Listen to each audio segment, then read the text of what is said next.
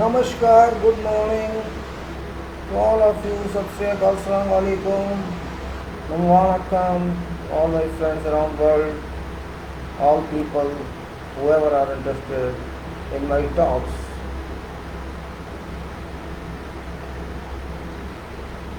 This is August 10, 2020, another day of 2020 and this century. Day is 20 plus 8, 28 plus 10, 38 number. Just telling you for information because I am interested in numbers also, but this talk is not for numbers, it's for something else. This is certificate of professional status, international professional engineer, India. Also can be professional engineer India issued by Institution of Engineers under authority of International Professional Engineers Association, and it's under law of international body, and this is under authority of Royal Charter of Institution of Engineers India, that is Union Certificate of Chartered Engineers and fellow membership. This is for information of people of this country. What certificates are them? These are ranked. These certificates are for and this I say what we talk of here, something in relation to this COVID-19, something in relation to this project engineering, and something in relation to depending upon our life cycle,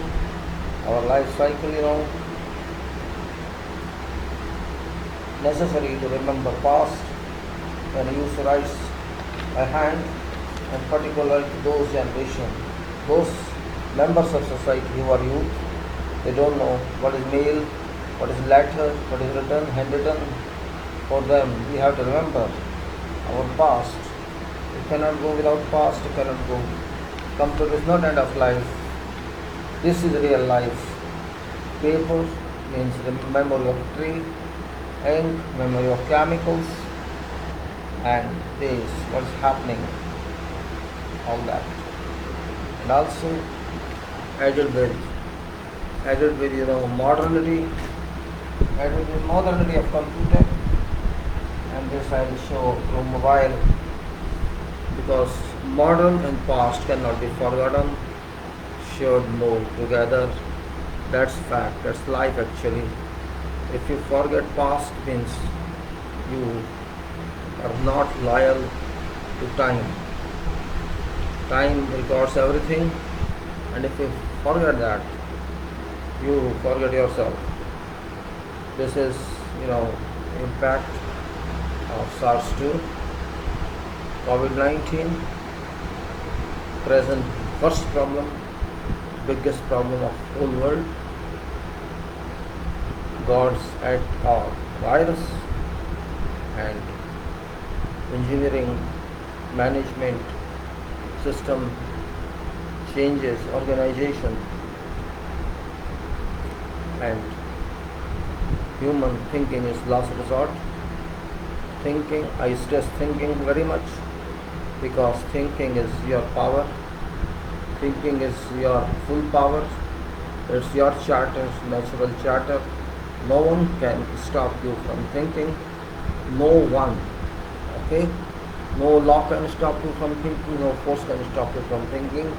Thinking is your absolute right. This is last resort in life. And then general concrete specifications, total systems, etc., quality, structured quality, soil engineering, and reports filling, etc., So all this whatever is possible, we can share out and chip out to discuss with you people. This is purpose of this lengthy talk. Lengthy, I have to say, long video, because it's a professional video. This cannot be reduced to few minutes, or you can say half an hour or 1 hour. This is educational video. This is professional education, informative video, and this is, in fact, I can say this. I am doing it for sake of society because I want to see some change in society. Change is a must. If that change I am seeing in reverse direction, in wrong direction, and it should be in positive direction, it's in ignorance direction. Ignorance is on top. People are ignoring what they should do, they are not doing. Well, as I say, COVID, Bharat, India is around more than 22 lakhs or 2.2 million. Yesterday it was 21.55 lakhs cases or infections, and today it must be around, you add 60,000 to that. So 45% is 22.2, then so 22.15 lakhs, and around 64,000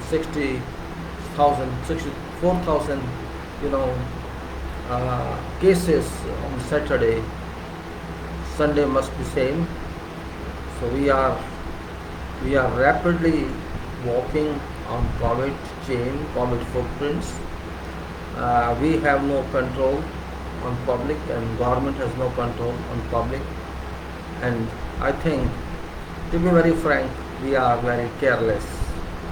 Not only we are careless here, but many other countries too are careless. But we should not call them careless or not care, because we are a big country, others are not big country. England is not big country, and they are also, reopening welcome gate to COVID. I don't know why those people are so thinkless. I can say English people and American people and Europe people. I thought they are great people before. They are intellectuals. They are thinkers. But I think now I have to change my attitude towards them as far as use of mind is concerned. And we are nowhere in thinking, that's also true. We are never able to think because we want to live, to eat, I think, and living is more important for us rather than quality of life. Quality of life may be for 5% or 10% public who have got haves, who are haves, but if you say general public, 95% or 90%, they are just living to live, and they least bother about corona, they least bother about this. Police also is least bother about them. Government doesn't think of them because government says this public we cannot help, and they boost only. Government boosts every day, and I'm surprised that they talk our recovery rate is this and they are just befooling whole world. Whole world is befooling itself. All governments are befooling public. There is no recovery in corona. It's impossible. But they say there is recovery in corona. Foolish people. When you don't know no treatment, you cannot bring back a state when patient got in this infection. You can't bring that state. Whatever has been infected has been infected. It cannot be removed by surgery even. So how can you say recovered? This is just keeping yourself in darkness. Yes, you can say patient is normal, but it doesn't mean patient is recovered. I object to this, and you must also think on this.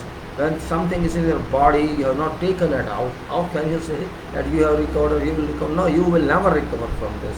That's also a fact. Everybody knows, but they cannot speak that. Scientists know, they indirectly tell, but people do not listen to them. Scientists are telling, doctors tell, but people are not. Virologists tell, everybody is telling, no. But they tell in their tone, science tone. They do not tell in a tone that is common public tone. That's in any judicial way they are not telling that yes, you cannot cure this. Public thinks, oh, this man is bad, so this man is cured, or this man is recovered. Same thing our government is befooling public, and Trump is befooling public, and England is befooling public, and many Arab countries are befooling public. We say throughout the world, same statement goes on. We have this much percentage of recovery, we have that much percent of recovery. This is fake, fictitious statement everywhere. One should be frank in speaking. After all, you are educated people. Why do you want to hide something which is fact? Should say yes, it is fact. Whom you are deceiving, your public you are deceiving. Tell them that's why they are not serious, because recovered. So they become recovered mentally. They don't care, okay, we have recovered, so this means we will recover, no problem. We don't use mask, we don't care. This is happening, and this is very dangerous situation. I'm telling you. We are with the speed we are moving in. We are moving on COVID. I think day is not far away. This 22 lakhs shall become many crores. That day is not far away. I think we shall be number one soon in infection, number one. And regarding death rate, because our people are better in health, I think better in immunity, because we have sun here, we digest sun, and we have farmers who work in fields, and we have workers, physically working people. They work a lot. That's the only reason that our death rate is a little better than other countries. Otherwise, no, you cannot say that we are better. Because of our circumstances, we are better, not because of government contribution. Government did not contribute anything to them. Example is that these people could walk thousands and hundreds of kilometers while living their assignment residence, and government did not even help them. So you cannot pass any credit to any government, because government did not do anything. And though government, we elected ourselves, we elected by our MPs and the government, but government should do something. I don't find any minister or even prime minister doing something for this. This prime minister, usually talking prime minister, I can say, this person does not care for nation, this person does not care for problems public face. His policy is to talk and walk and walk, talk and talk till time he is prime minister. There is no solution in his hand. He cannot think on a solution. He only talks, loudly talks, useless talks, rubbish talks, meaningless talks. 22 lakh people in news. There is no concern. He talks only. We are better. I don't understand what does he mean by we are better. In COVID, how we are better? I cannot answer this question. We were better on a day when 500 cases were on record, and today 22 lakhs cases on record. We are better. And there will be 22 crores one day, and we are better. We would be better. If this kind of prime minister and government we have, please, God sake, we don't need such careless government and careless prime minister. I am not making it a political statement, but very serious statement, because we have such government who is not at all serious about any issue. There is no politics in that. I don't believe no politics in this. It's public issue. It's emergency issue. So every day emergency is getting into serious emergency, and we are least bothered about that, and that's our weakness. I can say we are too weak. We should think of that.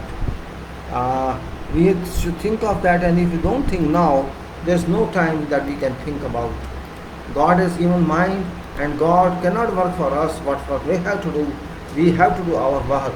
God will not work for us, and I really feel very upset when I see people are careless. They don't care for themselves. They don't care others.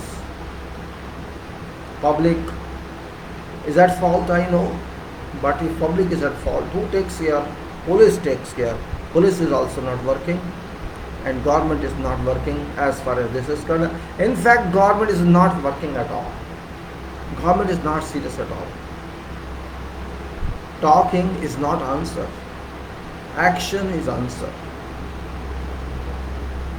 If we are not taking actions, there shall be natural reactions. I am independent citizen of this country, and I have no fear in speaking truth. I am not bound by any government post.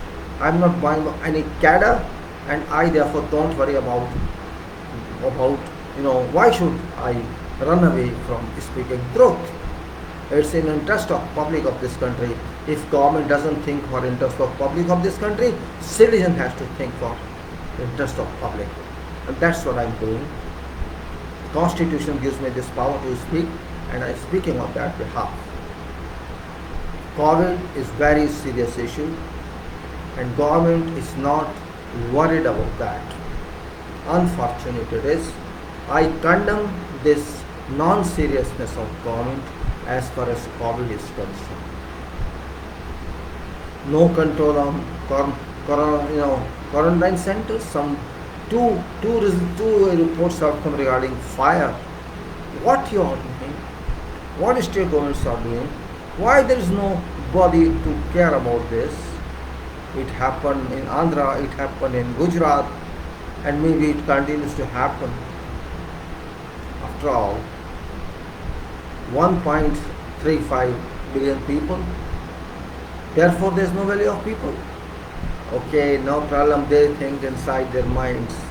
Prime Minister thinks 5, 6 people go away. No problem. Yes, no problem to him because he has nothing to do with people. He has to do only with power. That's all. Well, I don't want to politicize this issue. My serious concern is that please forget government. Your interest is forget government. In your interest, you have to take care yourself if you want to remain safe. Government is not for you. Government is for only business purpose. They just want to sell government companies, and behind scene they have been doing this. They have no other objective in life, and that's all I can say, nothing else. After all, this is my country. I am also honored. I cannot trust any minister in this government. I cannot trust police force because these people are not doing anything. If ministers are being infected, chief ministers are being infected, what can you say? They cannot protect themselves. How we expect them to protect us? We can't expect them. So that's what I close here. Now on to management. Materials management and all that, which is more important for me. I just include this talk because I want to separate talk for that. And also, yesterday I recorded one video live regarding management and drawings. What drawings, what class of drawings minimum we have to produce, and that was that one. And you may say those drawings you should put in. It's ready to. Now we also talk about soil, about materials, of something miscellaneous kinds of talk we will make in this episode, and this is very important for everybody of us. As I say think, I noted that thinking. Again, I submit that thinking is first of all free of cost. You have to take, number one, it is free of cost. Number two, nobody can stop you from thinking. Number three, there is no limit of thinking. You have energy. If you can think unlimitedly. Or you can think for hours, or you can think, or you don't think. It's up to you. And number four is, you are happy if you think. You have to check yourself. If you think something and get answer, you feel happy yourself, you check yourself. Nobody can check what you are thinking. It's not possible if somebody knows what you are thinking. Number five is, thinking is a secret for all others, but it's not secret for you. So there are so many qualities in thinking that no one can know what you are thinking first of all. Even if you are thinking very badly, something very bad, other cannot understand what you are thinking.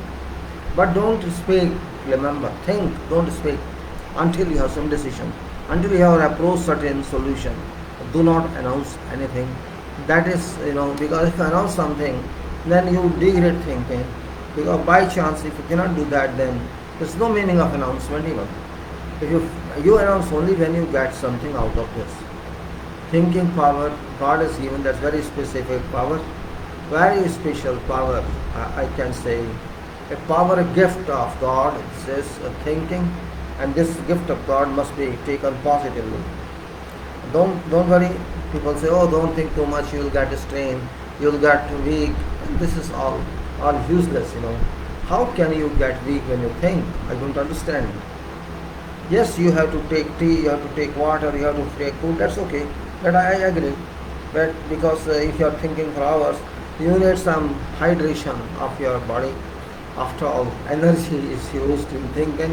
That's the fact that you have to use energy in thinking, and without energy you cannot do anything. But that is one part of that. But you feel pleasure, you experience yourself. If you suppose you are not thinking anything and you are not doing anything, what you do? You are not thinking anything and you are also not doing anything. So what you shall do? Certainly sleep would come to you. Sleep would come to you and you will sleep. I am not getting scratching it because of humidity. 90% humidity. Can you blame it? Is Dubai or Doha? I don't know what is this. 90% humidity or sit in. It's very, very dangerous. I can't say. I actually don't want to sometimes talk uselessly, but my useless talks also got some meaning, I think. When I say I am an engineer, well, this is nothing very specific. I have been an engineer is because you have got certain educational qualification, you have got some experience, so you are engineer or other profession, whatever. Now, just I think qualification, educational qualification is meaningless if it's not done, it's not practiced. If it's not practiced, it's completely meaningless, and that meaningless is, of course, I'm sorry, be a little relaxed. Relax. Okay. Because joints, if you sit in this one position, you feel not relaxed. I want to talk in a relaxed mode. I don't talk in strain mode. After all, why be strained? For what? I'm happy. I'm not sad. I'm happy internally, not at face. Don't know my face. My face is always very serious, looking very, my face is like as if I'm not living this world. You can say. But I could not understand in my childhood, and I used to thinking I don't know what I used to think that time, rather than thinking more and more and not worrying about formal education at that time. That was my, my conduct. One more thing I tell you, if you think intensively, if you are used to thinking intensively, probably you may not concentrate on your activity, but think of activity also, because that activity also requires thinking. There can be no activity in this world which is done without thinking. Even if you groom surface of your floor, you have to think properly if you want to groom. You cannot say, oh, groom doesn't require. No, it requires some thinking. Well, when I say management, organization, engineering or something, this means multitude of subjects, multitude of topics. Of course, I talk of civil engineering, but civil engineering is not limited to civil engineering. It's confined and it's dominated, or it dominates other engineering as well. Somewhere it's dominated, somewhere it dominates. It depends. Now, a question is not of domination or something. Question is what we should do, what we should think about. If I am an engineer, it's my duty to think of development, think of best way how to work out, how to work, how to deliver my job, my responsibility. That is engineering teaches. There's no hard and fast rule, because engineering is, as a subject is okay, as a discipline okay, as a field it's okay. But when you do particular work in engineering, there's so many constraints on that. And that constraints all know, everybody knows. Every project has constraints, every problem has constraints, every method has constraints, every formula has constraints, and every individual has constraints. Means what way I take a project and not necessary other person would take same way. Maybe other person takes a serious way, more serious way, or more intelligent way, and maybe I'm lesser intelligent what that person is having. It is both ways. My efficiency and efficiency of others It's not necessary we work with same efficiency. It depends of your involvement in that. And I understand only one thing, that in engineering, when we work, in fact when we work, we immerse in that work. And if you don't immerse in that work, then it's difficult to complete that work. If you want to be serious, you want to be seriously professional, an immersion of mind in activity. I'm not saying immersion of body, immersion of mind. Immersion of your mind means your potential of thinking in that act which you are doing is very important. You may be in whatever field of engineering and whatever subject of engineering you are working with. It may be design, it may be rendering, it may be documentation, or it may be whatever, was site work or no site work. Whatever you do, you have to immerse in if you want factual success. If you want to know more than what is known, then you have to immerse in there. Because when you immerse in whatever work you do, you don't immerse directly yourself, but you bring in superpower with you. That superpower helps there, because superpower waits for those people who often immerse themselves in their callings. And it's not only for engineers, it's for all others too, that we should fully immerse ourselves in that. And that's very important point, and I think we should be enough, that's very important point. Just like immersion, or you can say go into waters, take bath. You are going into waters of spiritualism and taking bath. When you immerse in something, this means you are in other world, half here possibly, and you get information of problem that you had which you could not find solution, but immersion gives you that solution. This I have experienced a number of times. Sometimes you know something which is not known to others. Instantly you know that, or you know that but you're shy, you feel shame, I cannot speak about this to him. He would say what you're talking of. You feel a constraint there. Despite you know that this is reality, you know that it's okay. But that is not common, so others do not know. Others are not aware of that, but you are aware of that. Even then you discourage yourself. You do not have strength, you do not have potential to communicate what you know, because you have a degree of hesitation. If I tell this person what I have, this may know what you're talking ridiculous. And you what you're talking, this is not like this, I have not seen this is not anywhere. That kind of reaction you expect, but certainly which others don't know sometimes. It's because of that power which is sitting for controlling each and every one of ourselves. I sometimes know that I'm wasting time like this. No, I think I'm not wasting time. One should be clear in its approach, because I'm talking for video. There's no way I have to write, because writing takes much more time than speaking, that's true. What I'm speaking now, if I write same, it will take multiple times. It will take you maybe 4 times or 5 times in this time.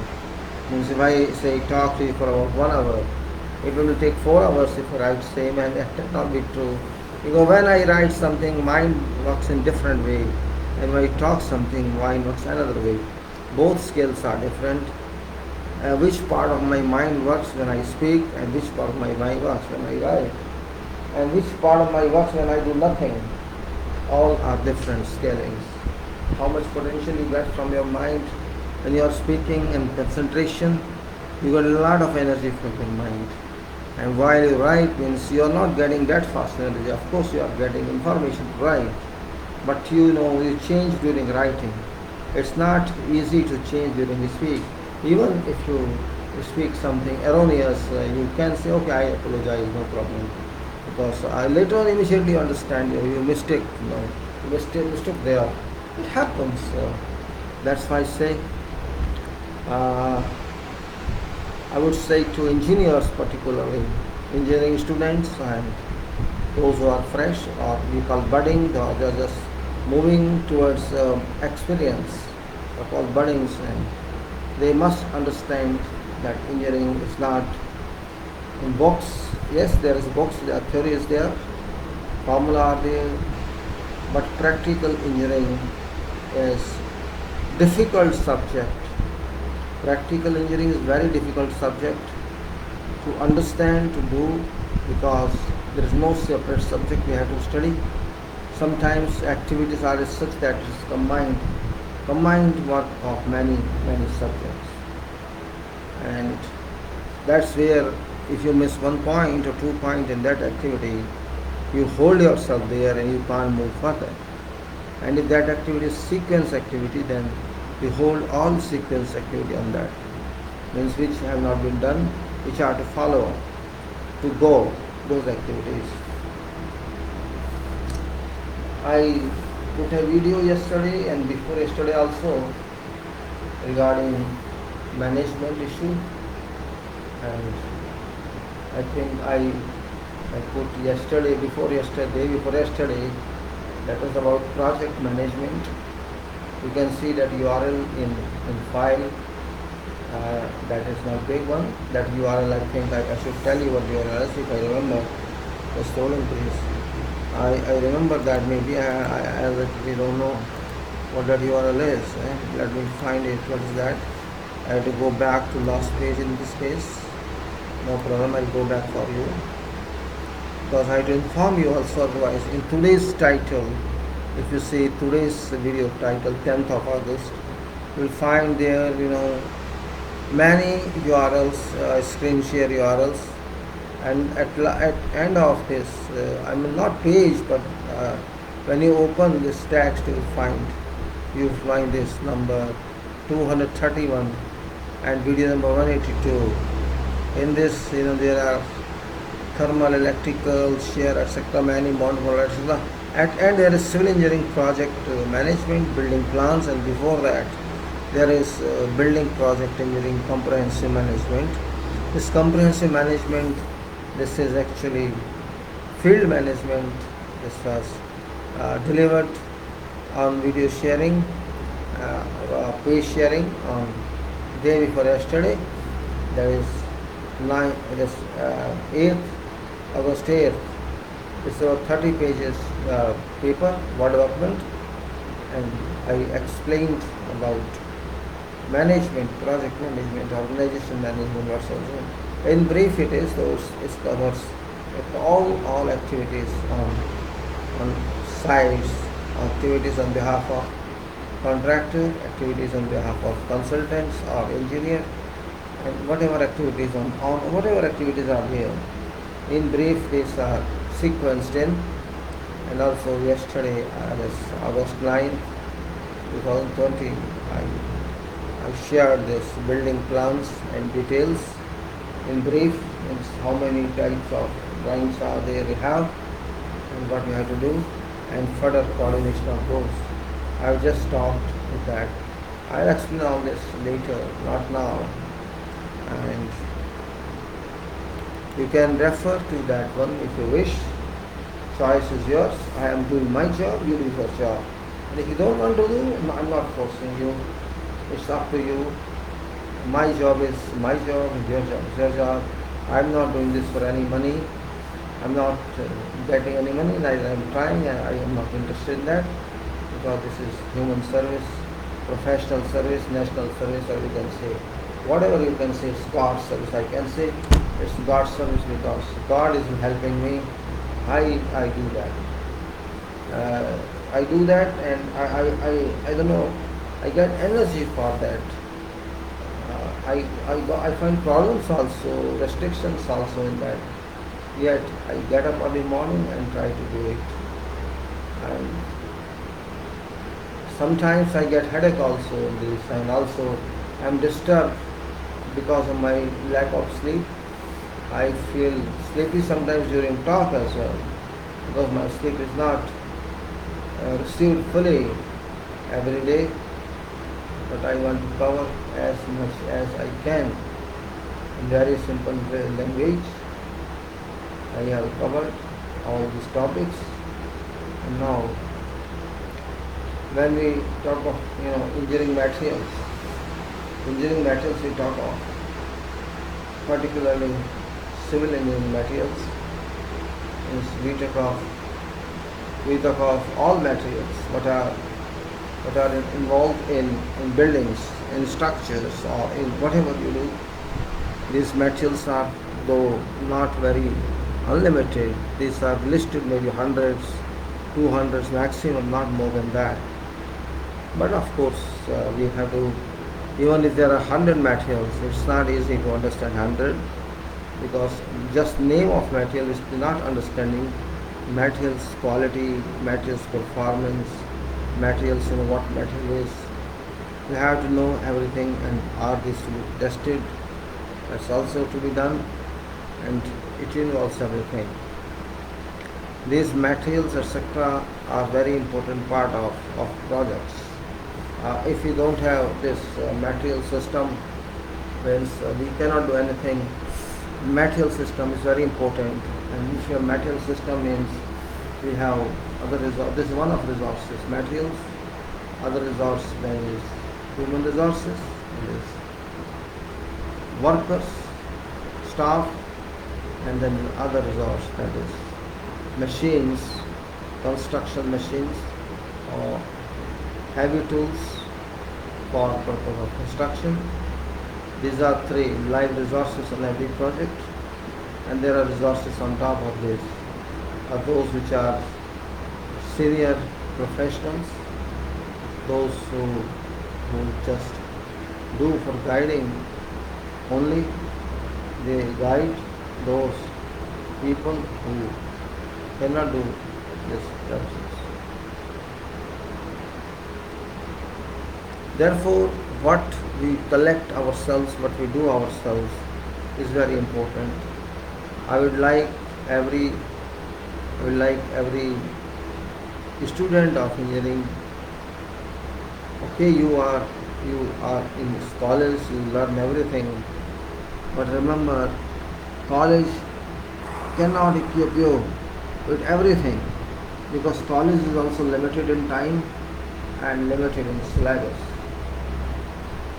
Once you are educated, you are qualified academically, you get enough energy, you get enough strength or potential to continue study, even you don't get admission into the university due to various circumstances, that you need job, economical situations, circumstances. We have to understand that point, and that point is really very fantastic. If I say what I consider, when you come out of university, your college, your institution, you have one certificate with you, and that certificate is a guarantee, is kind of public notification that your institution informs everyone that this man is engineer.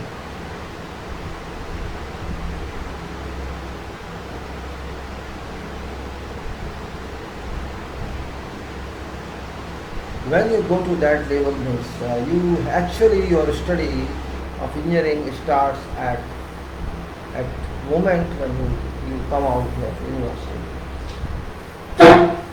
Your study starts at that moment. That is actually study time in your education system for 5 years or 4 years. You are there just for learning. But now you are going to real learning, because you have one background. You have background that you are a qualified engineer or qualified whatever. You have certain back. That back indicates that you can learn further. You can work in this field. That is indication of that certificate. That certificate is of course very responsible document, very mandatory document for people to know wherever you go that this person is engineer. So what I say, engineering is easy as far as education part is concerned, or you may say college text part is concerned. After that, you shall be your own teacher, you shall be your own student, and you shall be your own tutor, you shall be your own professional. You have to search out documents from wherever, whatever source, and when you do something in your job, if you have, refer to every document. If you have available with job, or if you don't have available with job, you refer it to yourself from whatever source, from whatever information, and that is called referred study. Study with references. And study with references is actually professional study. Memory is no use there because you have questions at your hand. Questions means you have testing questions at your home. People are there available, and if there is no person available, there is no problem. You can simply say, I am going to illustrate.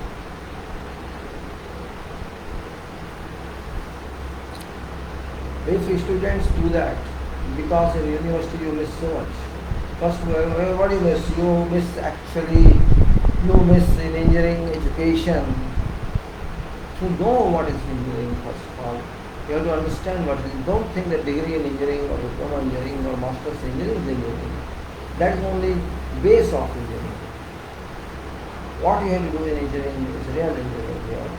You are going to take responsibility, you are going to, accountability and language, all that you have. But in your university, that's not yours. Even if you fail, you can continue.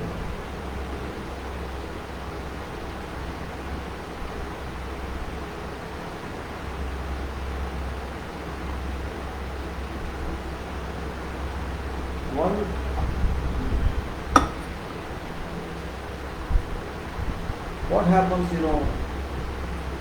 first time if you go to some project,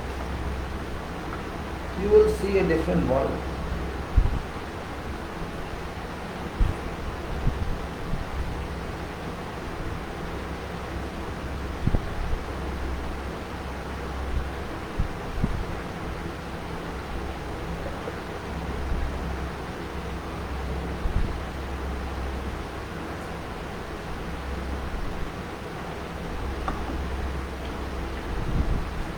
You will see a different world there.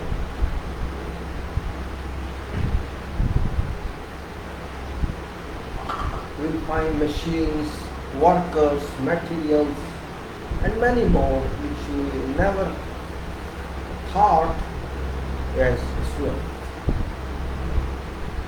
What is your requirement actually? The student has to understand what is requirement. Because a student does not get information what is real world. Okay, theory is theory, examinations are examinations, that's different. No, I'm not attacking that one. I know that attack. That's continuous, that's okay, that's all to be done.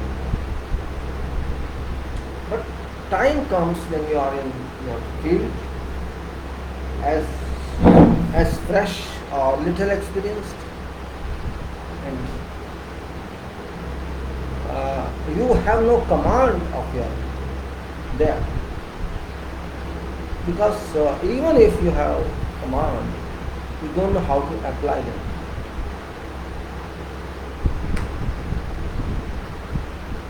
And moreover, a student or just pass out is not decisive person. Not decisive person.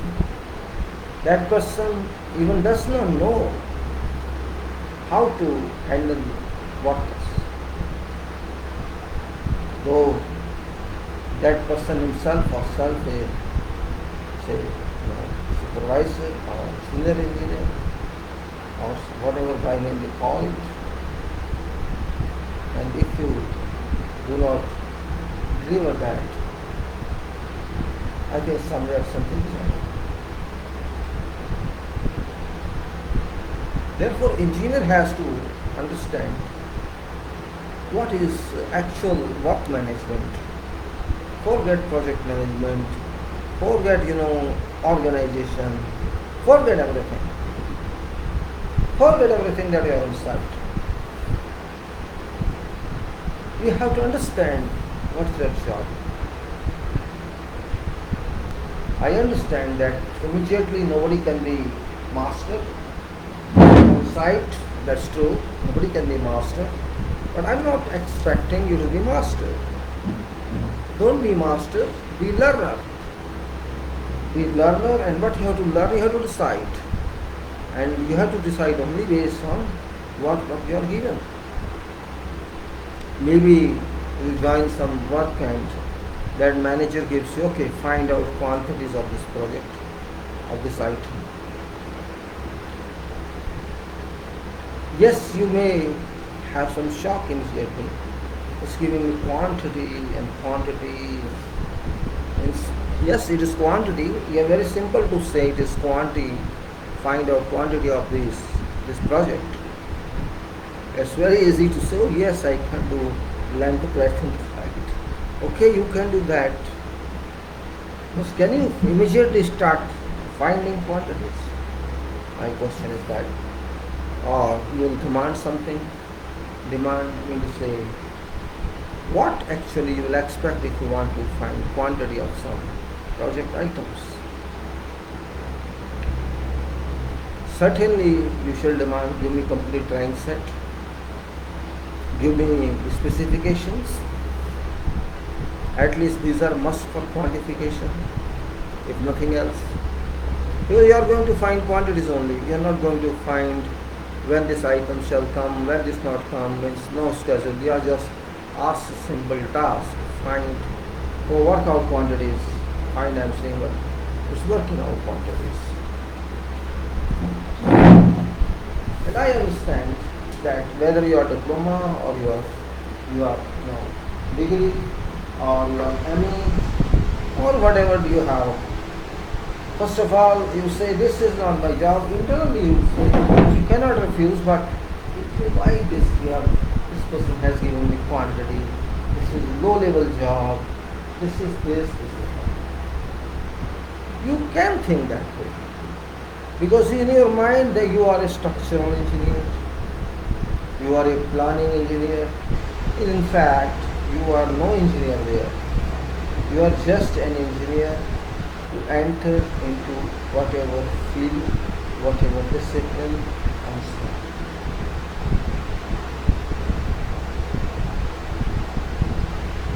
A new engineer when goes to site has to pass many tests. This is also a test that find out quantities, work out. And that person will say, give him tomorrow this, or in 3 days this, or in 4 days this. You may think, oh, this person is just passing his time by asking me to do this. You will start blaming internally that person. You will not blame yourself that it's my weakness that I allowed this call to break.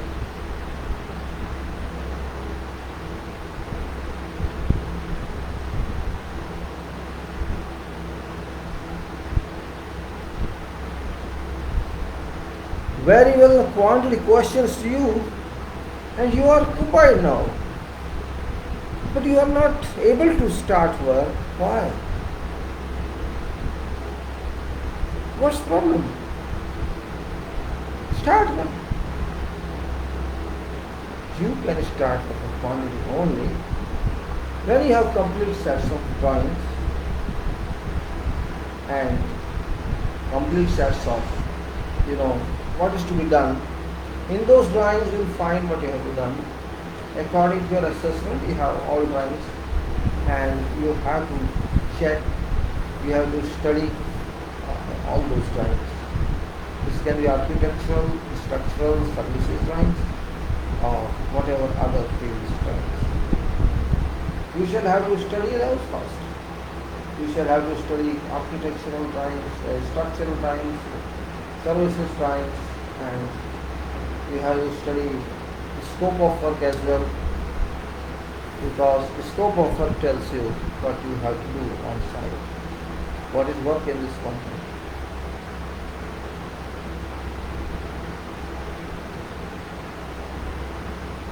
Until you understand what is the scope of work. If you cannot understand, you have to ask you have to consult your senior officer what you have to do. You have been asked to do that.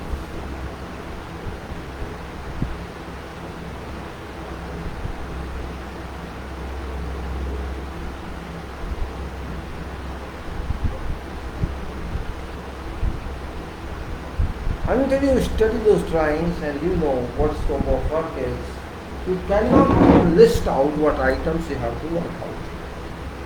You cannot list out. And you cannot do randomly what you want to do.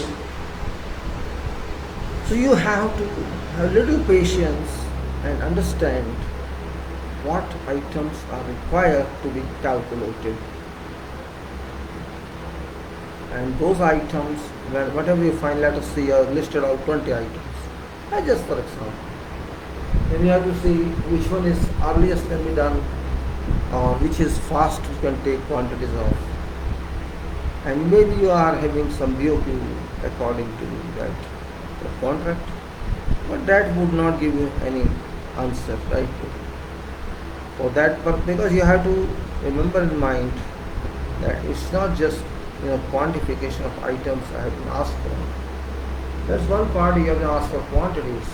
But after all, why do you want to quantities? The question arises. You as a student or as a fresh, you should also raise this question. What is purpose of this quantity? Means quantification is done for many purposes, not one purpose, it's done for many purposes.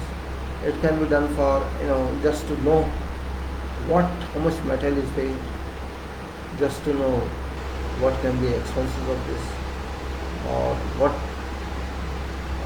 is it in the same way we have to do this World Cup like this, it's World Cup for you here, because you are world engineering and you have to find quantity of these items. But which items are you find? You have to think of yourself. If you go for everything to your senior, please tell me, sir, what is this, what is it? No, don't go to him, because you are given quantity for purpose of item, and for item means for purpose of procuring a material for that item and also applying that item inside in form of lunch or in form of whatever. You should know this is for material order, or this is just for assessment, or this is for subcontractor, or what. These items, quantification though, it's very cumbersome one, and I am sure engineer wants to run away from this solid work, but even quantity surveyor is there, say that person is also an engineer, that will go for engineering of quantities. So this is important point. Don't take it just easily. Same way some other item can be asked for. You can say, okay, this is a project and you prepare program for this. Program means time schedule for this, you can say. And then again you will shock, means what I will ask for. I don't understand, shock. Because if they ask you, means either they don't want to do themselves or they are short of time. But they have to submit this information. That's why they are asking you to make a schedule. So making a schedule also requires, means it is also based on quantities as well as preliminaries also. Preliminaries, preambles you may say, or preliminaries you may say, what should be done before something is exposed. What area of camera is to be taken? Should be taken or not taken?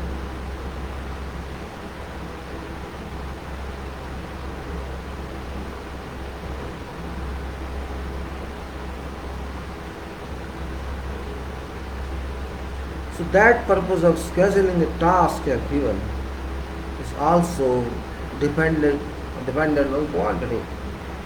Because say you are given a schedule for 2 years, say this project is of 2 years, and you just work out its plan. You will again become upset. What have been asked?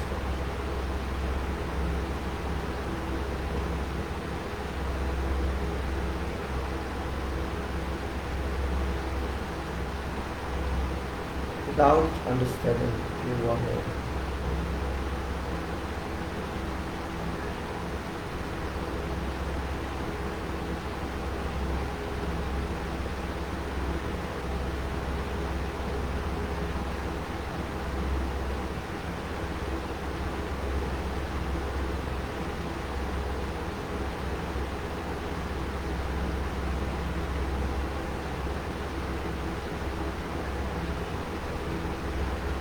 You have to know major quantities in that case. What is major quantity? You have to decide yourself. Your boss would tell you, but don't ask. You decide yourself. What is major quantity? See, if this is RCC project, it is RCC framing. Simple.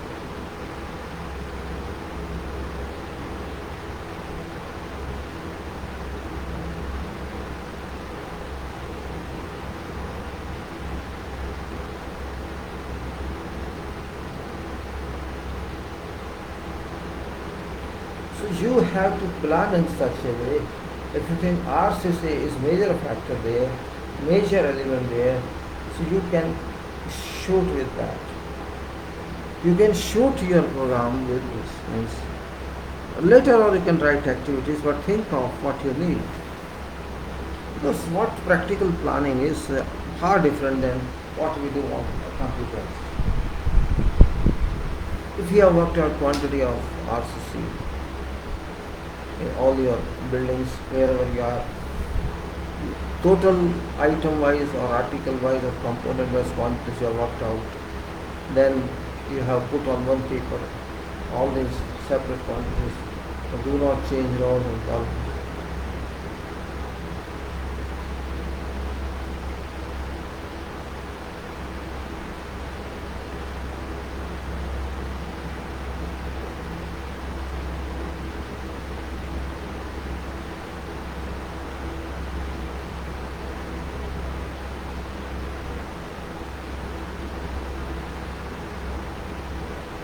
Once you know what is basics of this project, then that is your line approach.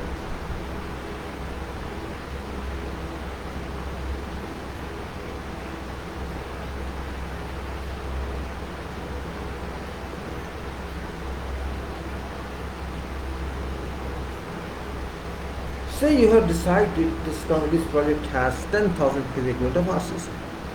Example. 10,000 cubic meter structural concrete. You have worked out from your drawings. How shall you plan them? You must have a query with yourself. 2 years time. How I will manage this? Then you have to read some specifications. Read some contract. If not a contract document, something like that. Or you seek information from your senior. Otherwise, you cannot do that program. This is what I am saying. Whatever is given to you is not independent, never independent.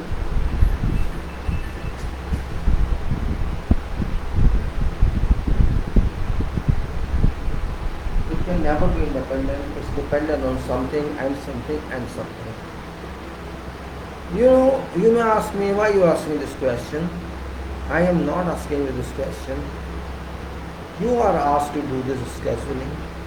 So you have to raise question yourself. Yourself you should raise this question. Why should somebody tell you if you can find yourself?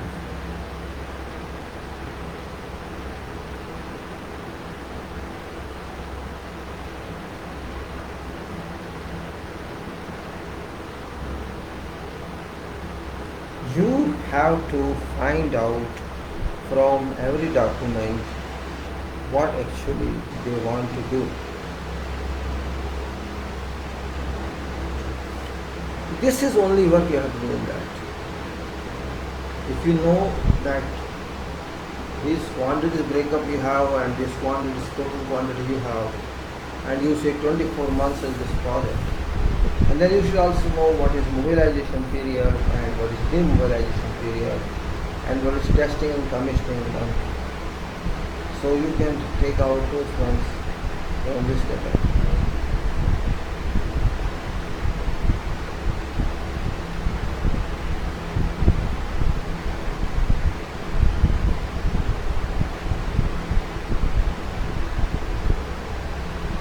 You said okay, now one month is mobilization period, and let us say 2 months and 2 months for purpose of pre-commissioning, commissioning and handing over. So you say I take out this 3 months from duration of 24 months. Okay, it's up to you. You cannot change that further.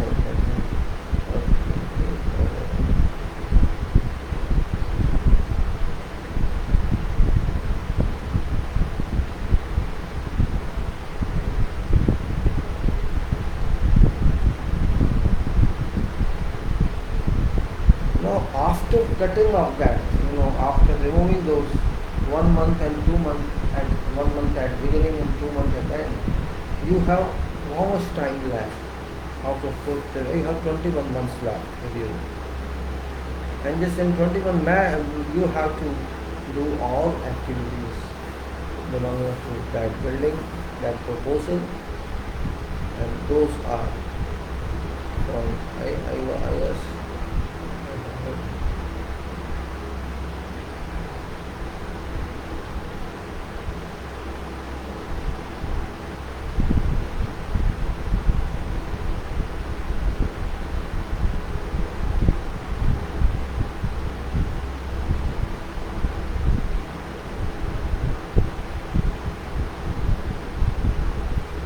Then you have to see how much time you think your concrete work takes and how much time your finishing activities take, either by your experience or by consulting with those foremen who are there on site. Finishing foremen, maybe they may not be there at the time, but structural work foremen must be there.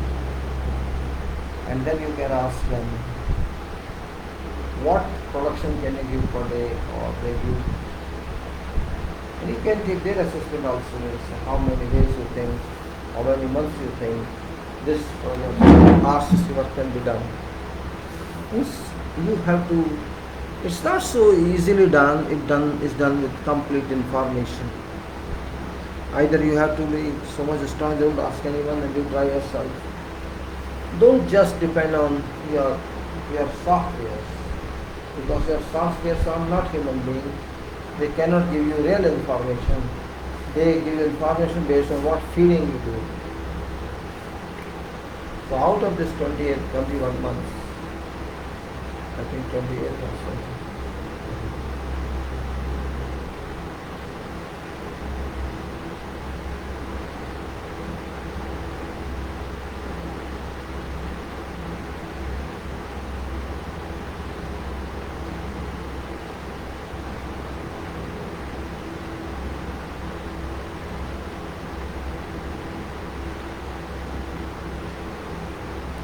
Once you see that, it is 60% of this time or it is 50% of this time, this quantity can be physically worked out or executed or prosecuted. You have decided this. I would take 50% time or 55% time or whatever time there. Don't take more than 60%. It's not possible to work out.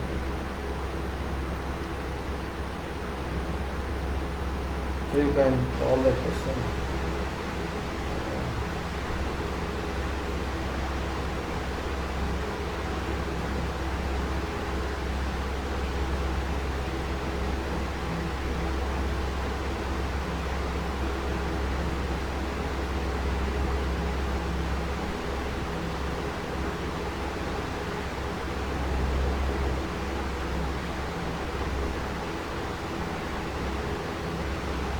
So when you have decided 50 to 60% time, then you can find out based on quantity how many RCC crew do you need,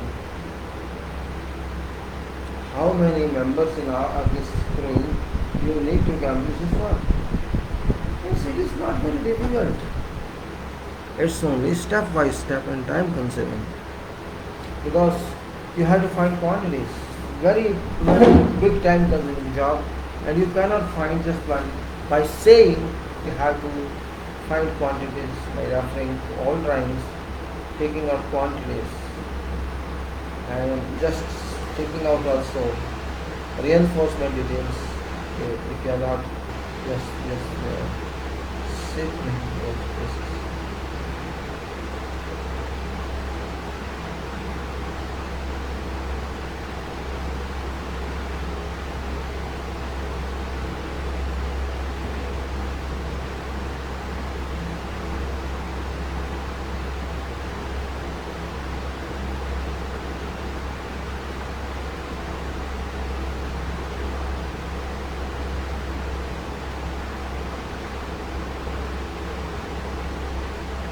So you have gone through that exercise and you have decided that I have to finish in a period of, you can say, 15 months all RCC work.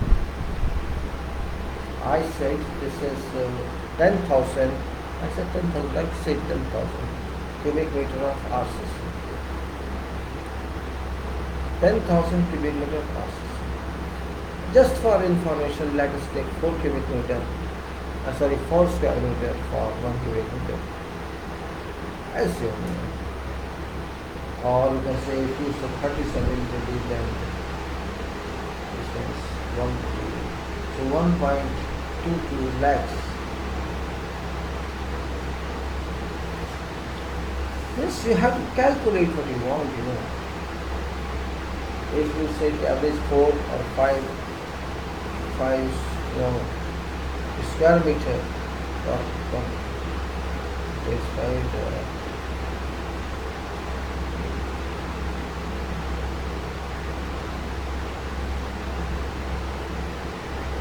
you can find out number of crews in that 4,000 cubic meter.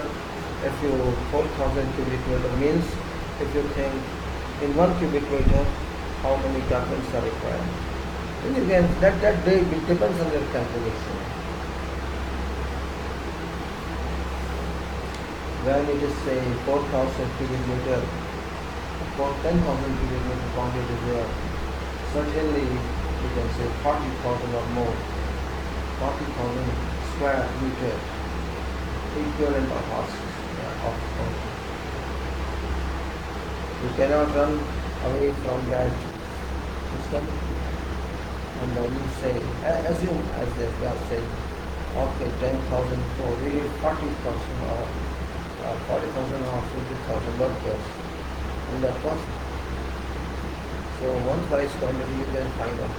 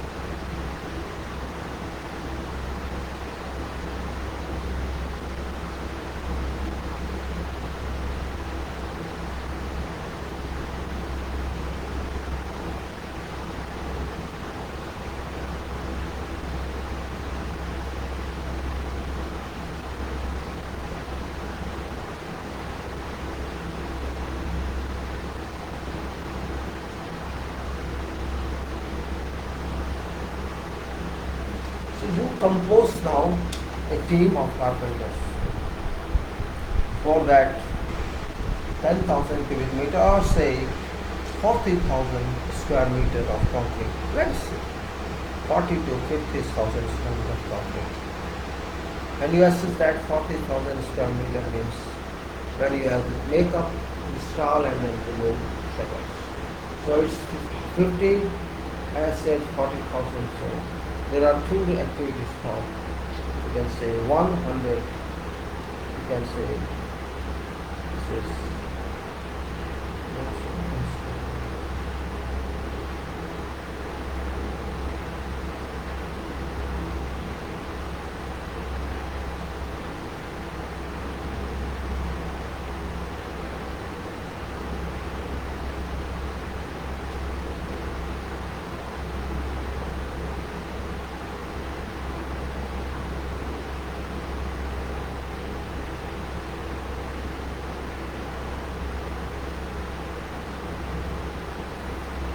so you got an idea. When you got an idea that I have to use so many carpenters, so simply half of that you need still fixtures. And masons you can know very well means 2 masons in one court, 3 masons or 4 masons in one court. No big deal is this. But you still have to do a lot in that program. That's what I say. You have to study like this now. This team of carpenters you will rotate and others will follow them. It's called, you can say, activity-based planning, which is more powerful activity. You start that one and all others shall come into automatically. Your project management study will not tell all you this. Common sense and experience can tell you all this. Those who just say this theory, that theory is further, and you will lapse many of us. So this way I say for students, you should understand what is management, what is organization. Don't forget that various tools are there for this, like MS Project and Prime Material, and nothing but on your own Excel sheet if you are so not having so many facilities in your organization. You can draw it and shape one book also. But you have to decide which dates or dates have been decided.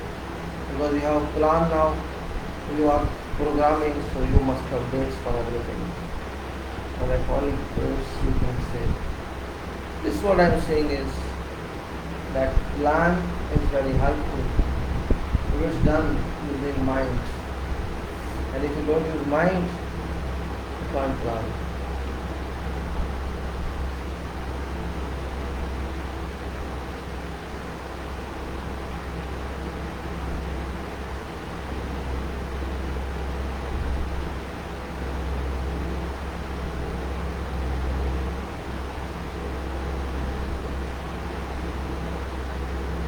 This is one of formula I try to generate in my project.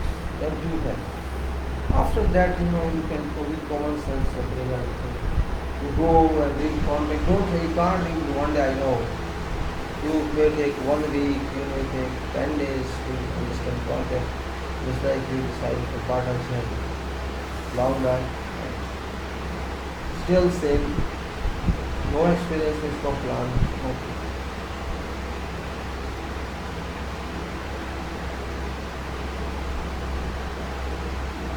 It's up to you. What do you think? Then you have to start work also. So many responsibilities come on you. And I never expect to count of stars and the like.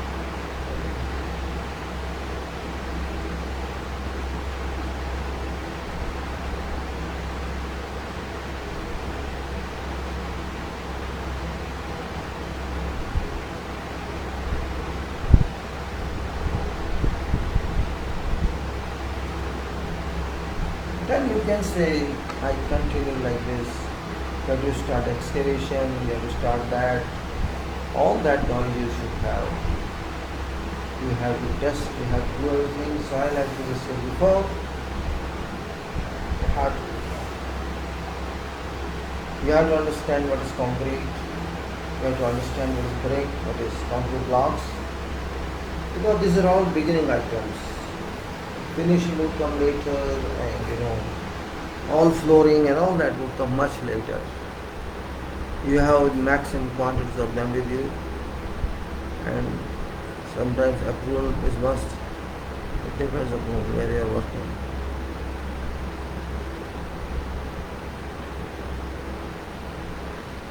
Now you have to understand soil as site support. I'm not talking of engineer here because on site engineer does not stay. You know reason of that. Why this? Why it is done like that? You should know reason of that, and we know reason of that. There is no way out or not out.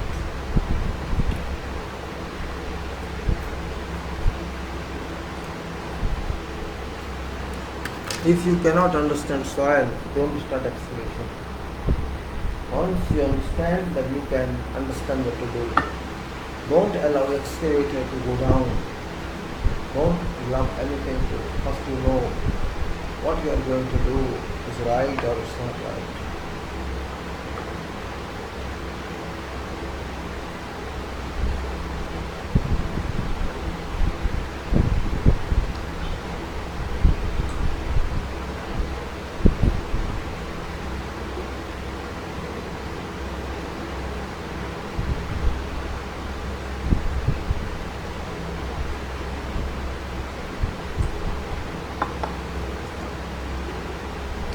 Your land surveyor shall mark for you site, corners or site, layouts,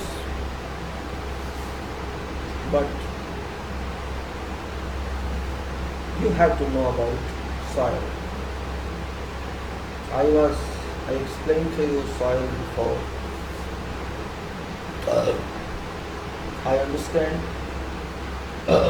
Soil is very important, you can say permanent material. We keep our buildings embedded in soil. I mean to say foundation portion, substructure of building, not all. We keep that submerged and also rest both. Portion that you excavate for foundations and then backfill. It's a kind of submergence.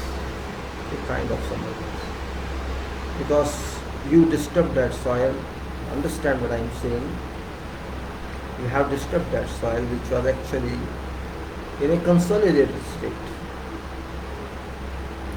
If there is a soil for 100 years, 50 years lying there, no one is interested in that. No one is interested in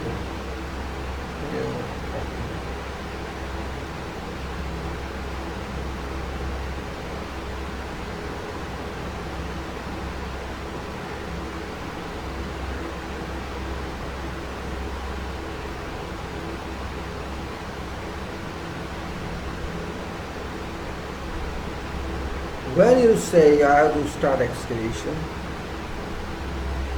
go to soil report, and of course if you are not having that due to whatever reason, then you should have tried what soil it is. We have to try some bit small pit, let's say 1 meter by 1 meter, pits go up to 2 meters depth, and you must also be sure of what lines are lying there in the pit.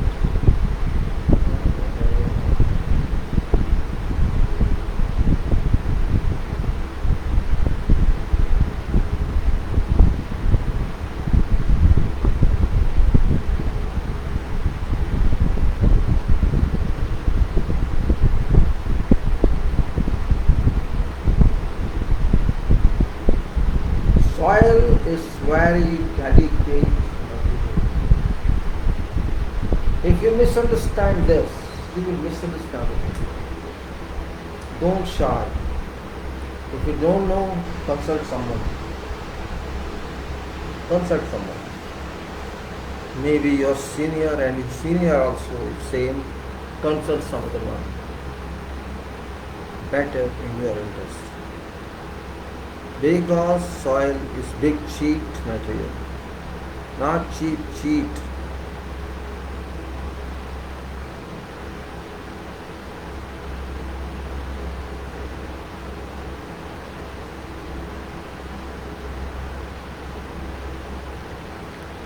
Until you understand soil,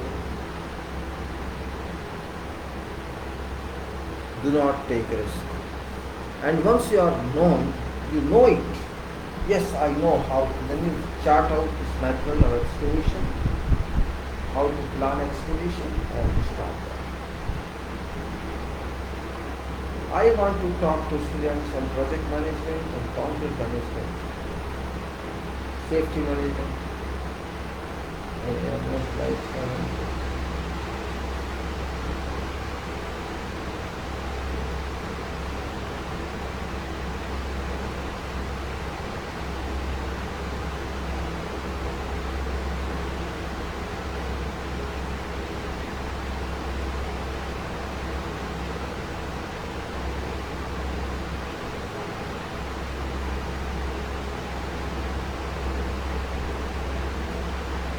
You have to chart out excavation plan and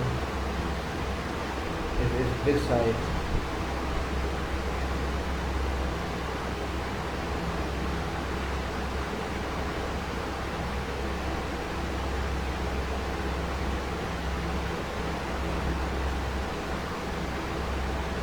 So this is what I say, management on site. Then you have to understand, because you are going to start with concrete and also waterproofing, we call it waterproofing. You start with concrete. What is concrete? You also have to understand. Because concrete is main material in this. You have to understand how to mix, where they should, how to use, how to then submit to that department. You have to submit to some concept. How to do that? Concrete is very important part of building. If something can fail building, it's concrete. If something can pass building, it's concrete.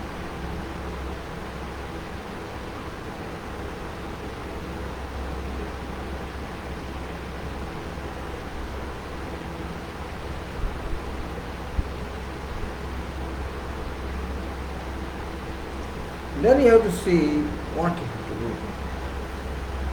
What concrete is given in designs or in tender bid. You have to find that, no way out. And because concrete is from ready mix, it is also various chemicals and mixtures with this, electrodynamic current within this. And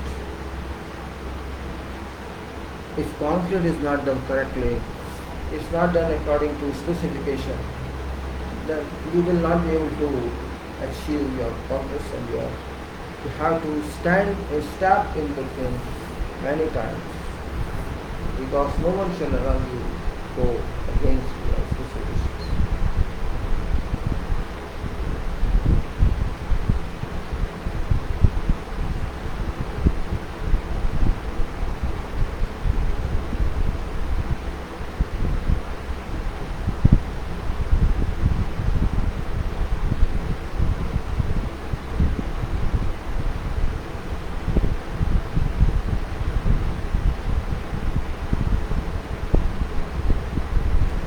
You have concrete quality with you, define concrete quality. You have to see from where it is not that. Concrete is very big technology. This is not easy technology. It's not easy even in description. It's difficult to understand. I will put section 5 of QCS capacity specifications. This shall give you a specific input about concrete. Then in concrete we have to decide what sort of concrete we need. Means there are various categories of concrete these days, and which one best suits your project, you have to decide. Keeping in view environmental problems, you have to keep in mind environment. Because we cannot expect public to care of this. It's not against their discipline.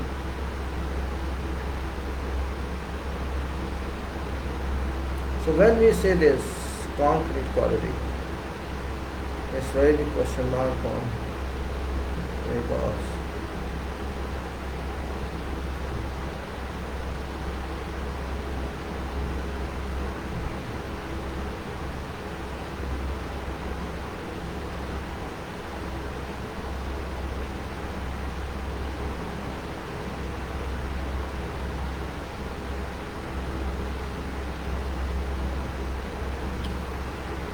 concrete is not, ordinary concrete. Ordinary concrete time is gone. That's why I'm saying you have to learn about new technology. You may question, or some may question you, after all, what is concrete? Just like I raised question, what is engineering? What is concrete? How many of you can define that? You decide yourself. I'm not going to teach you that, because you have to define yourself what is concrete. If you can define yourself, fine, it's nice. Because you are a qualified engineer, and I am sure you will define this. You will define to best of your knowledge, and I think that's adequate from you.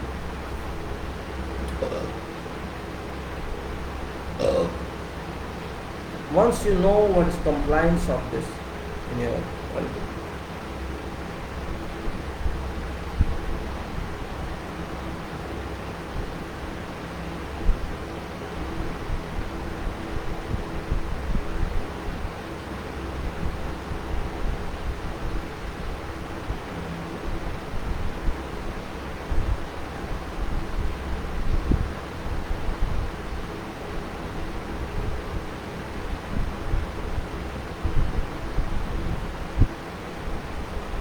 concrete is based on OPC, cement, or it is PFA or GGBS or MS. You should know all these. What are these? Why do we consider them? What is purpose?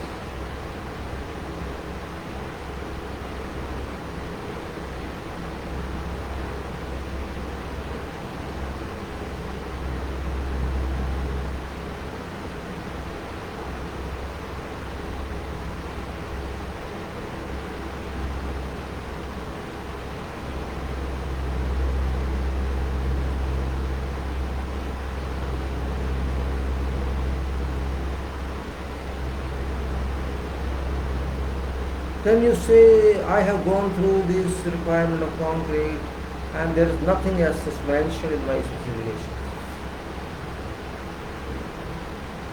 I don't trust your specification.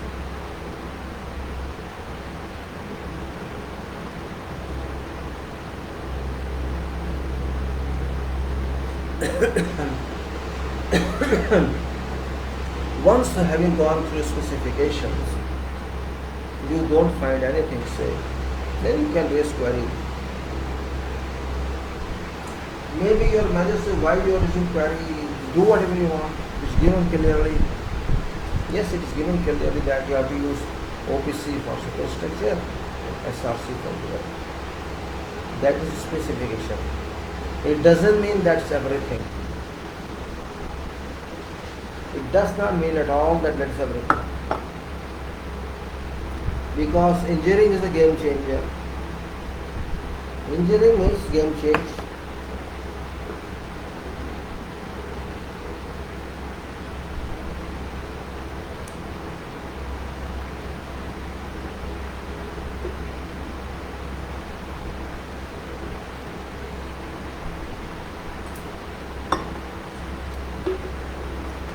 Your boss may say, your senior may say, why are you writing this question?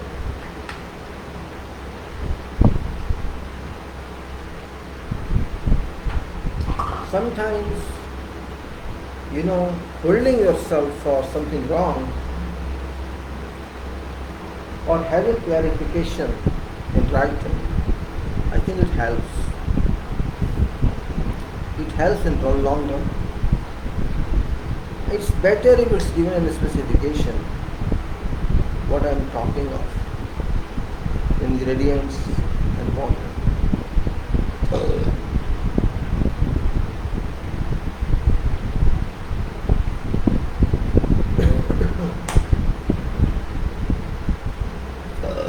What happens, those who design specifications, who design drawings, they do not go into that depth as they should go. They should go, one drawing is prepared by heart and by mind.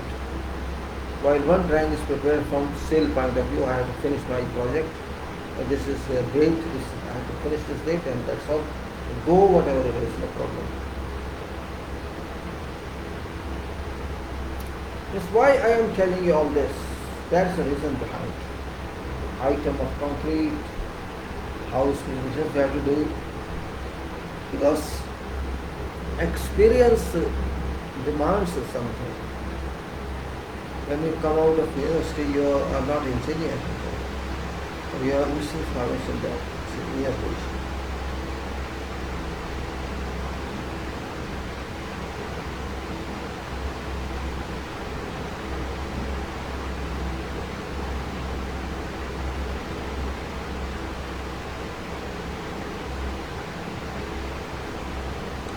If you know designer understood this, if you know person who designed this, who wrote a specification, if you have that person, you contact him better. In interest of job, that person may be architect or maybe engineer, it doesn't matter. You have to little coordinate with that person. This is your job. You may get some more information, or you may omit some information out of what you do. That may, okay, no problem, I have written this, I just for sake, so don't use this, do something else. Means clarification also requires to be taken in writing. People are very, not just courageous with English, that English is because of this reason.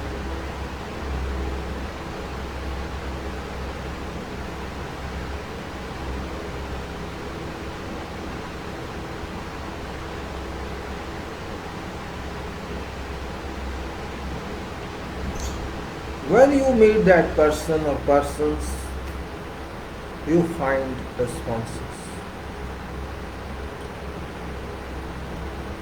Maybe that designer says, no problem, if you want to use something else, use something else. Means at every time, say, responsibility comes to you, answer myself.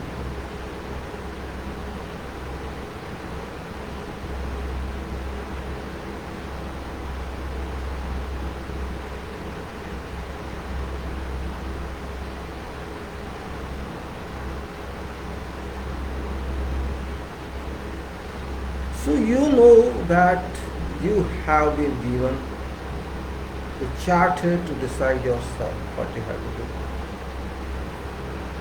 I am talking in a different mode today, in a practical mode.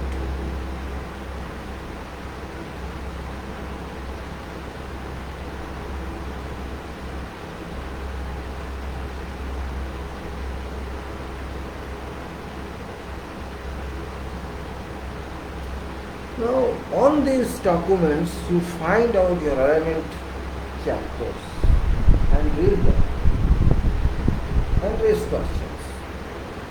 This is called coordination.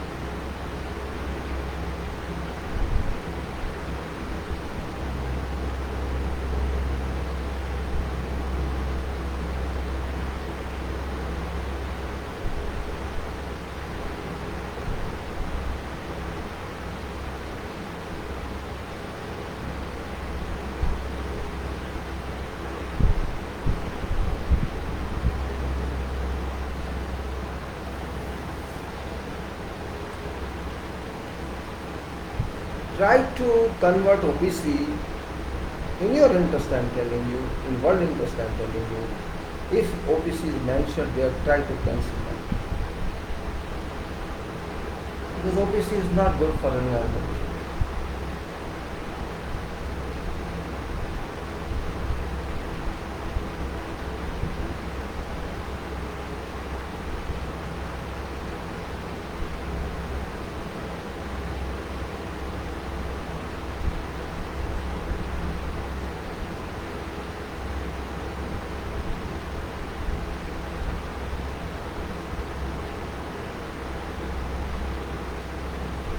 You have to cancel OPC.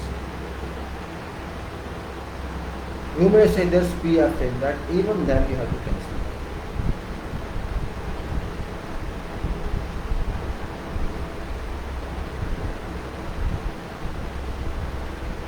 You may say, my time has also been wasted, right? No, it's not wasted. If you are going to say carbon dioxide release from your cement and going to which one is better, time or time? What is better? One bag of cement gives about 46 kilogram carbon dioxide, and you use say 100 bags. Suppose I'm saying 100 bags, maybe more. So in 100 bags, 4600 kilogram carbon dioxide you release to nature. Is that worth? Think of yourself. Is that worth? You are using this much carbon dioxide to be released into weather. Now, my statement to you is think of GGBs. GGBs slag off iron smelter. Ground granulated blast furnace slag. Well, this is also material of same ingredients like bricks and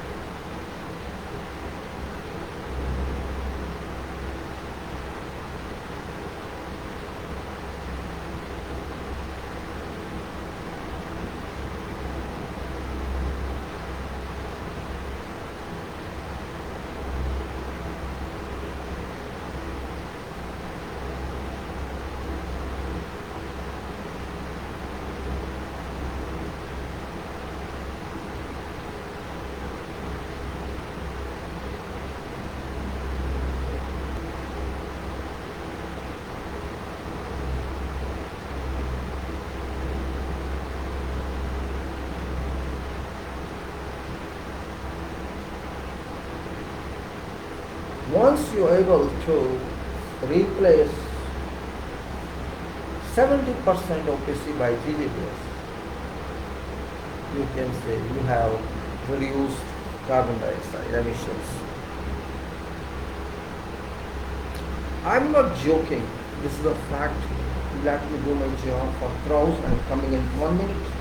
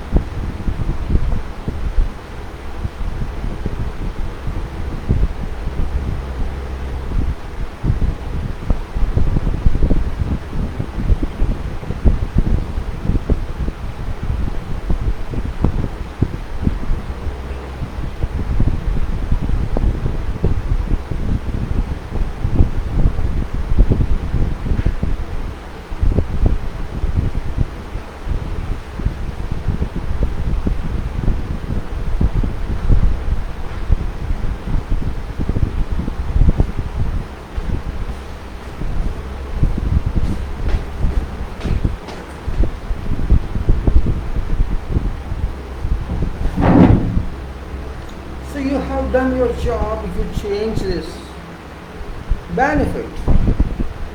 You think of yourself. What should I tell you? What benefit do you have when you OPC? What benefit do you have when you SRC in your foundation? What benefit do you have when you are using PFA? What benefit when you are using microsilica? What benefits there if you are using GBS? These benefits and non-benefits you have to think yourself first. I will tell you no problem, but you think what can be there. You are an engineer, you are not an ordinary person. Your job is to think. Now everybody should not tell you, you should think, you should tell others. If engineer cannot think, this is there's no engineer. If you cannot think, you are not engineer, you are just a follower. Think means engineer. To think equal to engineer. We say, how can we use these materials if we don't know what is composition of soil? That's the point here. What is composition of soil? Purpose of OPC is ordinary Portland cement. It has calcium silicate, calcium disilicate, aluminum, all that chemicals are in it. And we know water and these chemicals react together to form cement compound. That's very old definition. This is when we don't know about soil. What soil is? Later on we came to know about soil. Oh, soil is having sulfates and this is dangerous. So this sulfate is salt, this sulfate and that sulfate, all we came to know. This means at that time we didn't know what is OPC. We only knew this limestone plus silica and plus some chemical, that is cement, right? Ordinary Portland cement means 60% probably lime and some percentage of 32% of silica and some chemicals in few percentages. That's all we know. Not more than that. But when it says sulfate resistance means we add in something into that so that we can resist sulfate that soil contains. Those sulfates can harm concrete. So came sulfate resistant soil, sulfate resistant cement. That has one benefit, that sulfate solution was clear. Then okay, still we are not happy. We were not happy. We wanted to use some material that could be better rather than cement. So we try to get ash. So ash is also some material. Let's mix ash into this. Ash is also fine. It's fly ash. That can fly. So fine. Means we replace that some cement with this. And it has certain restrictions.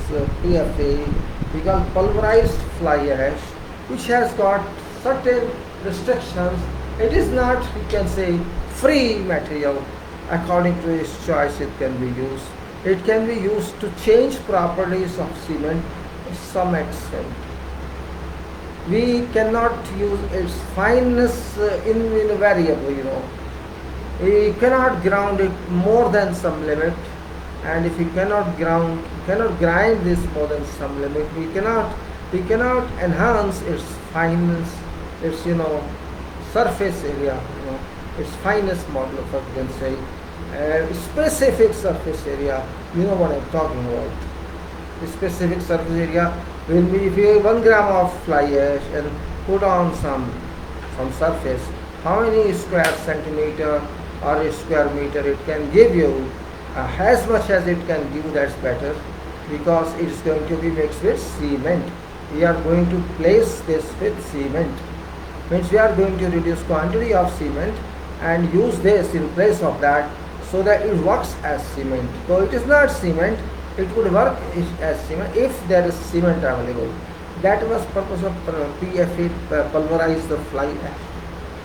But that too could not do.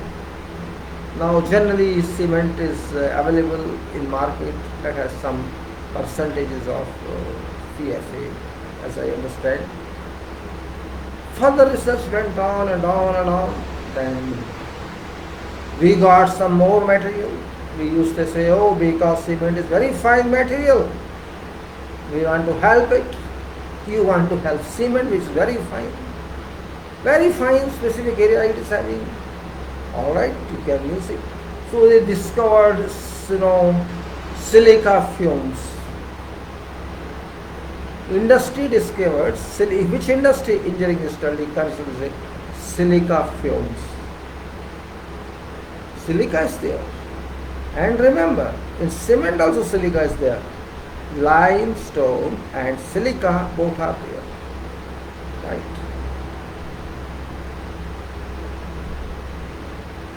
Sand, silica, silt, these are familials, a kind of same material. But we want it in a specific way. We want to hear smoking. I am smoking. Right? What happens? Smoke particles are out. What is size of that smoke particle? Can you imagine? Can you catch that smoke particle? It's finer than air, that's why it flies in air. A smoke particle is finer than air particle. Because air contains water also, it contains impurities as well. So, this means this is so material, such kind of material is called silica fumes, or we call it microsilica. Micro. Why do we call it micro? Because it's of size of micron, and that is 10 to power minus 6, or 1 divided by 10 to power 6. Means 1 divided by 1 million, that is 1 of 1 millionth is size of smoke. So we say, yes, this is microsilica. With so small particle of silica that it can, what's its purpose after all? Why we think it's good? That is what engineer is required to understand. Which is finest material in concrete ingredients other than microsilica? It's only cement. Sand is not that fine, aggregate is not fine, water is not fine. What is fine? Cement is having its own fineness. We cannot say it's not fine. It has its own specific area, and that's purpose only. But cement has one property, that when it comes in contact with water, it reacts and it starts its cementing properties, so that it binds all other ingredients with its own strength, with its own property of cementation. This is having chemical everything. This forms gel, and that gel sets in this, and we get strength like that after vibration and so on. It has some setting time and some final setting time, and then further hardening and hardening like that. So we industry people said, let us try. This is something innovative. What actually happens? This microsilica is very dangerous in a way. It attacks everyone. How? You say you are talking about hacking and it will help us? Yes, that's what I'm saying. It attacks in another way. Particle of silica, microsilica. This intrudes into complete ingredients. And these particles are so powerful, these go to each cement particle and coats its spherical volume, coats them. You get my point. Microsilica coats these cement particles. There may be 1 billion particles. It coats each of them with its small percentages. You know percentages in microsilica? It's from 3 to 9 minimum. Maybe little more, but not much more than 9. Maybe 10 sometimes. So percent of what? Percent of cement. or maybe by concrete volume or by weight, you can say whatever it is. That quantity is good enough, 3% is good enough for these cement particles to be coated, and when it coats, it stops its connections among all ingredients of concrete. This means chemical reaction is prohibited, but coating is there, water is there. This attack is that microsilica does not permit chemical reaction. Did you ever hear this? Maybe I'm not getting answer because there's no one.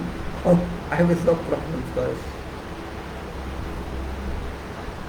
Beauty of this is when it hangs, it's hanging. It hangs setting of cement. It hangs chemical reaction. It holds and remember. This is so powerful enemy that captures cement for up to 8 or 9 hours. Such dangerous invader it is that it holds all armies of ingredients of concrete for a couple of hours. Even if you pour concrete, it won't go away. It won't go away. You can say it will hold concrete ingredients until you break that coating bond. Until you break that coating bond. And how to break that coating bond? That is what we have to answer. It's very simple. It's not very difficult. There is no specific treatment applied to that. We have to apply vibrator only. That is only specific requirement, though vibrator requires to be applied, but here you can apply even after a couple of hours. There is no question of initial setting time or final setting time, because until you apply vibrator and break this bond, concrete cannot start setting in. This is one benefit. Another benefit is we use PFA, we use microsilica. PFA, when you use microsilica, no need to use something else. First of all, it's very expensive. And second is it has all properties of itself. It can stop sulfates to improve concrete, to attack concrete. It can resist your corrosion impact. It can resist rapid chloride penetration into concrete. Do you know that? What is the reason why we have got corrosion into steel? Have you ever heard of this? Why corrosion is occurs? Because chloride penetrates into concrete. These chlorides penetrate into concrete through power of concrete and reach to steel reinforcement. Formation of chlorides, and these rapid chlorides corrode your steel bars. And corrosion of steel bars means oxidation of steel bars results in corrosion, and corrosion leads to deterioration of steel bar. If there is no cathodic protection arrangement, and cathodic protection means it's a chemical control, acidic control, and that's operation continued to be done forever, so that all oxides which form on steel are dioxides are removed from surface of concrete, so it remains free. That's one part of that microsilica part. So this prevents steel reinforcing parts from corrosion impact.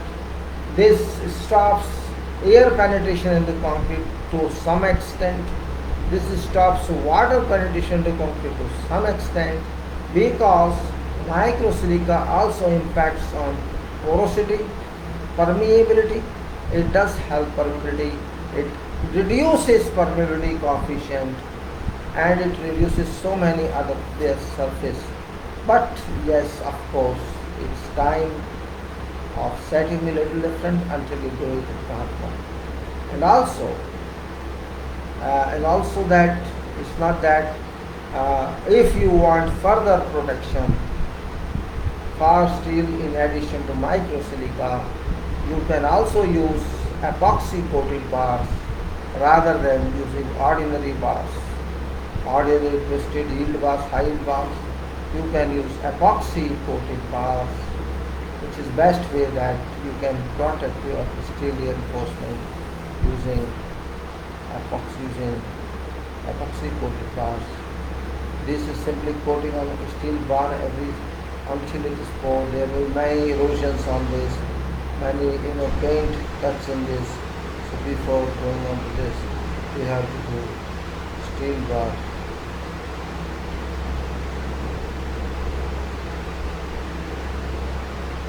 Such points we have to understand. What PFA gives us, what microsilica gives us, all these things we have to understand very well. And because we are microsilica, we are using sulfates, issue is gone. And also because this is a low shrink, this is low setting material, this delay setting of concrete, that gives another benefit that fast shrinkage cracks or instant shrinkage cracks are avoided because of low shrinking nature of concrete in this case. Means your concrete will take time in setting, so there will be no chance of cracks even if it's summer. Surface bleeding won't appear, it won't exist, and follow something is going out of concrete. That person does not happen.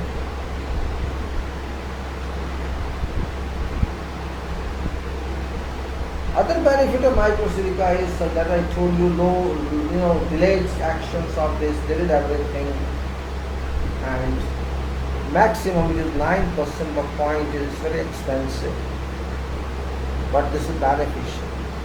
And when you are using epoxy coated steel in combination with microsilica, and they have to enhance, you can say, overlap where you have steel by 50%. Otherwise, because of epoxy coating, the overlap will be less effective.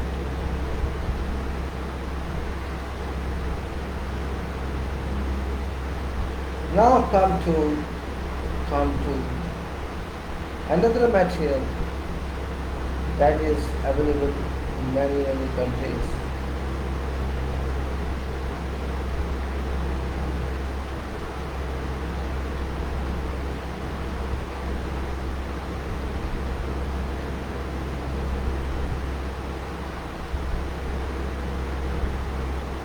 Now let's go to another material. That is also updated one, and that is more convenient than microsilica and PFA. That is GGBS, ground granulated blast furnace slag. Ground granulated blast furnace slag. Ground means grinding, pisna. Grains means granulation, grains, and blast furnace slag means there is coke particles. Coke is available in furnace, and there is whatever comes in, iron is removed, and whatever comes in, that is used in this. That is converted to its own form. We use it that way.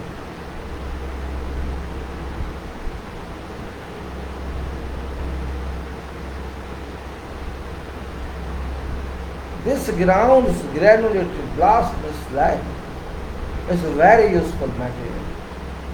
First of all, it's available with very cheap cost. Moreover, its benefit is that it acts in presence of cement. Otherwise, it can't act on its own. This means cement is must be there to some extent. You cannot 100% replace cement. So maximum limit is 70 or 80. Let us say 70%. You can remove 70% cement and hold on to this one.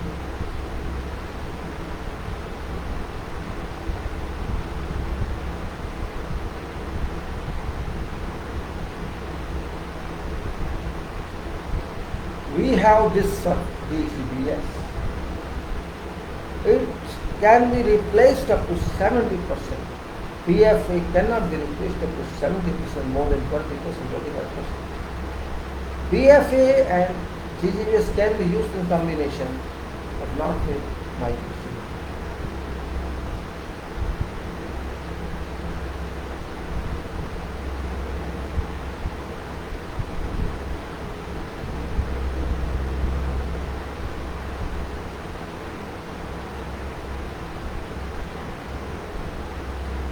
GGBS can be ground to your way, your limit. It can be ground to whatever fineness you think it should be. This means it has more fine particles than cement, much more finer than cement. This means this can increase stability of setting.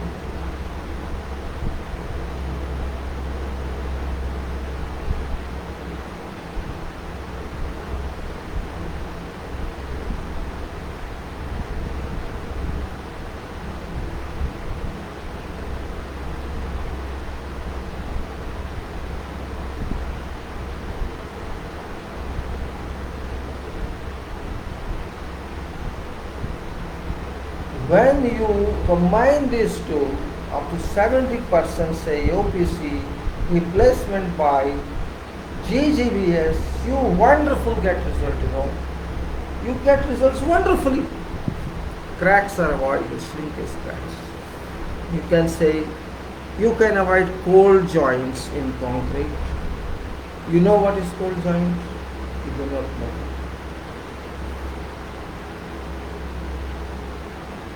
When two mixes are added one after another, when one starts setting, others is hot, and use that, it's called cold joint. One surface is cold, one surface is hot.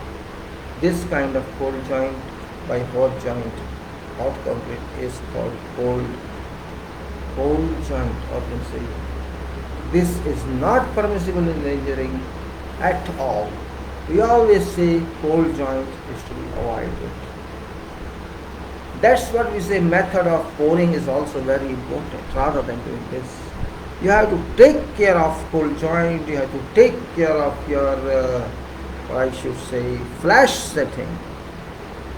You have to take care of so many, you have to take care of cracks, and you have to take care of each and every factor. You have to take care of compaction of concrete. Like this, you have to take care of immediate cost, immediate current curing, and we find that this must be taken care of.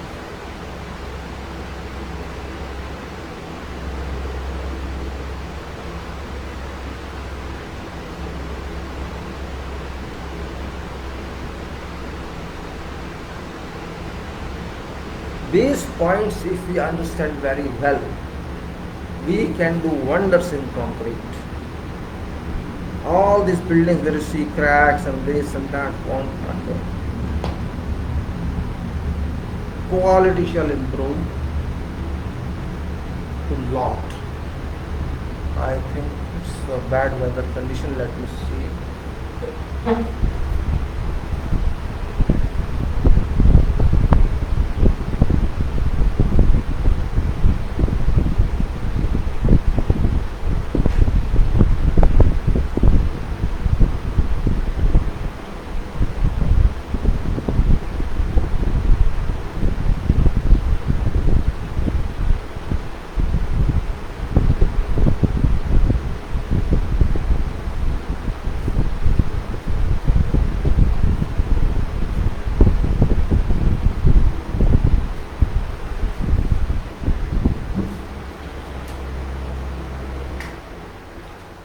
will find many improvements in quality of concrete. And that's what I say, it's very important to understand concrete. I don't know it's given in books or not, but even if it's given, you have to understand that. This is one part of chemical of concrete, another part of formwork. You cannot do formwork blindly anyway, whatever people do. You have to understand formwork technology. You have to understand that it should be in the same place where it's shown in drawing. No millimeter this way or that way. Whatever dimension it should be same from bottom to top of column and throughout in beam and throughout in slab. And even in foundations which are hidden item, there can be no change on dimensioning or something else, because this impacts up to top. Formwork should be perfect. It should not bulge during concrete, but it does. Placement of steel is very important. Fabrication of steel is very important. Cutting, bending, we call it fabrication. It should be dimension one. It should be clearly given according to dimension and requirement of cover. And schedule must be decided, schedule must be divided, it must be calculated properly. What shape, what is formula, which are available in our BS 466 or BS 8666. You are just to enter dimensions, and if you program in Excel, you will find cutting length. And when you give this dimension of shape with cutting length, this perpendicular relation exact what's required on site. So these are called technical controls, engineering controls, material controls. Material is not simply raw material. Concrete is a material. Concrete is a big material, means dry ingredients of concrete are materials, wet mix is a material, and hardened concrete is a material, steel is material, formwork is proprietary material, support system of formwork is proprietary material. We have to understand these points. Access to slab by some other means is temporary material.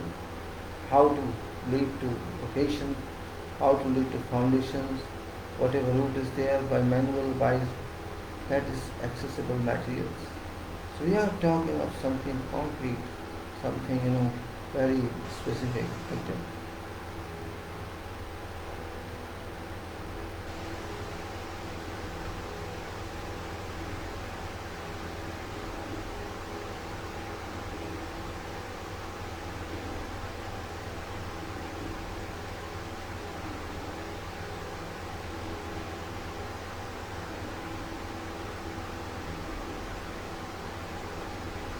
If this much you can do, you can check plums, dimensions of columns, dimensions of beams, plums of beam sides, soffit labels, and columns dimensions from bottom to top, and also centering, layout, and verticalities of column. You can guess professional details. This you have to do your way. And if such you find outside, some person is interested and you see that knows.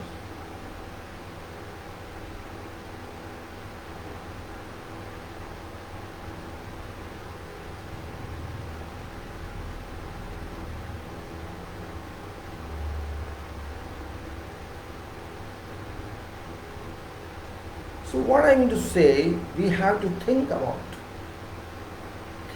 something. It's not simply I said so far it's okay. This is the design part. Then we have to ensure about concrete when it comes out, when it is manufactured at plant. We have to see that plant manager or operator is doing according to requirements. That plant is following procedures That flying is systematic. That flying, whatever you can say, chemicals or admixtures are added, are kept properly in good storage, and mixture mixes delivery of concrete according to requirement as per trial mix, and also what is being added to mixer, batching plant mixer is rightly done. All these mixes, all this GGBS or all these ingredients of concrete and cement etc. are added rightly in right quantities, and that temperature is maintained. Temperature of mixing concrete, temperature of delivered concrete, temperature of curing, and temperature of surface, all of these must be carefully taken. I have put all this information in concrete specification chapter 5, concrete specification 5 of Qatar civil specifications. You can go and watch that video because that information is very descriptive. And also, when I say we are using this GGBS etc., why do we use if you have you have big foundation, you can say machine foundation which is having 500 cubic meter, 600 cubic meter or 1000 cubic meter concrete to be done efficiently continuously. We have to ensure that this is done continuously and this is done rightly with right temperature. That's only purpose of that. And when we say we have to take care of cold joint, we have to take care of cold joint. How that is taken? That's the important part. Say we have to plan concrete in such a way that it's done rightly, it's not done wrongly. You should have certain plan that is in your hand, not in somebody's hand. At that plan, if you cannot take, you cannot do, then you miss something. That plan is, I can show you some reference, I showed you before also. I'm not sure which file is, but let me see if I can find that file. That's very important procedure here. If I can, I'm not sure which file it is actually. That's the problem.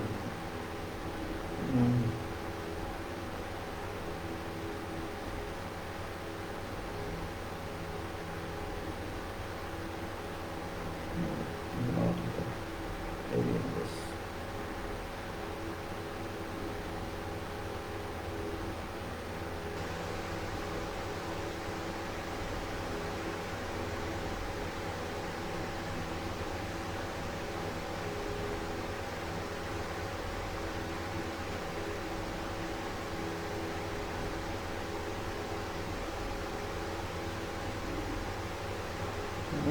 Should be somebody.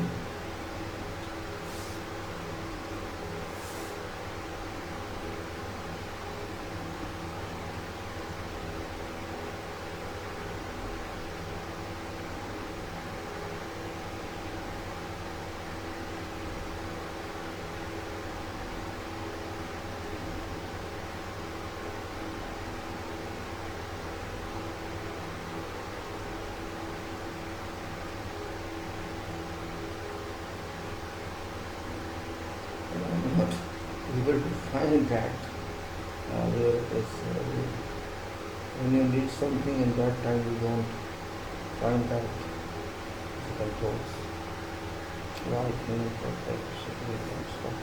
pressure tolerance or pressure valve.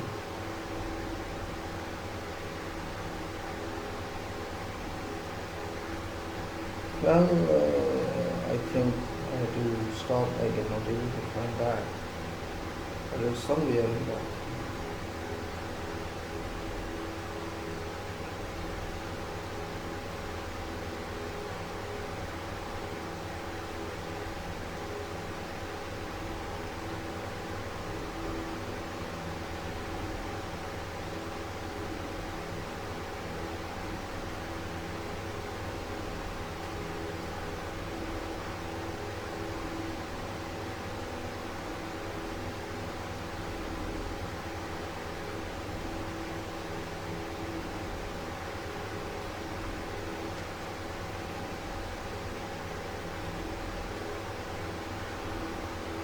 I'm sorry, I'm not able to find it. I'll find later on. See, I followed where I got that. No problem. So okay, I'll find it. And sometimes I don't remember wasting your time. Why should I waste your time? Well, why say you have to make a sketch, a plan for pouring? Let us say you want to pour a slab, right? How do you pour? It's a big slab, say 500 cubic meters. Can be 200 meter, can be. How to pour that? System is ready, everything is ready, is completely approved, but method is not approved. Method of pouring. Have you ever heard of how to do that? At whatever level it is. We have to make sure for everything. Everything what? How shall truck come? Truck, I mean to say concrete trucks. How shall these truck or transit mixtures arrive to site? Where shall we take slump? Where shall we take slump and temperature or air voids? And after that, it's passed, I mean to say slump is within control, temperature is within control. We allow these transit mixers of concrete loaded trucks to location where pump is located. Now where is pump located? That's the point. Location of pump we have to decide before we do everything. We have to make a sketch and decide this location of pump is number 1. And if you have 2 pumps, this location of pump is number 2. And if you have more than that, then this location number 3. And all these must cover whole scope of concrete. Not simply I have covered only 1/3, other one I'll reshift this pump and do that. If you have facilities of pump, we can fix them in such a way that all 2 or 3 pumps, depending on size of that concrete area, are covered without shifting that location until it's broken. And we have to ensure that all these pumps do allow space for transit mixers to come and go freely. It doesn't mean, oh, my transit mixers cannot come out. There's no meaning of pump location, then it's wrong. So it should come freely, mixture should come freely in that station, go back after offloading. That's another thinking point for your method of pouring. So one point was that it has to come to site. You have to take, your slump and temperature and air volume, air void, and you have then to allow this to go to located pump, and that pump should be in such location that it successfully all these pumps reach to all areas of slab. This means suppose there are 2 pumps. This means you must have 2 crews to receive both pumps. Sometimes this concrete comes to this pump and then it goes in that pump. This means you are going to start in 2 directions. And by chance this big one you have 3 pumps. So another crew must be there for 3rd pump. This means there are 3 crews. In this case, let us say 3 crews means equal number that you crew must have everyone, masons and carpenters to support below, and also steel fixers to see if some steel bar is broken, electrician to see that this pipe is problem or broken or misplaced, and also all those helpers who are required for this. And you must have less adequate quantity of curing compound and that curing spray gun. Like that we have sufficient quantity of water and access to all these 3 areas, which is a must, free access without any problem. And the scaffolding must be strong enough. I mean, all these are ready, and of course we have to be sure about ambient temperature. Ambient air temperature should be within permissible limits. If you can make sure that one, that what happens then? You got concrete supplied to location. What you do? Shall you start paying every year? No. You have to start from some fixed corner. And because it's a slab, you must have provided some bolts somewhere, deep beams there. Yeah, slab maybe 200 thick, beams maybe 60 drop, 6 drop downs, and 15 and 20 slabs, so 80 centimeter beams or whatever it is. There must be some tie bolt, some supports. You should not allow this concrete coming from boom of pump to drop into beams directly, because that pressure can stir or impact on beam side. That impact can be dangerous. Means wherever the junction of beam and slab shuttering form, wherever junction of these two, on that junction this pipe should move and not directly place concrete into beam, because you cannot take pipe into beam directly.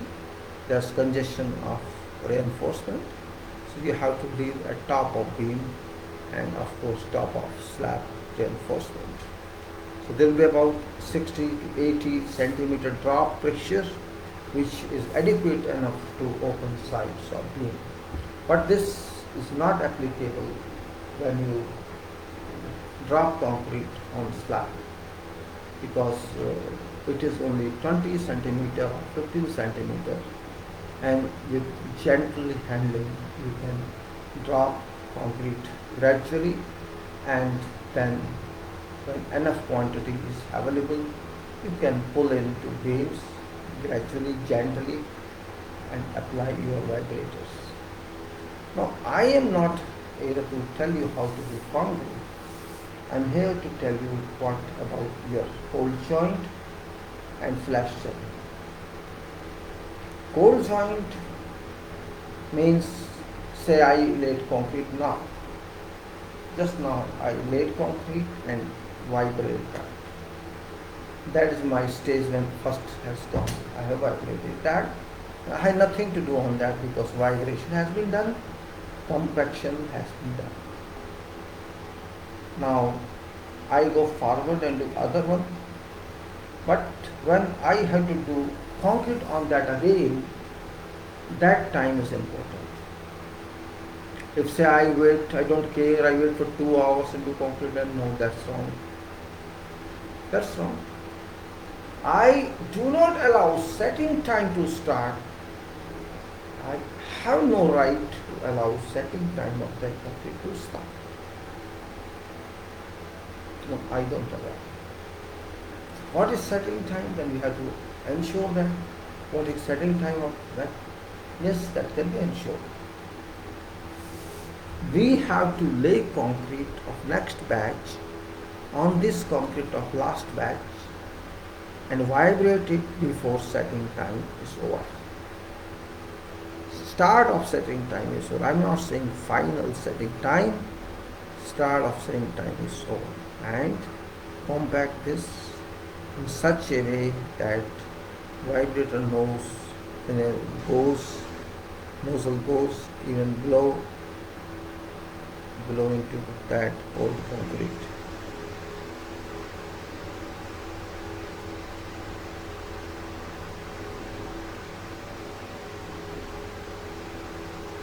When we understand this point, we avoid cold joint, and this should be made a practice all over slab. Do not allow concrete to start set, and then because it becomes same as both, though these are different batches, but these will act as neighboring concrete. In my neighbor of time setting it came, so it's my family. It's in same uniformity as I am. We are siblings together, you can say. Flash setting. What is flash setting? Flash setting is hot and steel may be 80 degrees Celsius. Who knows? We don't check, we check only concrete temperature. We check only ambient temperature. But steel is very good and fast thermal conductor. It absorbs thermal energy very fast. It's the property of steel.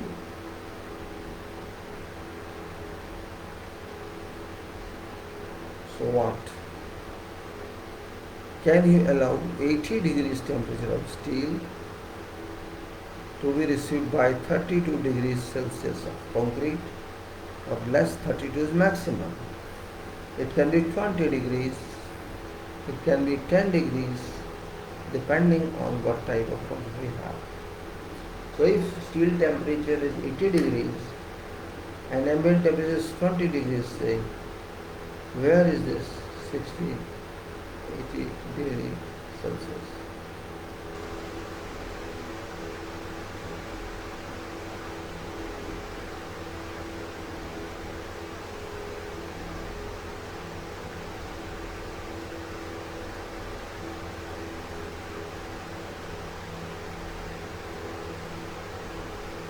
What to do in that case?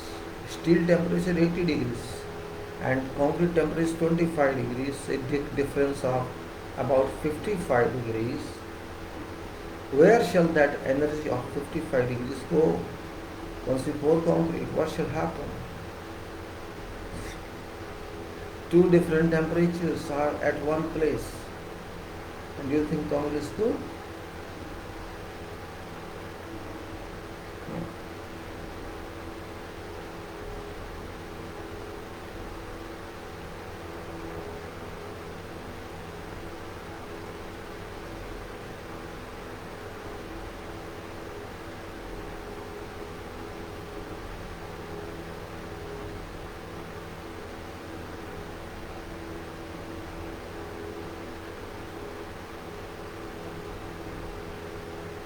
So what we do before concreting, we put water on using some hose on these steel surfaces and form work. So water is drained out. You reduce temperature of that using normal water. So immediately after water is forced, it won't rust this because it's going to be covered with concrete immediately. Temperature of steel as rise it is will fall. It will come to almost same temperature. By releasing its stored energy, will come to near about same as concrete is, because it's very good thermal conductor. So it gains thermal energy, is conducted in this, and also is bad conductor on low power. So thermally conducted steel concrete, it's very hot. This surface is not allowed for concreting.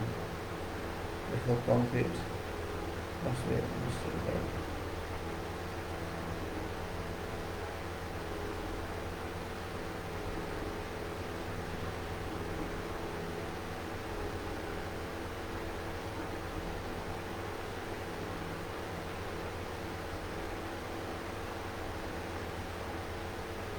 Now come on further. This was I was telling you about some concrete controls.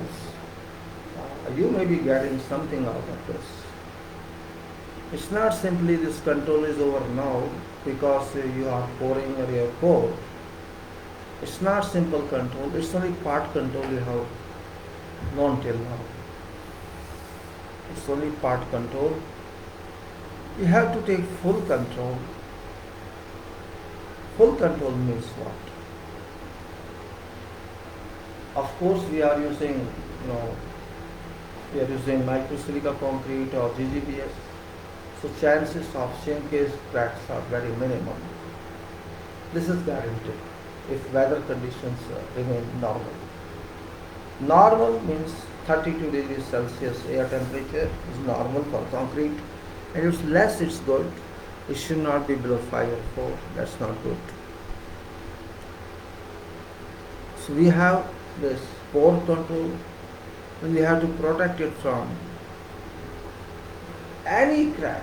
We have to prevent whatever micro cracks we expect. We have to protect that from that one. That's very important point. How to do that? That's not so important. You know, curing is not just by water curing. That's not real curing. That is normal situation curing. Curing are of many types. Many types of curing are there. You know, curing, purpose of curing is that we have to protect evaporation of water.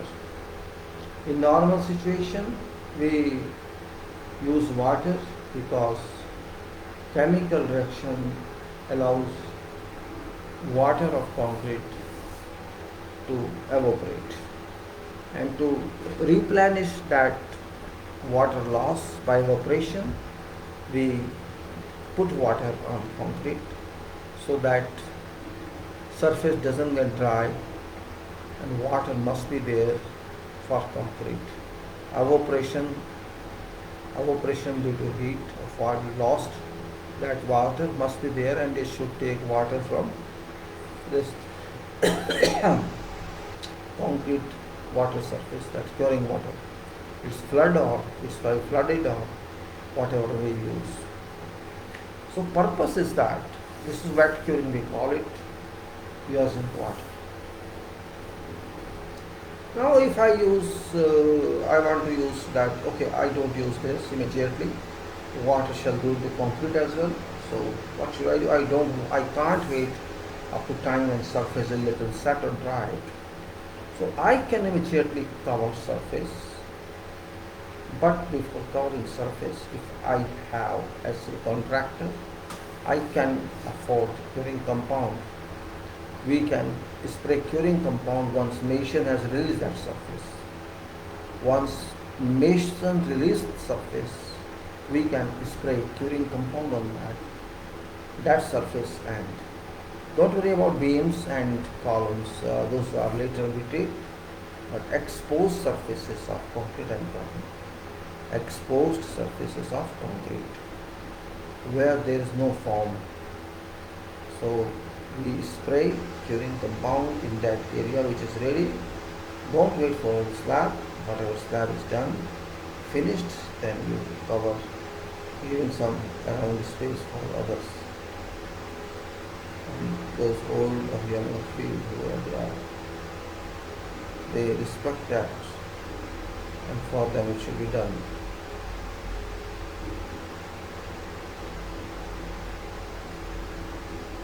What should be done? After spraying curing compound, we should use polythene membrane sheet and cover with that immediately, so that evaporation, though evaporation will be prevented by curing compound, yet precautionarily we have to cover with polythene sheet so that no evaporation can happen, and when concrete is fully ready, we can use it. We can use saturated Hessians, water saturated Hessians.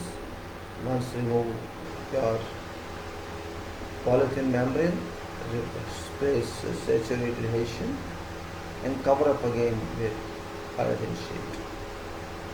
This is a general procedure of curing, but for exclusive purpose, I have to use this.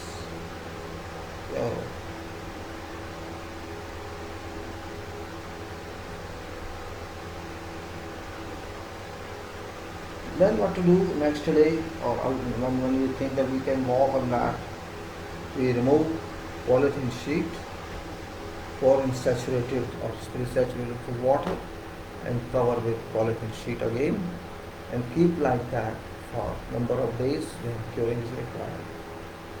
This is, you can say, general controls of, and of course we have to ensure temperature of concrete curing. There is a definition of that. You can find that in your specification. what should be the difference between temperature of concrete surface and curing surface and weather. You have to understand that. Temperature controls are very important in concrete, and if you don't understand temperature controls, your concrete cannot be said to done according to specifications. That point you must understand. This is one part. There is another part, curing. Also, your form work, where your form beam forms or slab forms, and area temperature is high, and you can't get that temperature which should be done, or temperature, weather, moisture, they don't accept whatever. In that case, your form work should also be cured. In certain remote cases, you have to keep that area or spring water on form work itself. That's important until these are clear in position. So generally it doesn't happen, but in case there's some criticality, then otherwise form work means it's thermal curing. In fact, you can say in fact it's fine is what is not allowed. If water is working within your form work, then if form work is defective, there are cracks in form surface of joints of form work, allow leakage of slurry. That is not good one. It's wasted of your material, and not. You cannot say that you are working according to the specifications required. That might be very important. You have to understand many facts here. It's not simply what you think you are seeing. You have to think at every step of it all. Because to think for concrete means you think for your project. Concrete is strong means your project is done. Other items are secondary. You are taking care of steel, you are taking care of concrete, you are taking care of formwork. So you are doing good. And I told you how vibration is applied. Excess vibration is not acceptable. You have to do according to definition how vibration should be done, and up to what stage should be done. Vibrators purpose is not to pull concrete or push concrete.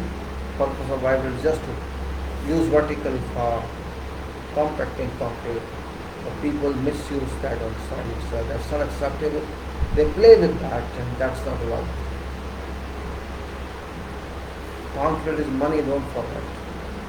If concrete is done bad, there's no solution for this. It's only an item which if it's done, and particularly curing, if you have not done, you have done sin, you have done a crime. So there is no other solution. You cannot cure after time of curing is over. Curing is impossible to done. There's no solution to that. No real virtual solution. No solution. You have impacted on durability of concrete, impact on strength of concrete. You have impacted material of concrete, because if there is no strength, whatever material is useless. So concrete is very important technology, where you should be good people, and they should have dedication for that. I think this is stuff I explained today is enough for you to digest. Concrete,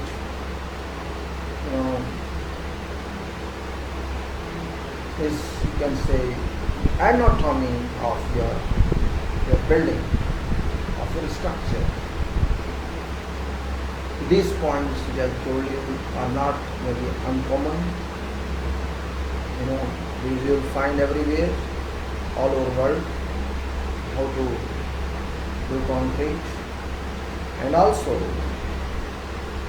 timing of removing shutters.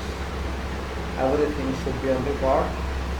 When did we cast it, what can we cast it, and how many days are required for curing. Do not be fast in removing shutters, because we do not know how much load comes from work, or we don't know what our stage will be.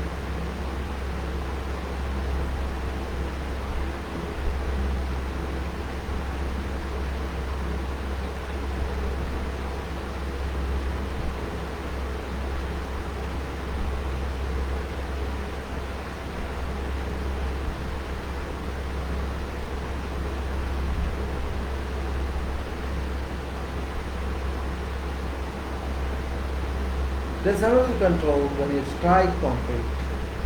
Strike shutters, number of dash hours, and once you strike them safely, it's your duty to inspect all surfaces before someone else inspects them.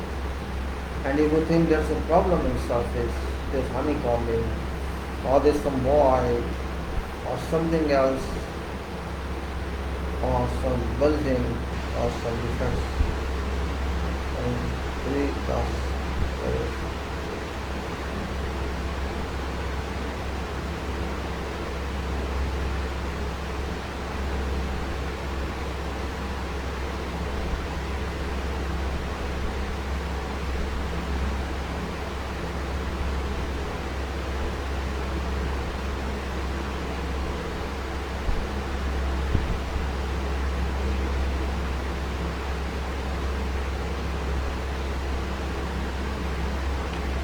So once you find those defects, you cannot close those defects, believe me, because you are a contracting personnel. You have to discuss with supervisor or resident engineer. It's no crime. You have to discuss with them, confer with them what to do, and decide. It should be in knowledge of that person. Don't try to hide your weakness.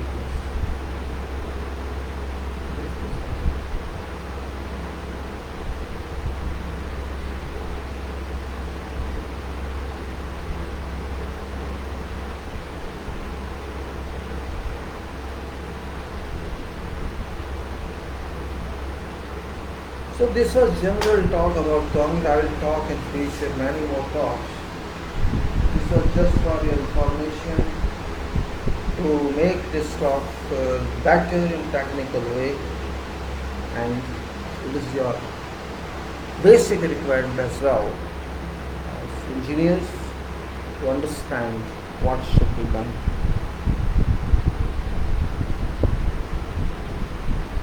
I was talking yesterday about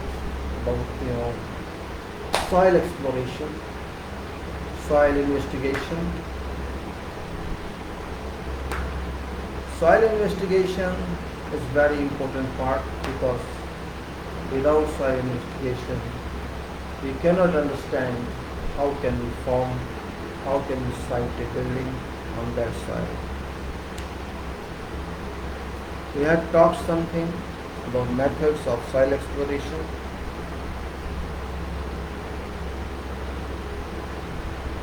That we talk again about soil.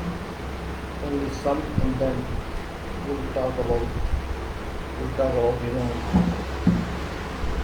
this.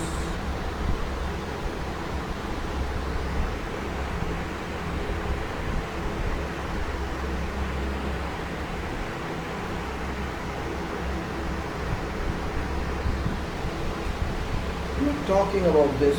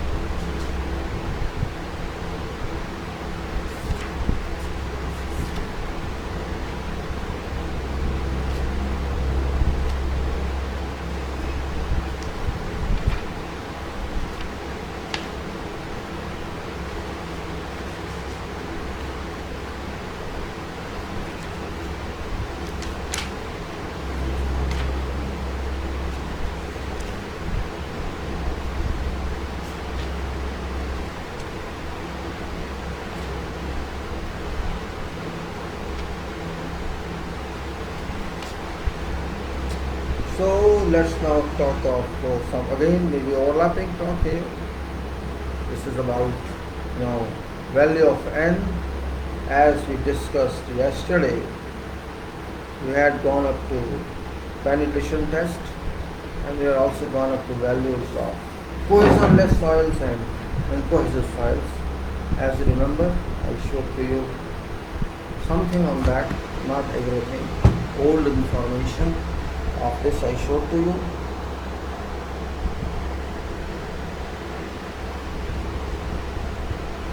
This is values of n and references to various soils, cohesionless and other soils. Now I will just continue on that just for your memory. What we talked of factors affecting number of blows that we have talked is just we continue for just refreshing what we talked on that.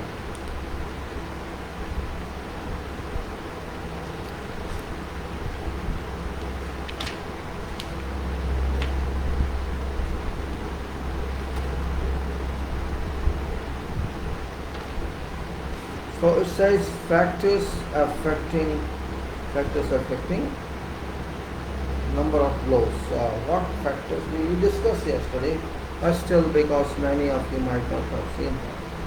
Let's discuss again. Let's get some water before discussing, and let's see how it works.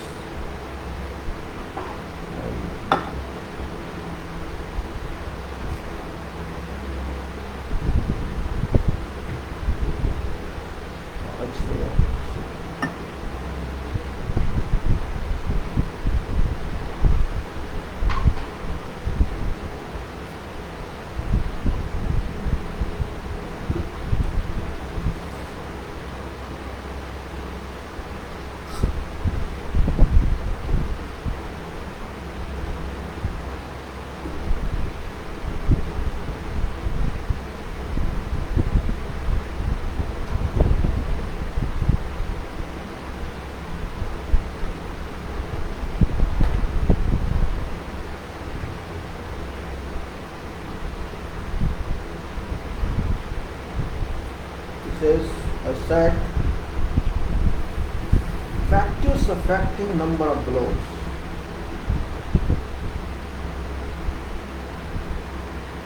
Weight and length of rod, number one. Then size and shape of shoe. Then driving energy, size of drill hole, driving rate, degree of saturation, effects of overwhelming pressure. These are factors that can affect your value of n. How these affect we can just briefly discuss. It says factors now weight and length of rods. Weight and length of rods.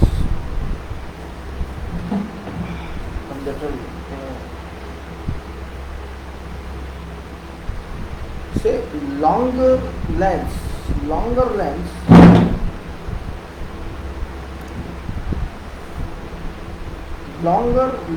of rod means longer length of rod means a loss of energy and increase in n value. This is one part. But this can be encountered by weight of rod, which tends to decrease n value. So it itself neutralizes that value. So Gordon found that length and weight of rods up to a length of 45 meters have no effect on n. No effect on n. 45 meters. This means it applies to complete depth of approximately depth of hole. This 45 meters is genuine here. If it neutralizes its effect of length and weight up to 45 meters, it's fine because we have depths up to 30 meters, 40 meters, 25 meters, like that. So Gordon found that length and weight of rods up to a length of 45 meters have no effect on end. Hence, for all practical purposes, it has negligible effects.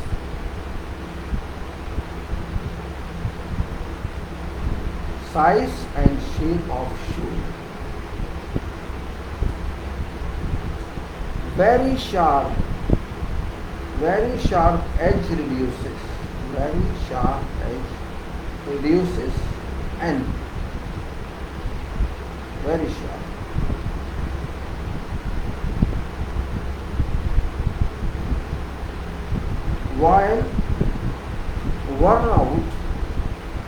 While you can say worn out or dented edge tends to increase end.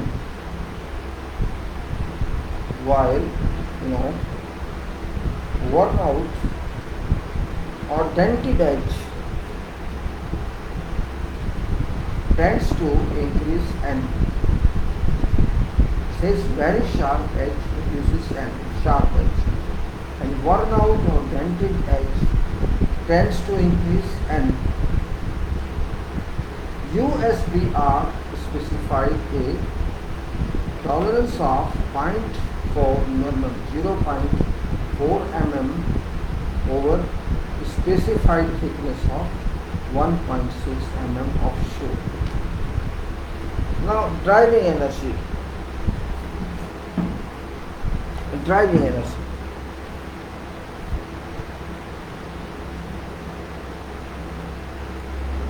Gordon has found that variation in free fall alters value of n.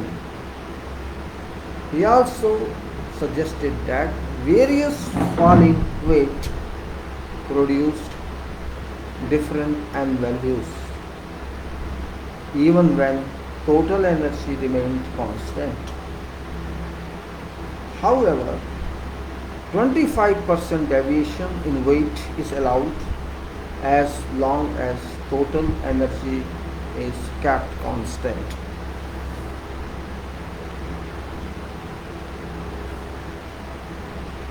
Size of drill hole.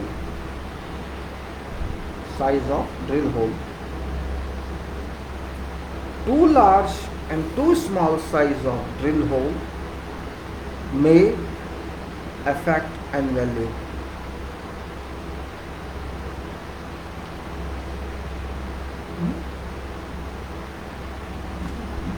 Too large and too small size of drilled hole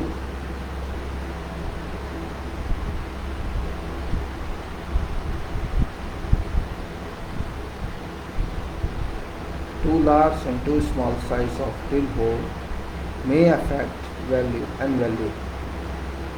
A large number of casing means heavier wall of casing and therefore possibility of disturbing deeper zone.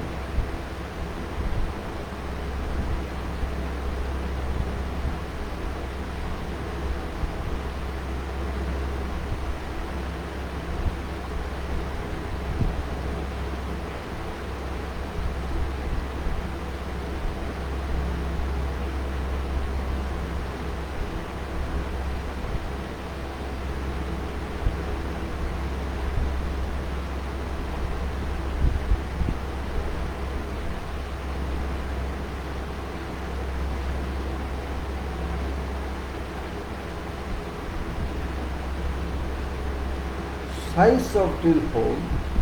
Too large and too small size of drill holes may affect n value. A large diameter of casing means heavier wall of casing and therefore possibility of disturbing deeper zone below casing shoe. Outer diameter of split spool is generally 50.8 mm. Outer diameter of split spoon is generally 50.8 mm. A smaller diameter of casing means the clearance between outer wall of spoon and inside wall of casing. A smaller diameter of casing means clearance between outer wall and spoon and inside wall of casing. This may offer increased resistance in outer wall of spoon.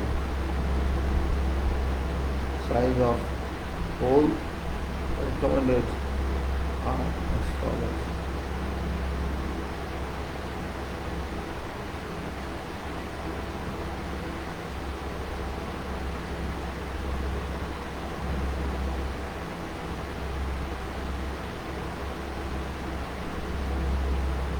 Okay, now according to size of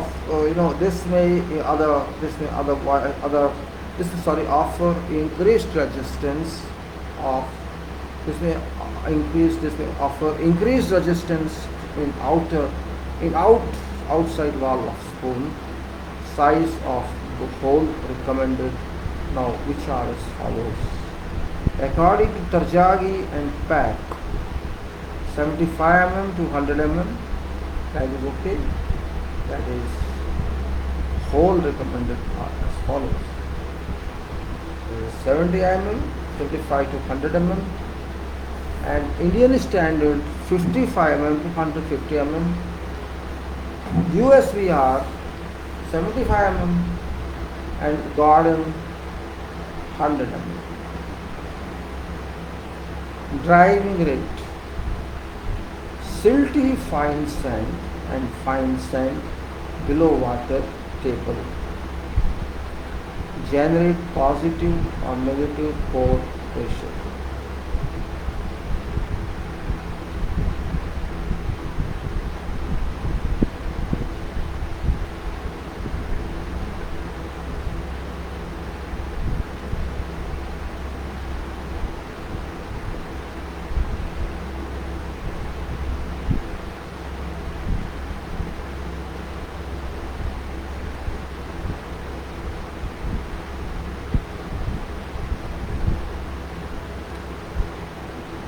Silty fine sand and fine sand below water table generate positive or negative pore pressure depending on state of compaction during driving.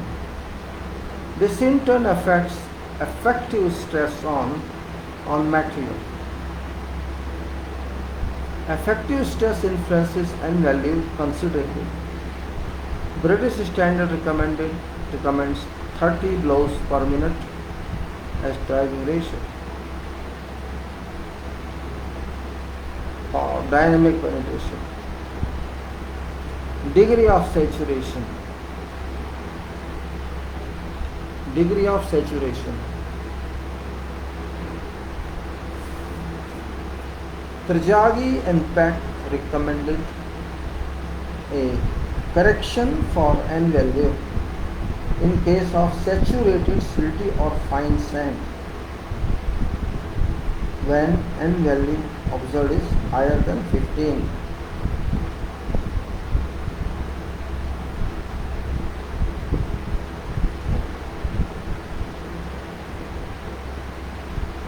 Modified value of N is equal to N dash and N apostrophe or one versus semicolon equal to 15 is original seating value plus half of N minus 15 total N minus 15.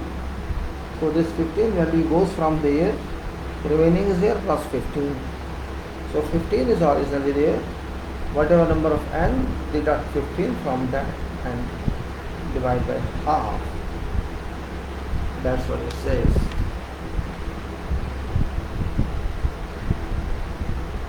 Effect of overburden pressure.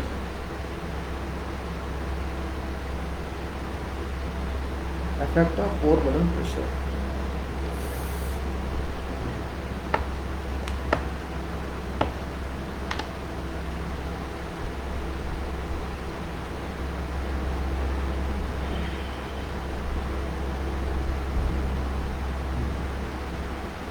shear strength of is known to be influenced by confining pressure. Shear strength is known to be influenced by confining pressure. Interlocking decreases with increase in confining stress. Shear strength is known to be influenced by confining pressure, and interlocking decreases with increase in confining stress. Because particles become flattened at contact points.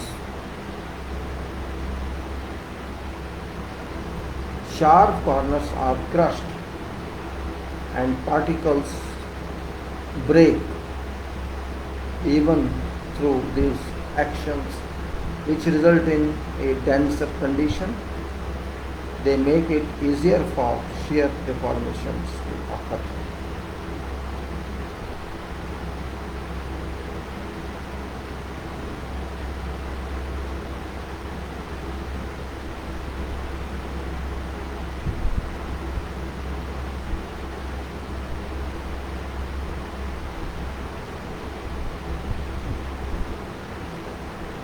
What we say, in addition to this, overall resistance increase as confining stress. Overall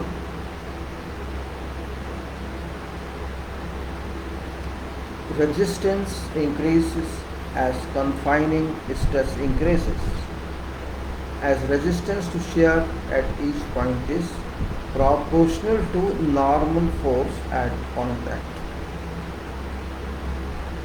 Hence, it is expected that N value shall be affected by effective overwhelming pressure.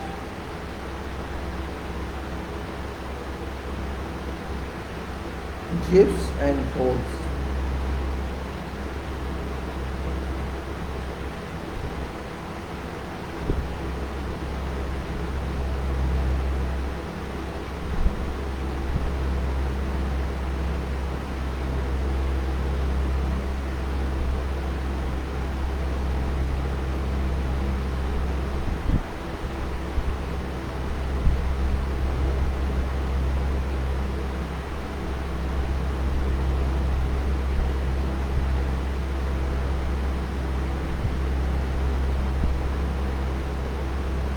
In addition to this,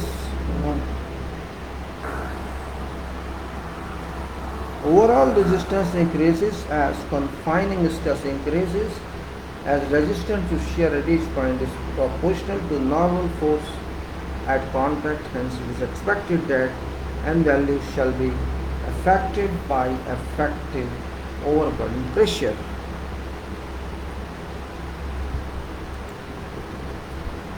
N corrected, hence Gibbs and Hertz recommend use of following equation.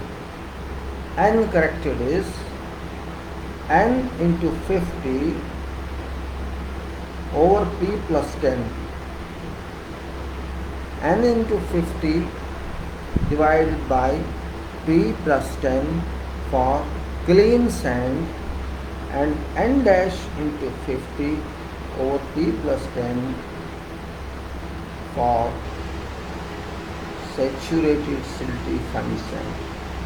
Saturated silty fine sand, where P equals effective overburden pressure.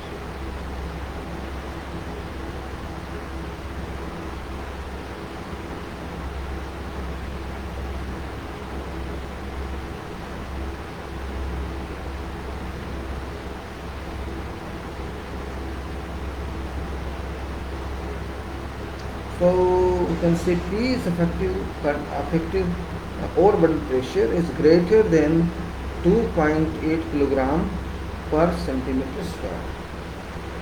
Now Dutch cone penetration test now we are doing under one. Dutch cone penetration test. Dutch cone penetration test. Let me show you first figure so that you can understand what I am talking about. It's simple figure but very old, maybe in your book it's better than this.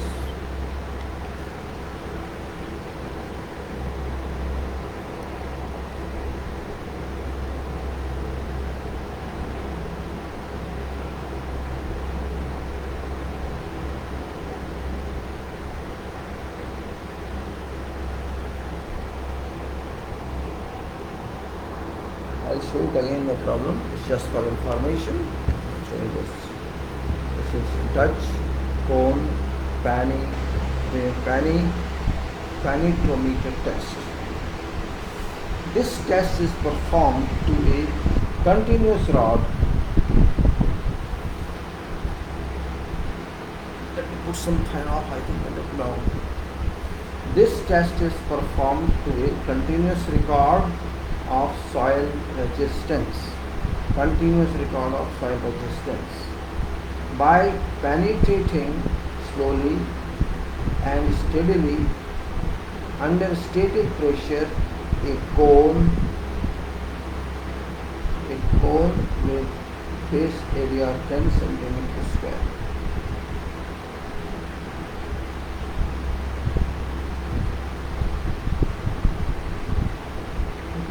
Base area 10 cm square or 3.6 cm in diameter. 3.6 cm in diameter.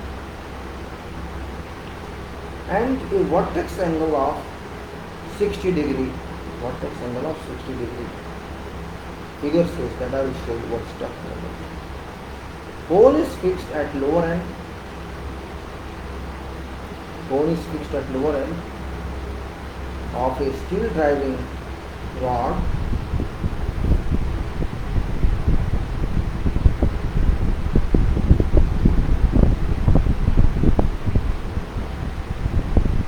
which passes through a steel tube with external diameter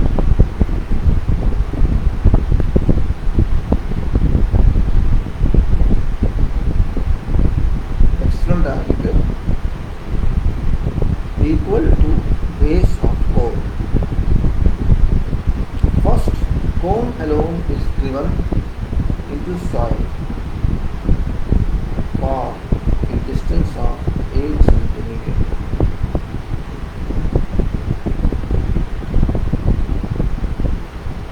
And maximum resistance is recorded. This gives value of cone nutrition.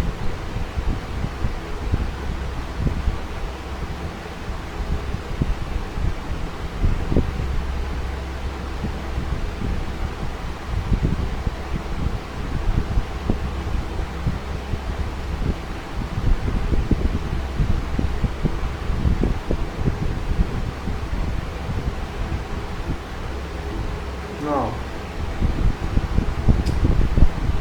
first, cone alone is driven into soil for a distance of 8 cm and maximum value of resistance is recorded. This gives value of cone resistance, right? This gives value of cone resistance. Steel tube is then forced down up to cone and both together are further penetrated through a depth of 20 cm to obtain total of cone resistance and frictional resistance along with tube. Cone versus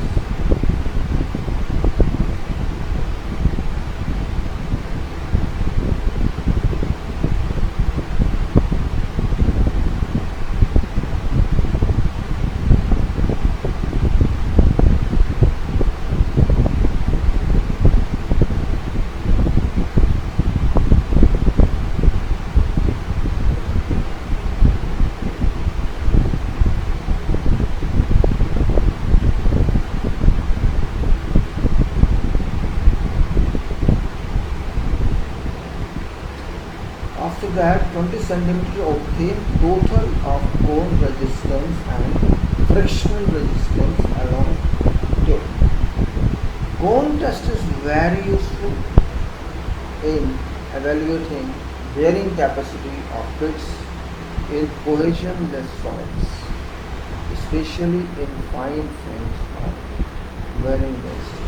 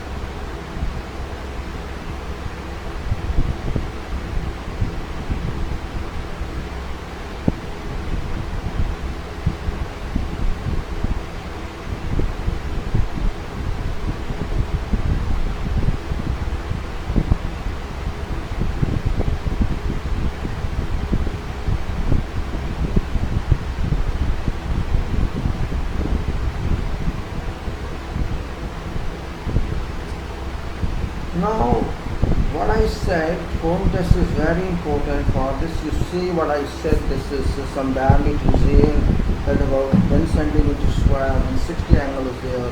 That point you see, that point I show you again so that it's clear to you what I was talking about. It's very simple experiment.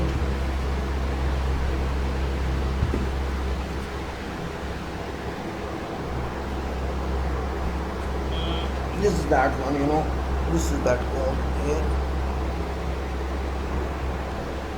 Sorry, this is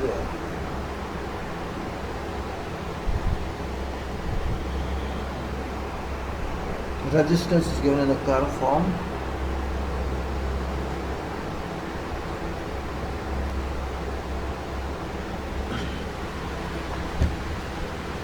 Now what it says here, resistance to penetration and kilogram per centimeter square and down is depth, and as depth increases, resistance to penetration increases. At depth 0 to 2 meters, it is say 10, then coming down to 5, and like that as you go 4 meters, it again goes to 10, and then 11, 12 something, and goes for the 6 meter down, 20 here or 18 here, and then at 8 meters same is steadily increased and goes down to, you can say, 10 meters, it is about 25, and then 11 meters 30, and 2 inches out at diameter then 5 in this case. So this is just 22 meters. Is there pressure gauge, handle, rod, and cone, and there's another sketch. That's V, which is longitudinal and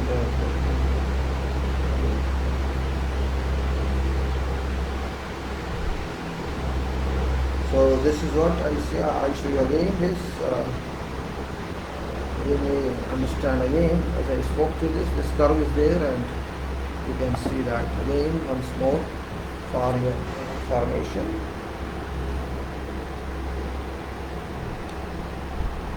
You can see this side, there's a curve here which is giving pressure and depth, and this is a cone, and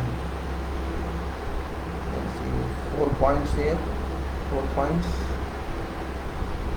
So there, this is pressure gauge, and all these are written.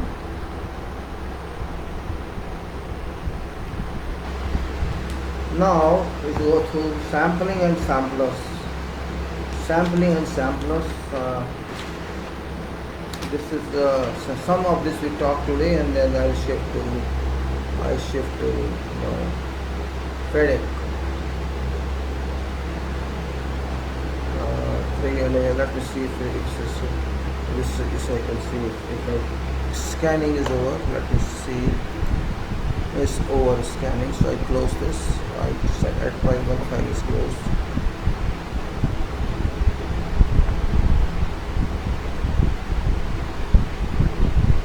I also stop for half an hour. I also stop for half an hour battery, so that there is less load on battery.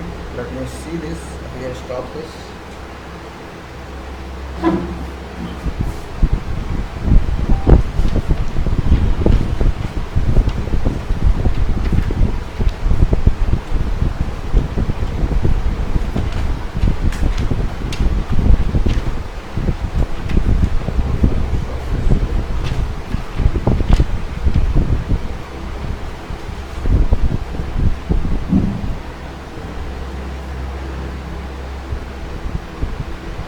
So it's now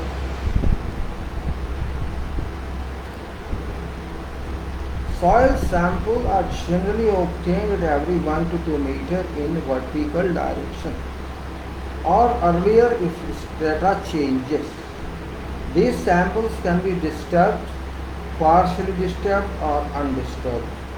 Undisturbed samples are essential in case of sensitive clays, as even small disturbance may change strength and consolidation characteristics of clays.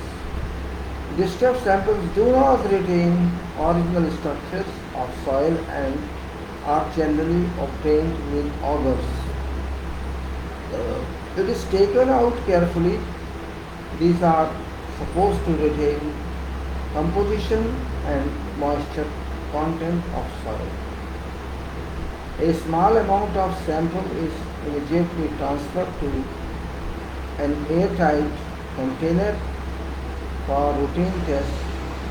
5 and 10 kg weight of cohesionless and gravity soils respectively are sufficient.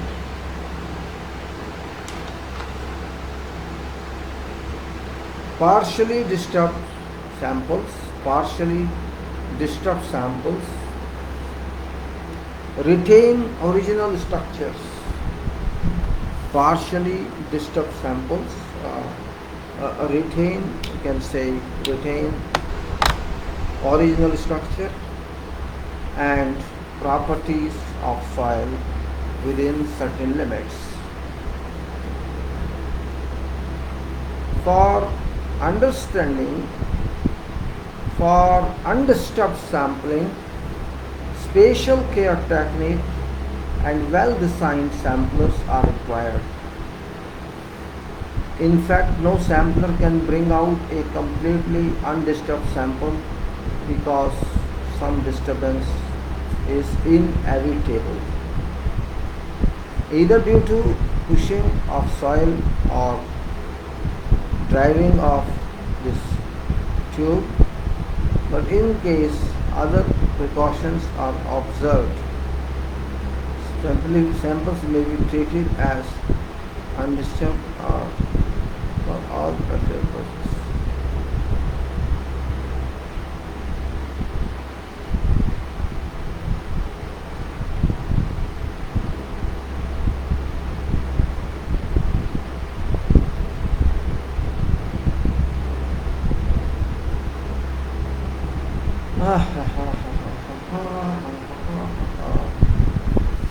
In fact, no sampler can bring out a completely undisturbed sample because some disturbance is inevitable, either due to pushing of soil or driving of tube. But in case other precautions are observed, sample may be treated as undisturbed for all practical purposes. Procedure adopted for sampling depends on type of soil and method of boring. It is difficult to obtain samples of cohesionless or loose soil, especially from below water table, unless elaborate and expensive techniques such as groundwater lowering, freezing of soil, etc. are employed.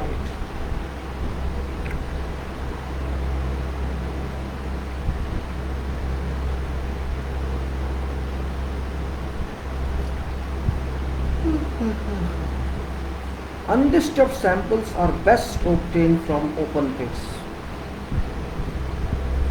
In case of cohesive soils, which little or no gravel, these can be cut out by knife. In case of brittle soils, a hacksaw may be used, and with advantage. During cutting, no pressure should be applied on sample.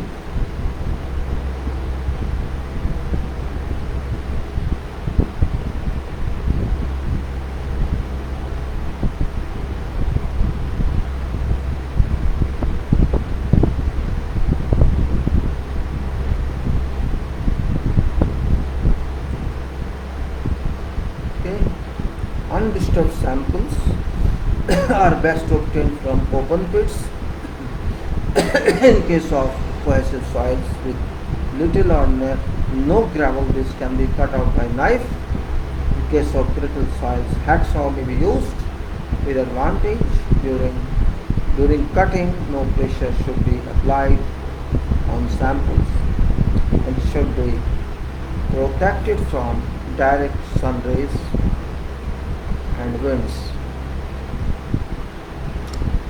Size of samples varies from 10 to 20 centimeter cubes.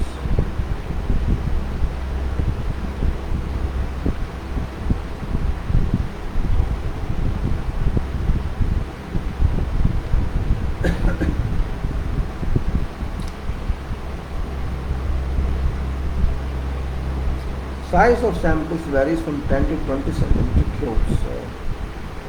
In case of cohesive soils with the appreciable quantity of gravel,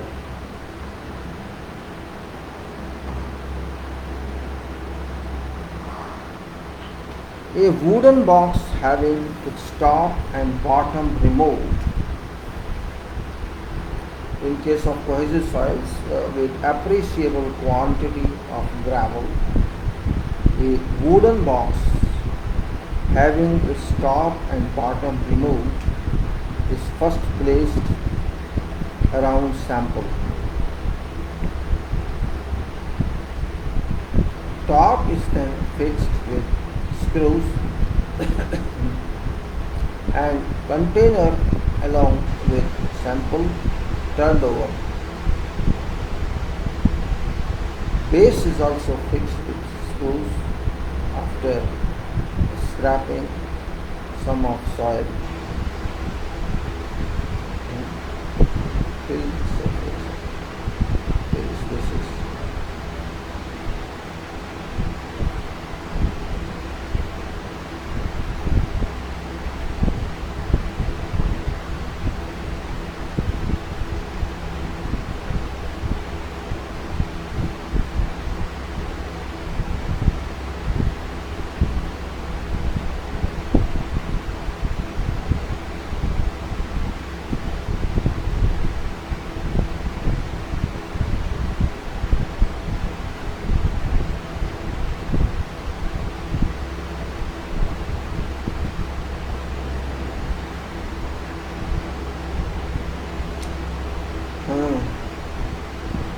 So top is then fixed with the screws and container along with sample turned down. Base is also fixed with the screws after scraping some of soil and filling space around sample with wax. Size of sample vary from 15 to 30 centimeter cube. In sandy soils, a steel tube with a cutting edge is preferable. A square box is also used. In later case, material filling space around sample is either same soil or fine wax fill.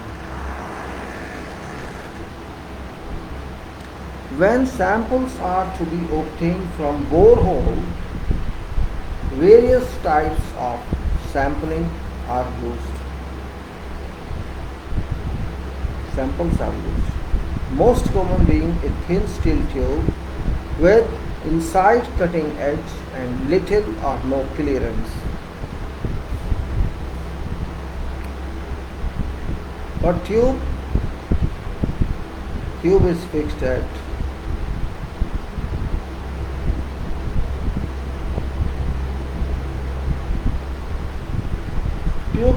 at closed and with means for attachment to rods with a non-return valve which allows air to escape as sample enters tube.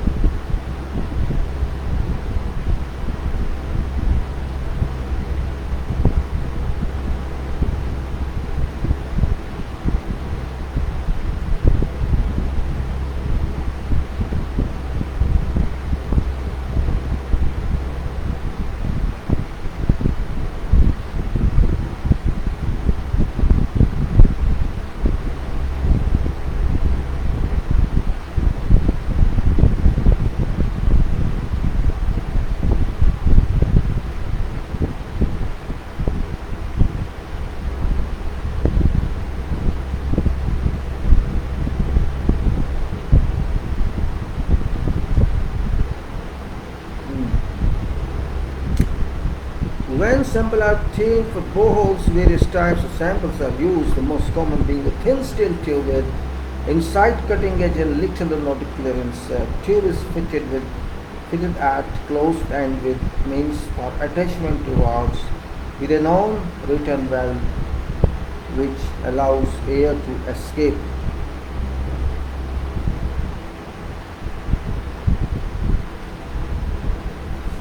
As sample enters tube and assist in retaining sample when sampler is withdrawn through casing. Prior to pushing into ground, a heavy oil should be applied to inside and outside of tube.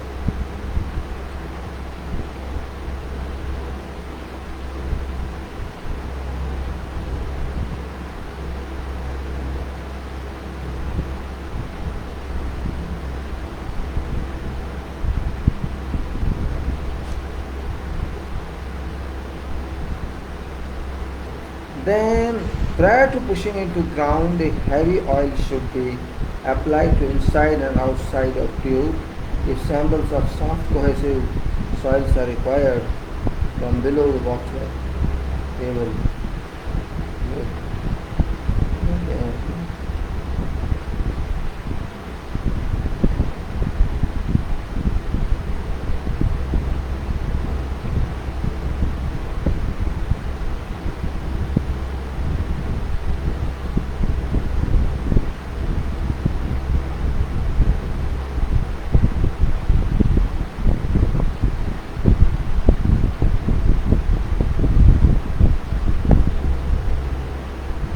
Then, if sample of soft cohesive soils are required from below water table with water standing in casing pipe, a piston tube sampler is used. It consists of a steel tube similar to one described above, along with a piston which blocks its open ends while test is lowered and water withdrawn.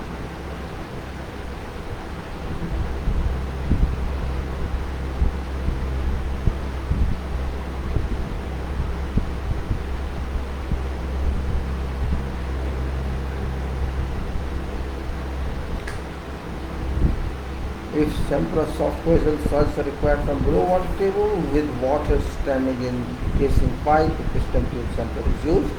It consists of a steel tube similar to one described above. The piston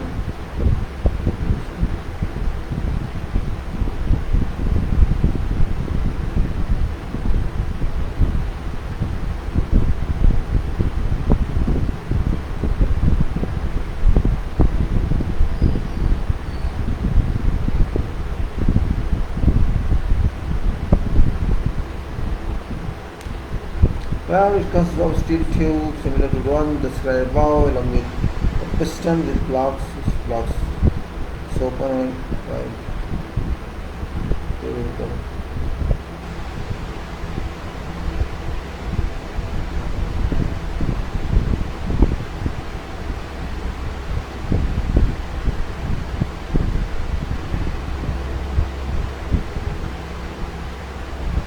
Now it consists of a steel tube similar to one described above, along with a piston which blocks open and wide.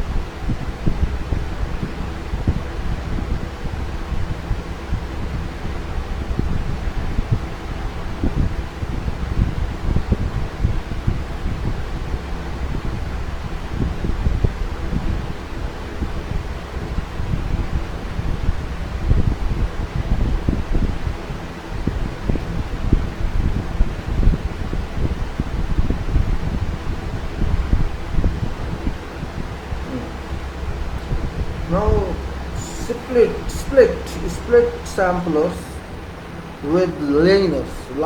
The split samplers with liners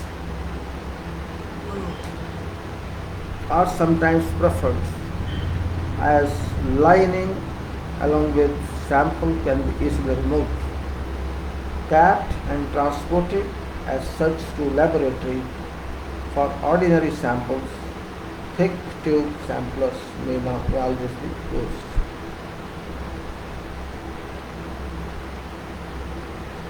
But samples obtained are in possible state.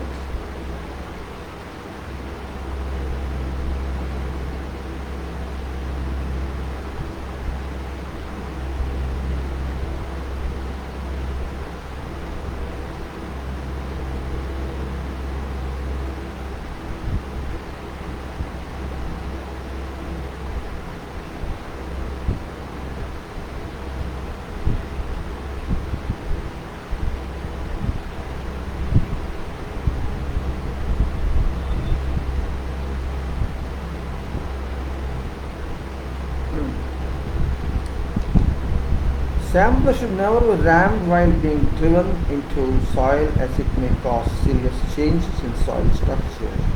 Best way is to have it continuously driven either by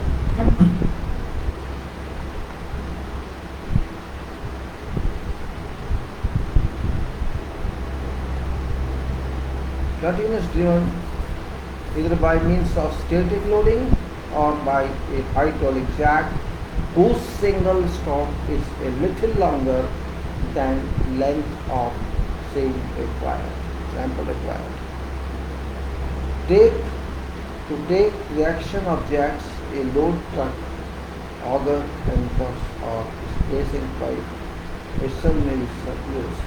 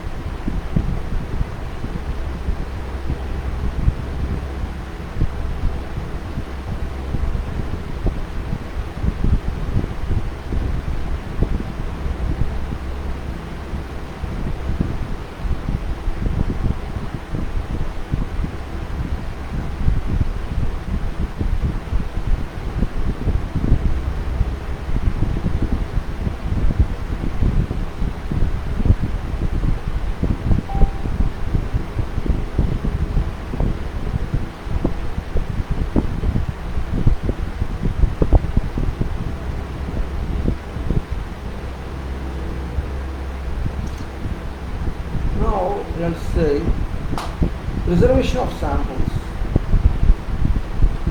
Top and bottom of samples are carefully marked. 3 coats of molten paraffin wax should be applied with a brush. You can see very nice.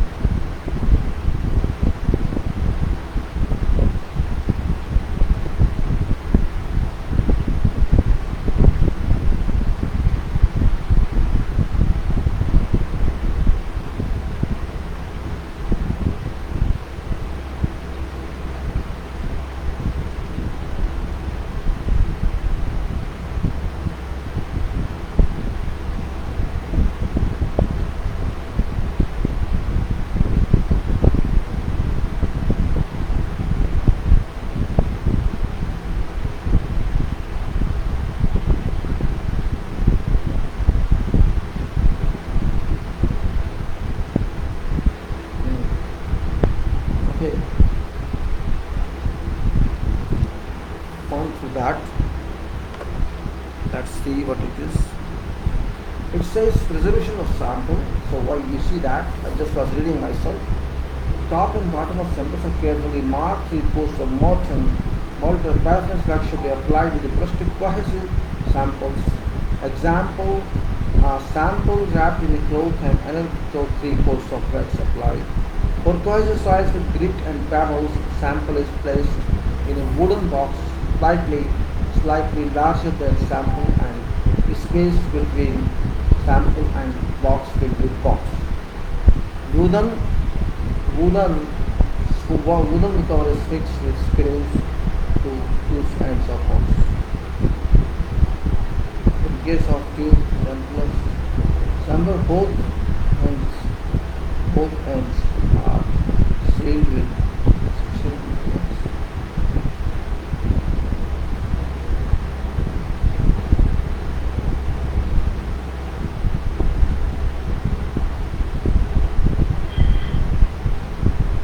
In case of tube samples, both ends are sealed with end of boxes. In case of sample, both ends are sealed with wax after removing about 6 mm of soil from each end.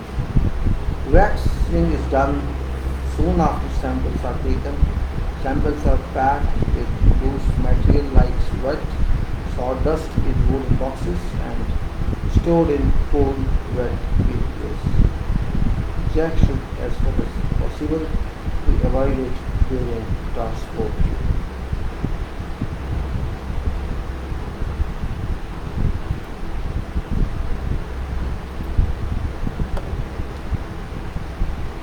Each sample should have a data sheet giving complete details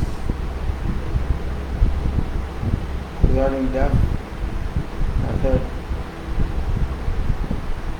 borehole, date of start, date of completion, name of person and project in duplicate, one concealed in box and one engaged, other engaged.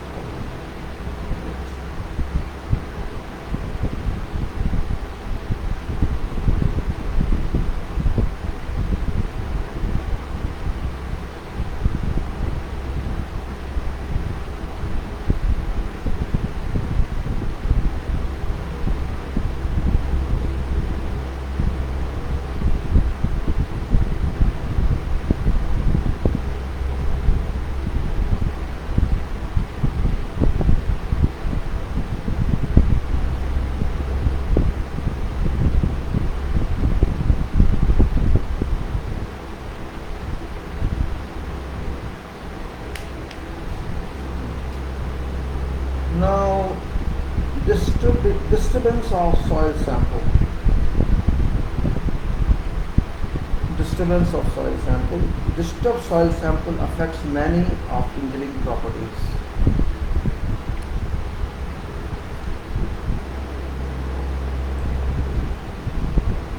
Of soil, some of them are as follows: change in stress condition, change in moisture content and void ratio, disturbance in soil structure, mixing and segregation of soil constituents, chemical changes. Change in stress condition.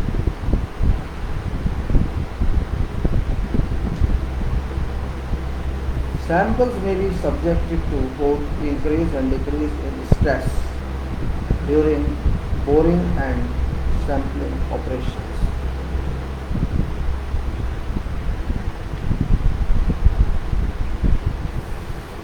And these can be avoided or at least reduced significantly by taking precautions and by using proper equipment. But a reduction of total stresses to atmospheric pressure cannot be prevented when samples are removed from sample or testing.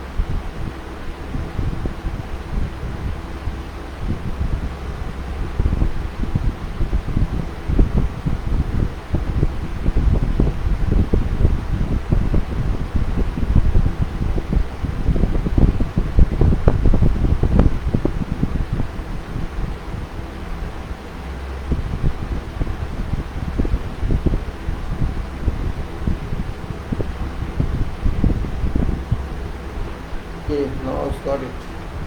Change in stress condition.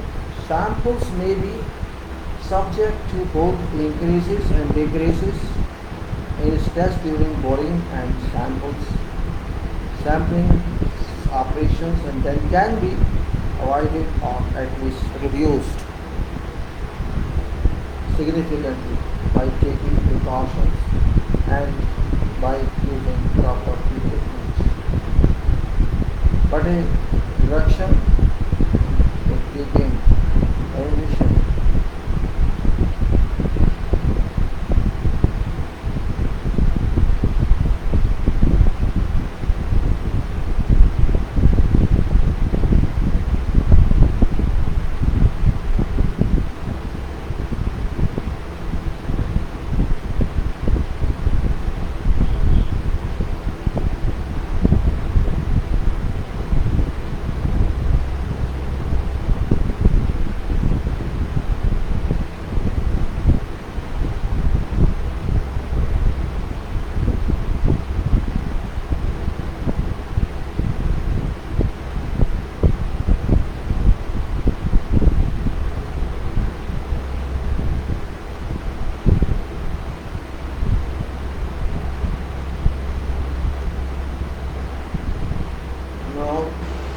Let's look further. Changes in moisture content and void ratio.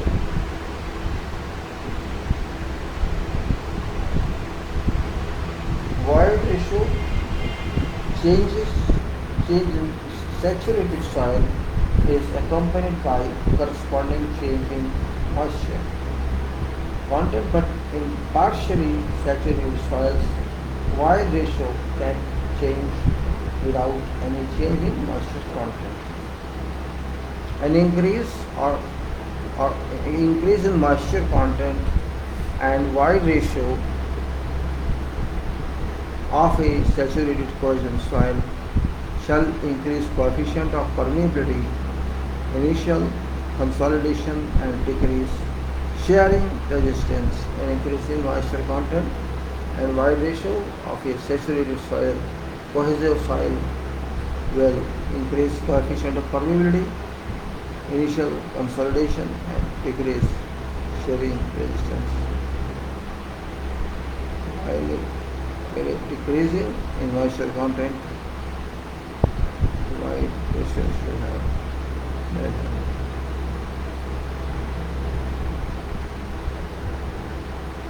Structural disturbance. It can be detected from changes in thickness of soil layer and by planes of failure, by slicing and partial drying. A disturbed sample does not give effective pressure accurately and tends to various things.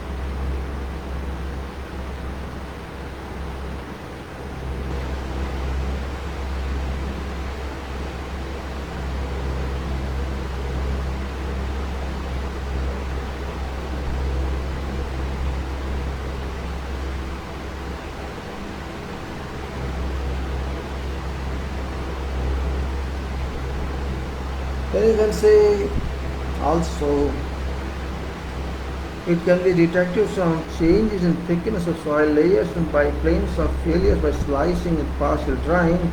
A disturbed sample does not give effective pressure accurately and tends to give slope of virgin curves smaller. It gives unconfined compressive strength and value of E less. It affects direct and triaxial test results also. Coefficient of permeability insensitive to structural arrangement and hence gets affected by it. And also affects time rate settlement analysis. Mixing and segregation of soil. Now I think we should think of this is 1 hour 34 minutes. I'll start now. I leave it here on this page and we'll do next time because it's still long. I move on to FIDIC, which is also a very important part of our discussion. FIDIC now. FIDIC.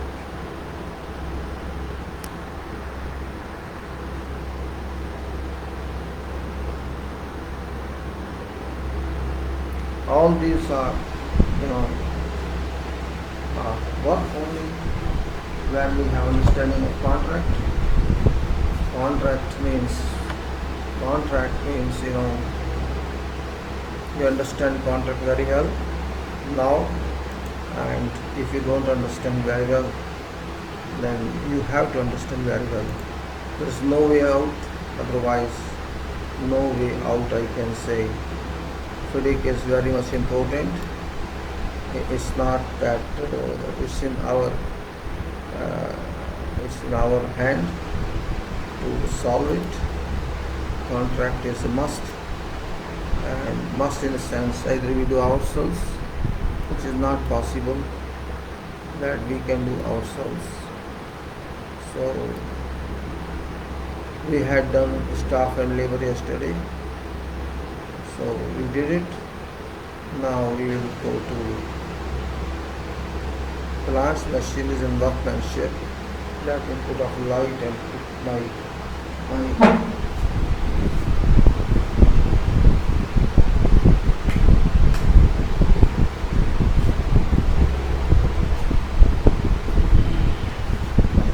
FIDIC contracts, a very important point.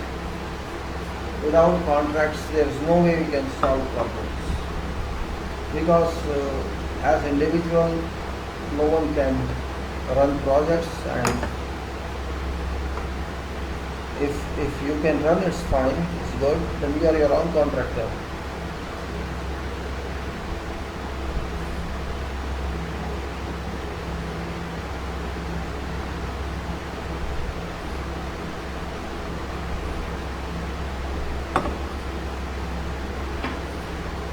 If somebody can run this work itself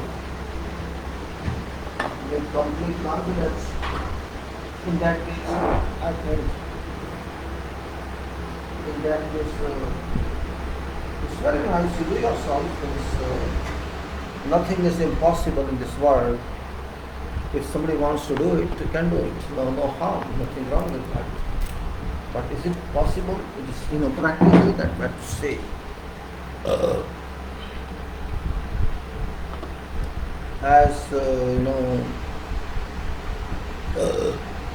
As engineer, I would say that everything is possible if you want to do something. And if you don't want to do something, then we can say that everything is not possible. If you have no will, you cannot do that. If you have will, you cannot do that. If you have will, you can do that. That's my point of view. Your point of view can be different. Indeed, there's no problem with that.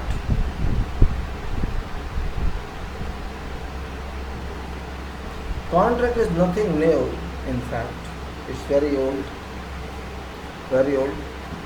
Only difference is that there is some system we have developed, engineering and institutions have developed. Contracts can be verbal, can be written, both. In fact, the contract levels that we are talking here are not simple 1-item contract or 2-item contract. These are projects. There's a difference between normal contract and project. As I usually say, you buy some item, that's also a contract. You buy a machine for, will guarantee for someone, they'll say, okay, this machine shall perform like this, it's contract. And guarantees that this machine shall perform like that, that's the guarantee. That is contract. There's nothing wrong with that. But you see, that's one item, it may work for 5 years, there's a guarantee for 1 year or 2 years. And there are separate guarantees also, battery for this much, this part for this much, plastic part for this. As those are also contracts, but those are sales contracts. Already design is done according to that manufacturer. You have no right on that. You have no say on that design, because that part says, oh, this design is my responsibility. I can change the design time. So performance can also be changed.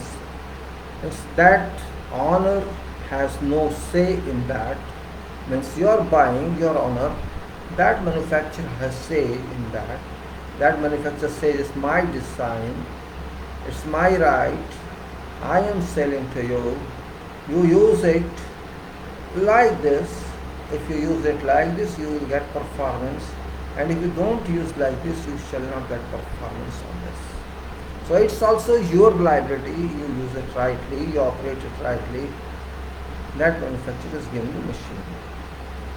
Function is that. Their employer has to pay money only and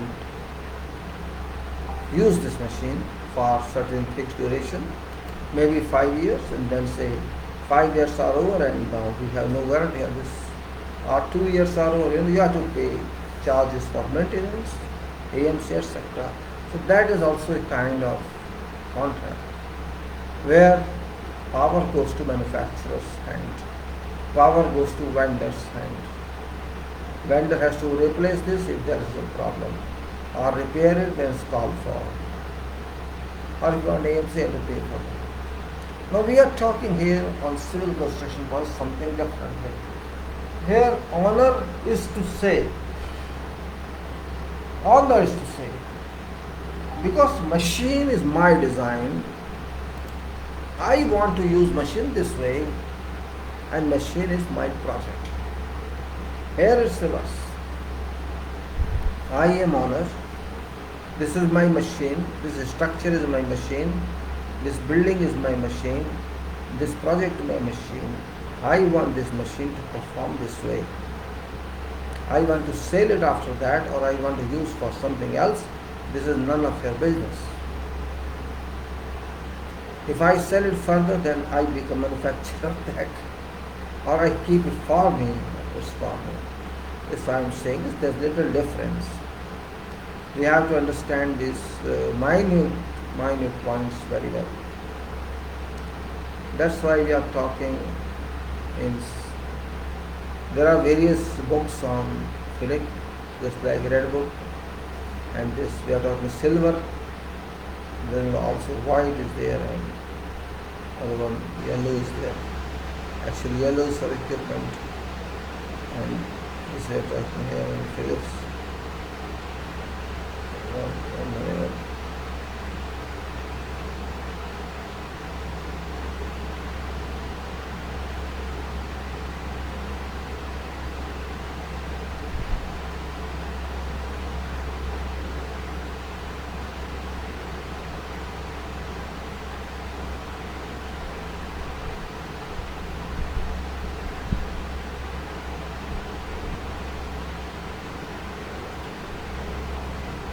As I say, project is limited duration.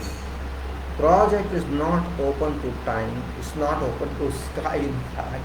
You have to close it one day, 1 year, 2 year, 3 year, 4 year, 5 years, not whole life. No project is free from constraints. No project is free from constraints. There are constraints on every project. Who decides these constraints? These constraints are decided by who invests in that project, who promotes that project. And those constraints are also not free. There is a limit on them as well.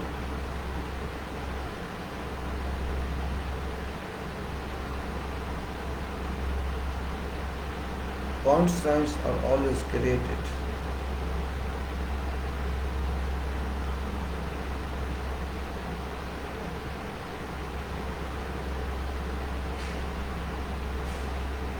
When we say project, there is a project start and project end. Project start and project end. You have to decide that as an owner. As an owner or as support of owner, as an engineer. You are required to decide that. If you cannot decide that, there is something is wrong somewhere. You must decide that.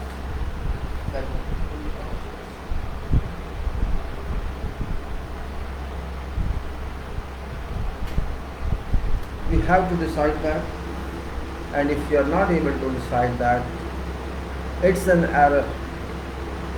We cannot give full freedom to someone, because this is not a machine which costs few crores. It's project which may cost billions and billions. This project life may be 50 years, 100 years, we don't know. It has to come into function. It has to come into operation. Machine's operation starts immediately when you buy it. But you have to wait for this project to come to you for operation, because it takes time in manufacturing. Manufacturing takes time. There are so many points that we have to say this. And since we are talking EPC, that's EPC, engineering, procurement and construction. Here we are not only requiring civil works, we are also requiring electromechanical services.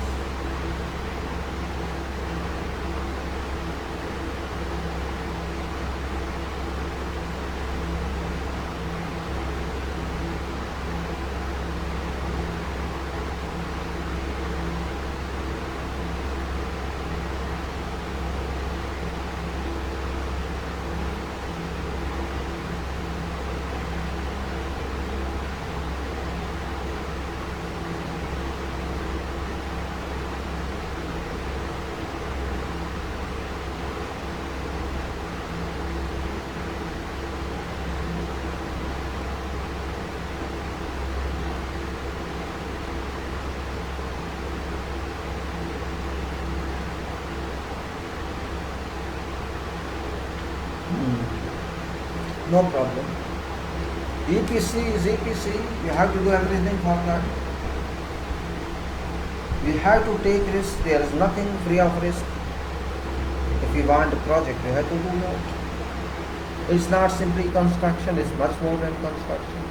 It's 3 times risky than construction project only. This red book.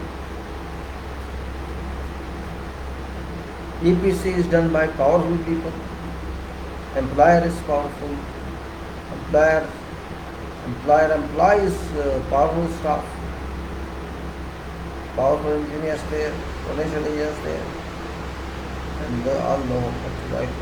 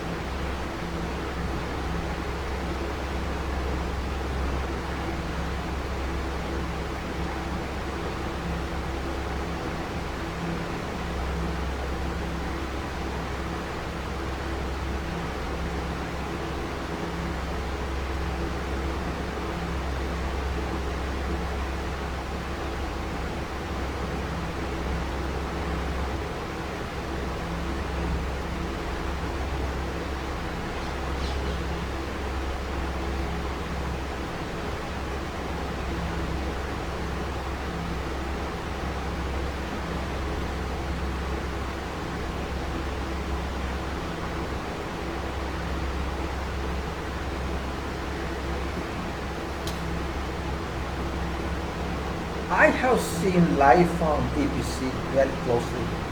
I have seen life on construction projects very closely. I have seen life on office engineering very closely. I have seen life in desert very closely. I have seen life on planning very closely. I have seen life on estimation very closely. By luck I have seen all these. And I have seen life in government also very closely. In this country where there is no engineering, you can say. No engineering. I was hungry to learn engineering. I did not know that I will not find that in government office.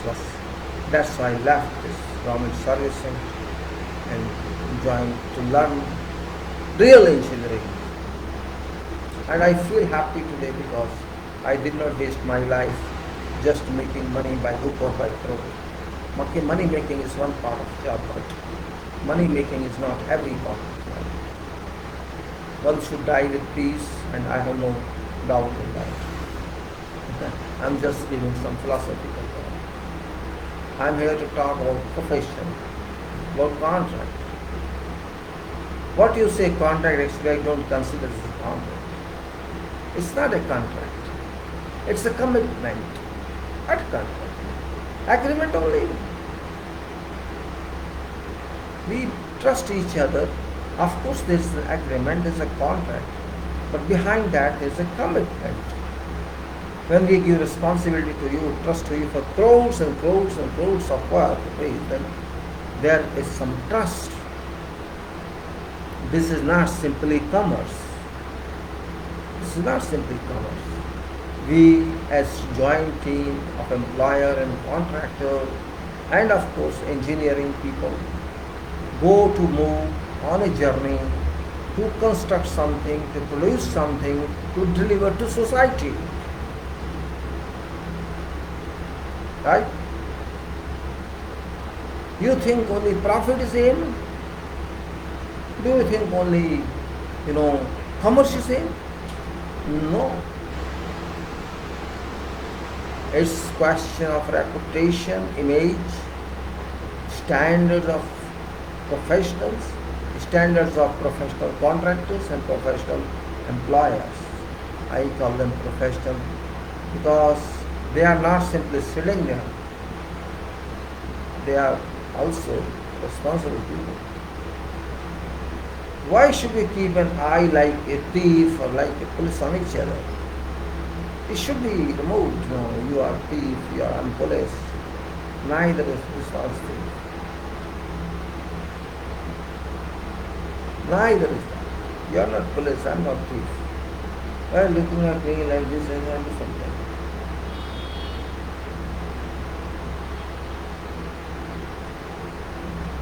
When we have responsibility, we know everything. When we have responsibility, responsibility is very important than something else.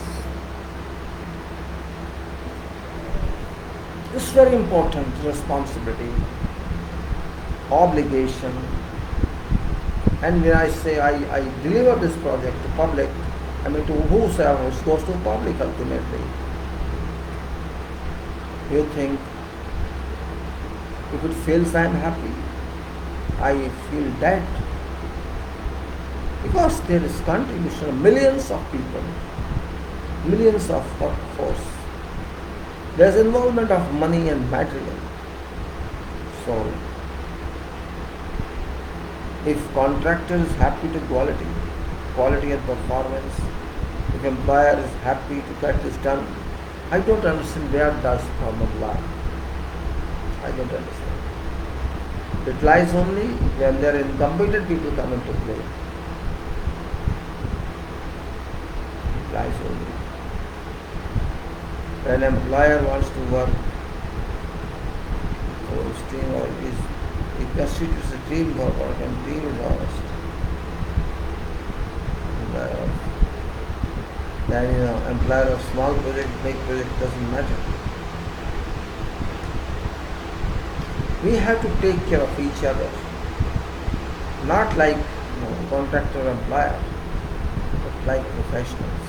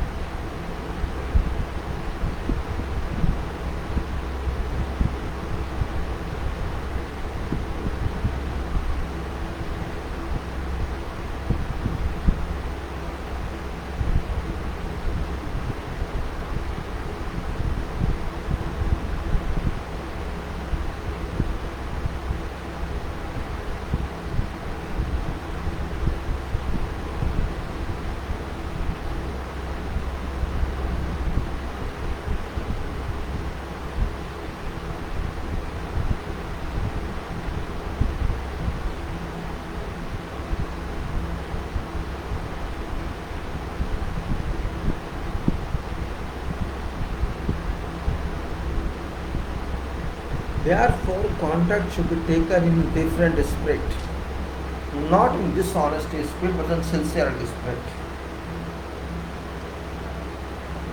Such big contracts are done by many nationalities, not only by one nationality.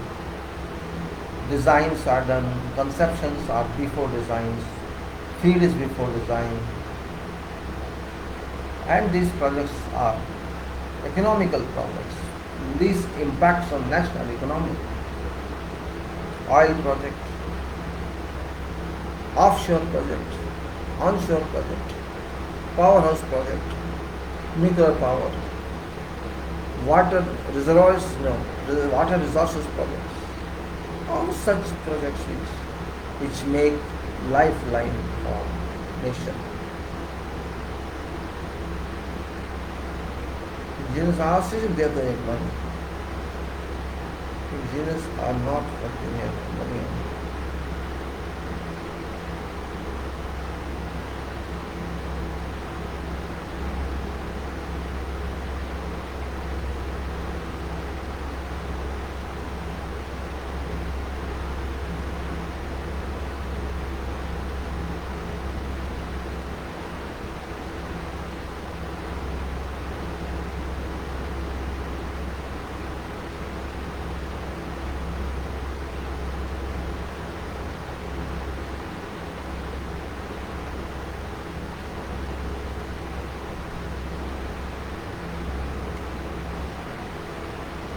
Just think of when the concept of contract is started, what might have been thought of.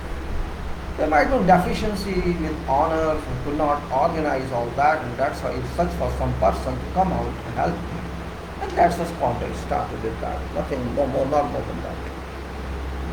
It might have started like that and we still continue like that. Yet, that I say, what I'm talking is ideal. Life is not ideal. Idea has changed, world has changed, all what has changed. People are interested in bringing some money only. They want to get money, money, money, money, money. How many of you are interested in aim? No one. All are interested in package. You join engineering for what? For package. Maybe you shift out of passing degree to management. Oh, I'm going to MBA. I'm going to somewhere else. I'm going to distance. So there is no ambition. Engineering is such a vast field, can never enter life. It's such a vast engineering discipline. It can never terminate in life. Such a big field, but we leave this field and go to MBA, go to somewhere. Oh, you get more what's MBA? Nothing. If there is no engineering, there is no MBA. Baba. There is no engineering, there is no MBA. MBA and engineering. Engineering is professional MBA. MBA is professional engineering. If engineering stops, MBA stops. Do you understand that industries is prime? Whatever industry, because it creates economy.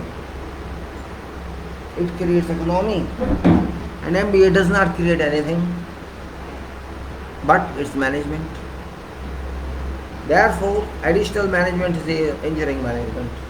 I don't believe in management of MBA. No, that is fictitious, complete fictitious. This is management. We are delivering something. We are delivering for every class of, every section of society, all over the world. If engineering stops working, life stops working. So contract cannot be considered tools for making money. You cannot consider them tools for making money. Yet contract is contract. You have to understand points in that way, in that spirit. The contract is contract, cannot be ignored. If ignored, we ignore ourselves. That's what I'm saying. If we ignore contract, we ignore ourselves. I was there on EPC, plants, materials and workmanship. Plants, material and workmanship. It was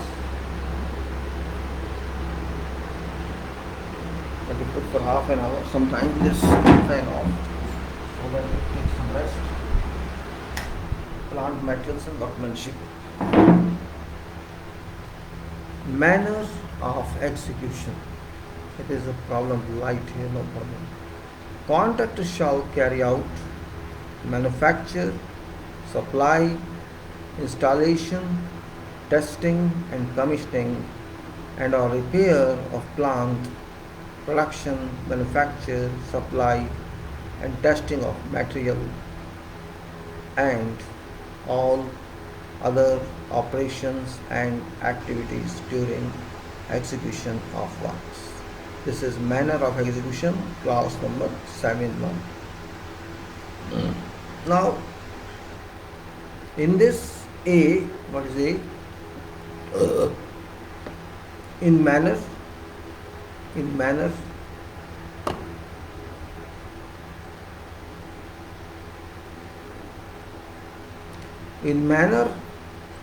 specified in contract, if so. In the manner specified in contract, in a proper, workman-like and careful manner, in accordance with recognized good practice. C. With properly equipped facilities and non-hazardous materials except as otherwise specified in contract. 7.2 Samples. Contractor shall submit following samples of materials and relevant information to employer for consent prior to using materials in or for works.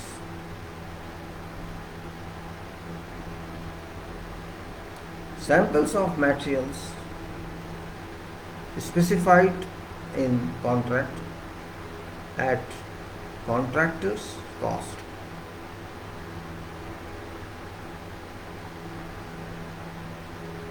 and additional samples instructed by employer as a variation.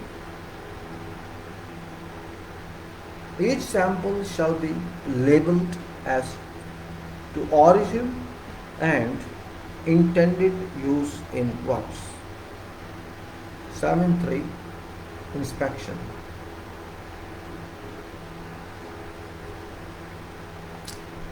Employer personnel. Employer personnel shall, during all normal working hours stated in contract data and at all other reasonable times, A. Have full access to all parts of site and to all places from which natural metals are being obtained. B. During production, manufacture and construction. During production, manufacture and construction at site and to extent specified in employer's requirements elsewhere, be entitled to A1. Examine, inspect, measure and test. Examine, inspect, measure and test to extent stated in employer's requirements, materials, plants and workmanship. 2. Check progress of manufacture of plant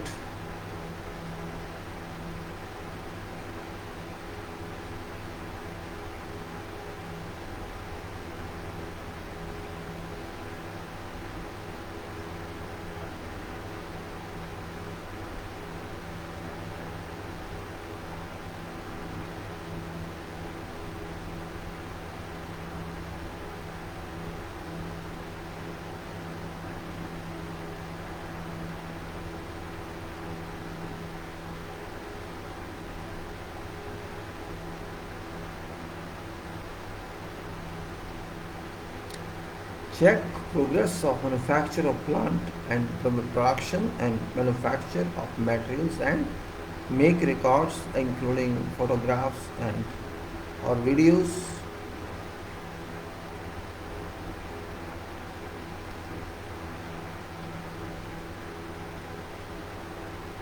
recording and C.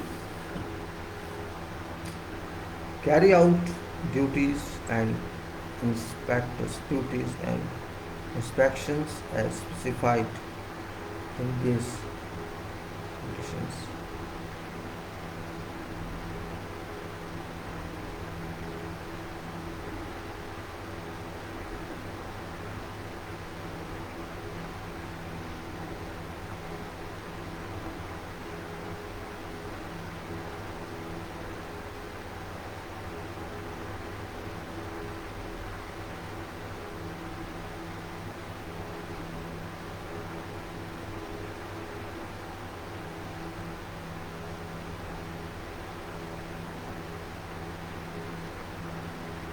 Light's a problem.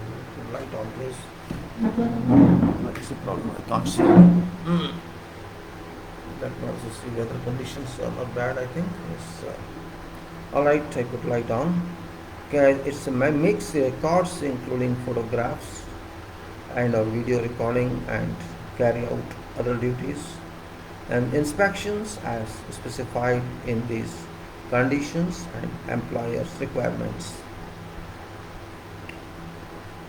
Contractor shall give employer personal full opportunity.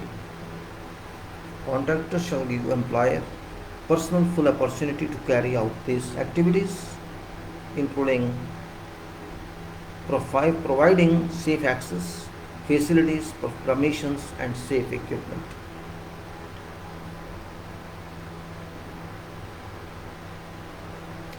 Contractor shall give employers personal full opportunity to carry out these activities, including providing safe access, facilities, permissions, and safety equipment. In respect of work which employer personnel are entitled to examine, inspect, measure and or test, contractor shall give a notice to employer whenever any materials, plant or work is ready for inspection and before it is to be covered, up, put out of sight or packed for storage or transport, employer's personnel shall then either carry out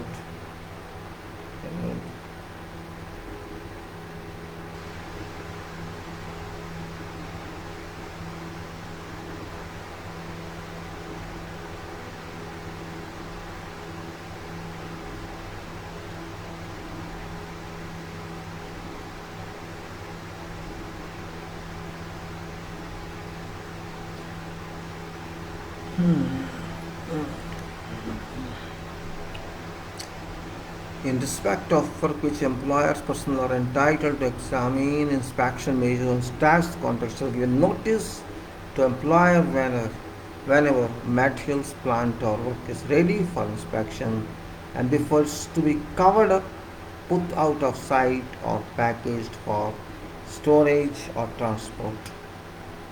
Employer's personnel shall then either carry out examination, inspection, measurement or testing without unreasonable delay, or employer shall promptly give a notice to contractor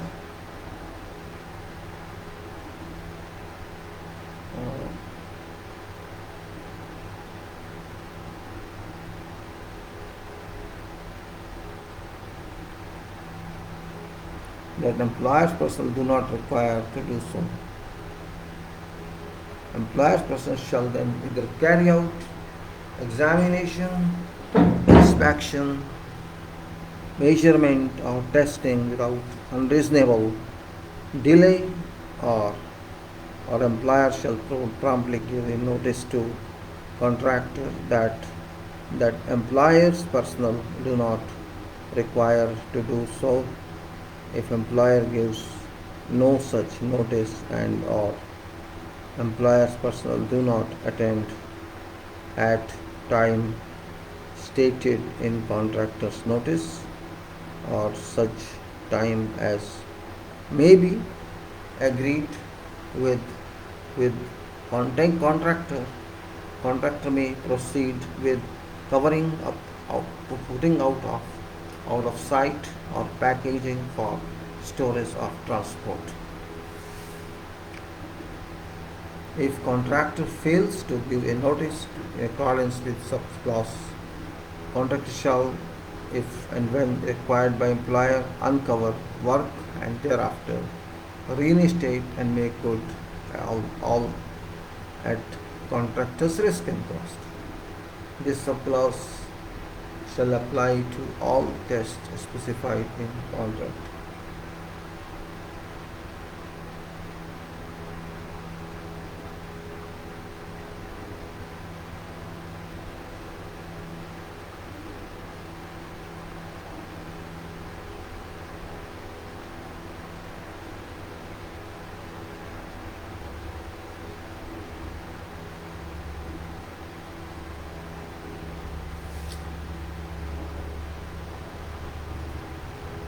Contractor shall give a notice to an employer stating time and place for specified testing of any plant, materials and other parts of works. Notice shall be given in reasonable time, having regard to location of testing for employer's personnel to attend. Employer may attend under clause 13 variations and adjustments vary location or timings or details of specified test or instruct contractors to carry out additional tests if these varied or additional tests show that test so that tested plant so that tested plant material or workmanship is not in accordance with contract. Cost and delay incurred in carrying out this variation shall be borne by contractor. Employer shall give a notice to contractor of not less than 72 hours of employer's intention to attend tests. If employer does not attend at time and place stated in contractor's notice under subclause contractors.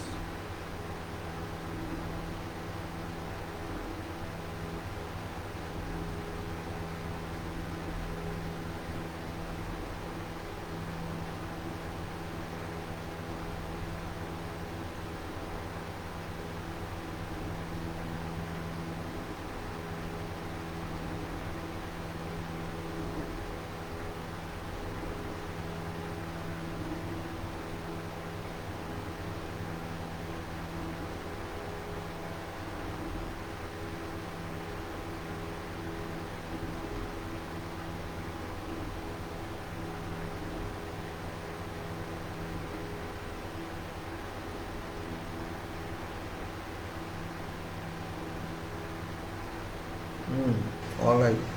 If a contractor causes any delay to a specified test, including varied or additional tests, and such delay causes employer to incur cost, employer shall be entitled, subject to subclause 20.2, claims for payment and or extension of time to payment of these costs by contractor. Contractor shall promptly forward to employer duly certified reports of tests which when specified tests have been passed.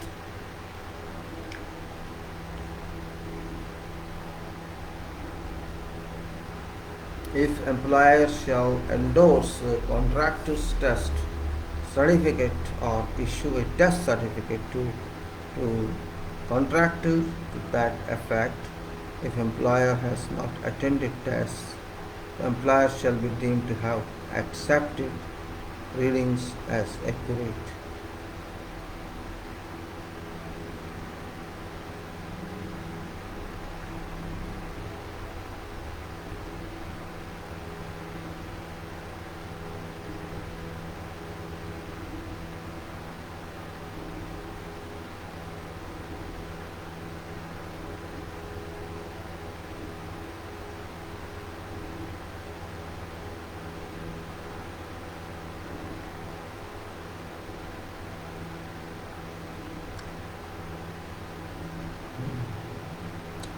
Contractor shall promptly forward to employer duly certified reports of test when specified tests have been passed.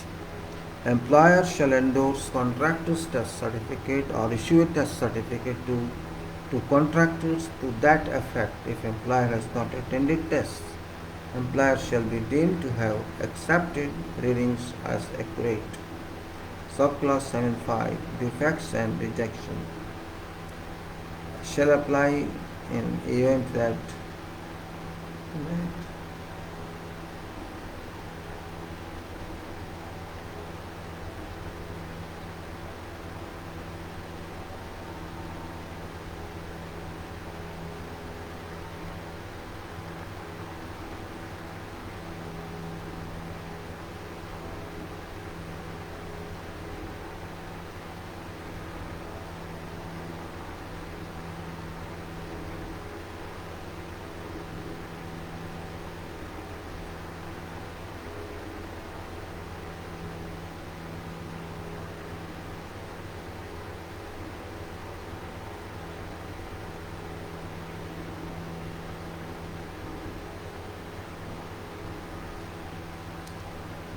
Subclause 7.5 defects and rejections shall apply in event that plant materials and other parts of works fails to pass a specified test.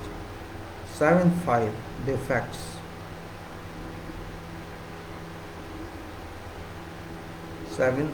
Defects and rejection.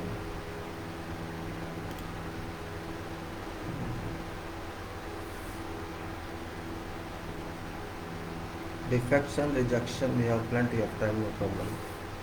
25 minute है भाई अभी, और तो तक जाएगा. Okay, no problem. Let's move forward. Defects and rejection 7.5. In it, if as a result of an examination, inspection, measurement or testing, plant materials, design or workmanship is found to be defective, whatever plant materials, design or workmanship is found defective, or else otherwise not in accordance with contract, the employer shall give a notice to contractor describing item of plant materials, design or workmanship that has been found to be defective. Contractor shall then promptly prepare and submit a proposal for necessary real work. Employer may review this proposal and give a notice to contractor stating extent to which proposed work, if carried out, would not result in plant materials, design or workmanship complying with contract. After receiving such a notice,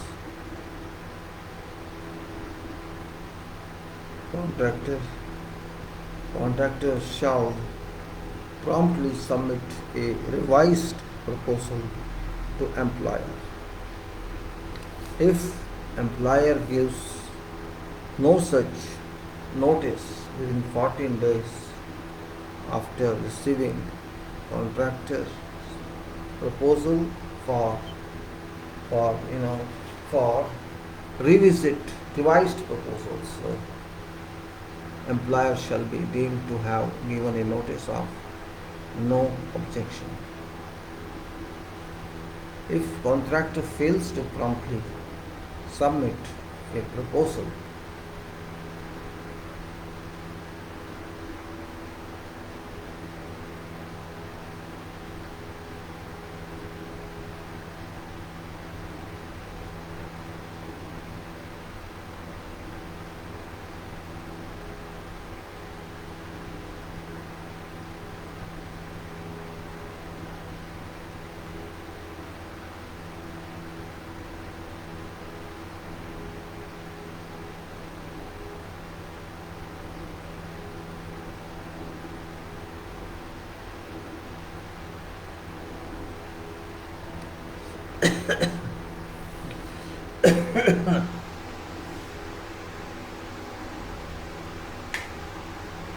if contractor fails to promptly submit a proposal or revised proposal for remedial work, or fails to carry out proposed remedial work to which employer has given or said is deemed to have given a notice of no objection, employer may 1.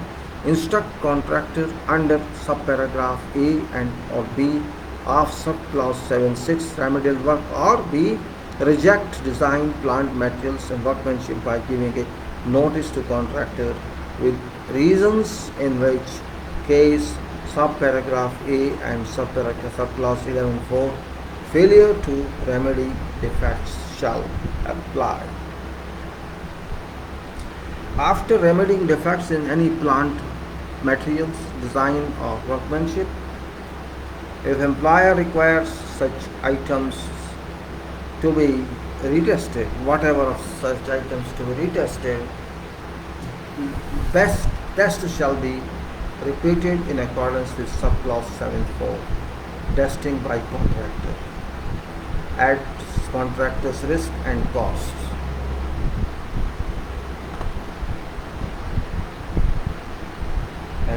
That's the additional cost.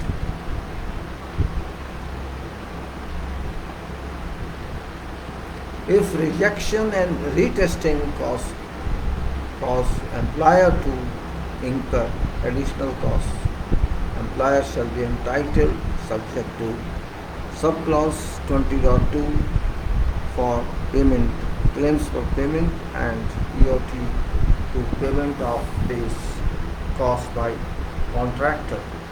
7.6 Remedial works. Remedial works.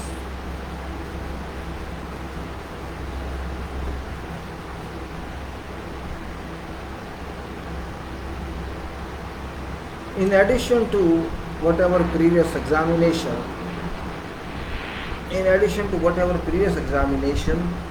inspection, measurement or testing or test certificate or notice of no objection by employer at whatever time before issue of taking over certificate for works, employer may instruct contractor to A.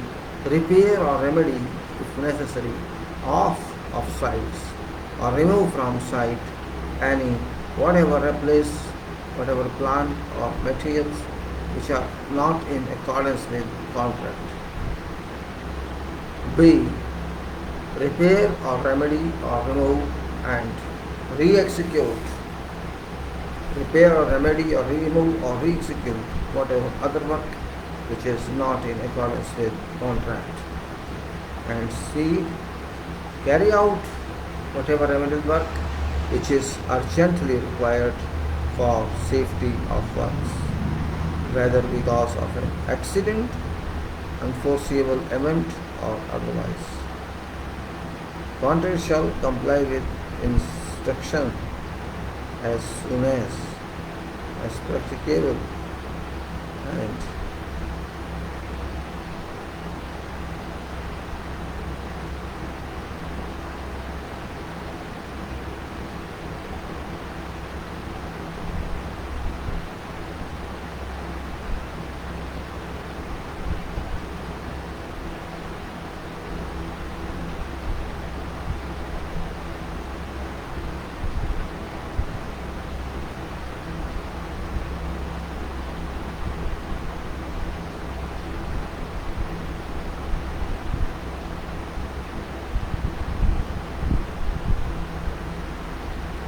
contractor shall comply with instructions as soon as practicable and not later than time whatsoever specified in instruction immediately after urgency specified in the subparagraph C above. Contractor shall bear cost of all materials work required under this subclause except to extent that whatever work under subclause C.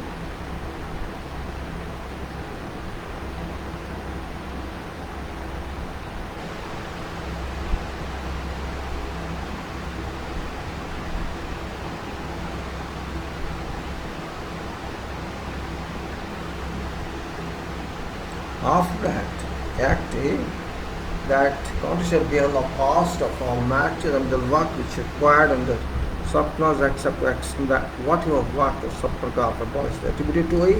1. Whatever act by employer or employer's personnel if contractor suffers delay or unincurs cost in carrying out such work, contractor shall be entitled subject to subclause 20.2 claims for payment and oblique or EOT, that is extension of time, to EOT and or oblique or whatever this is.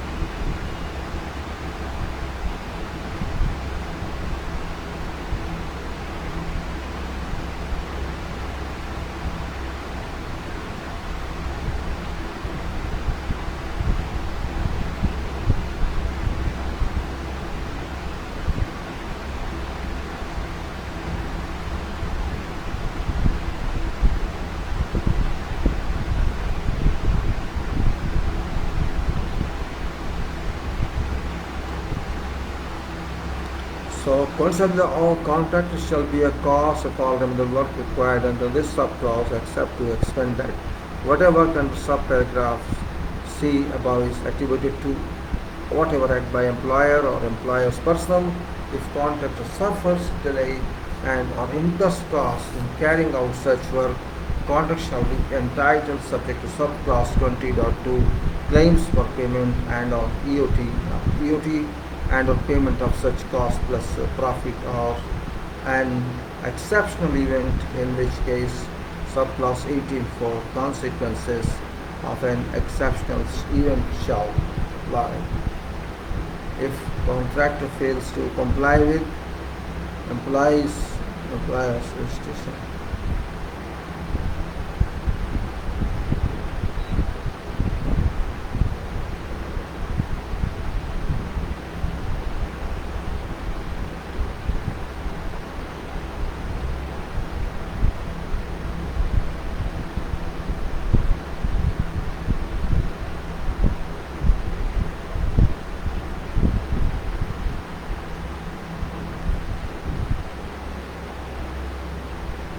Ownership of plant and materials.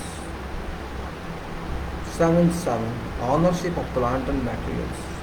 Each item of plant and materials shall, to extent consistent with mandatory requirement of laws of country, becomes property of employer at whichever is earlier of following times, free from liens and other encumbrances.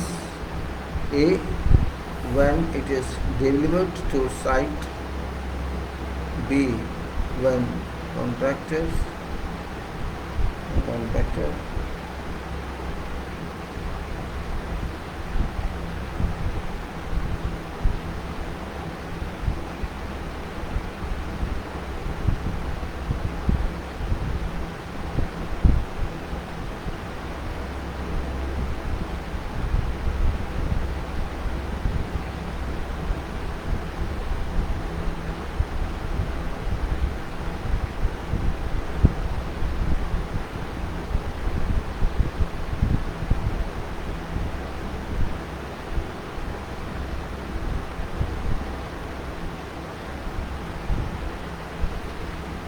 each item of plant and materials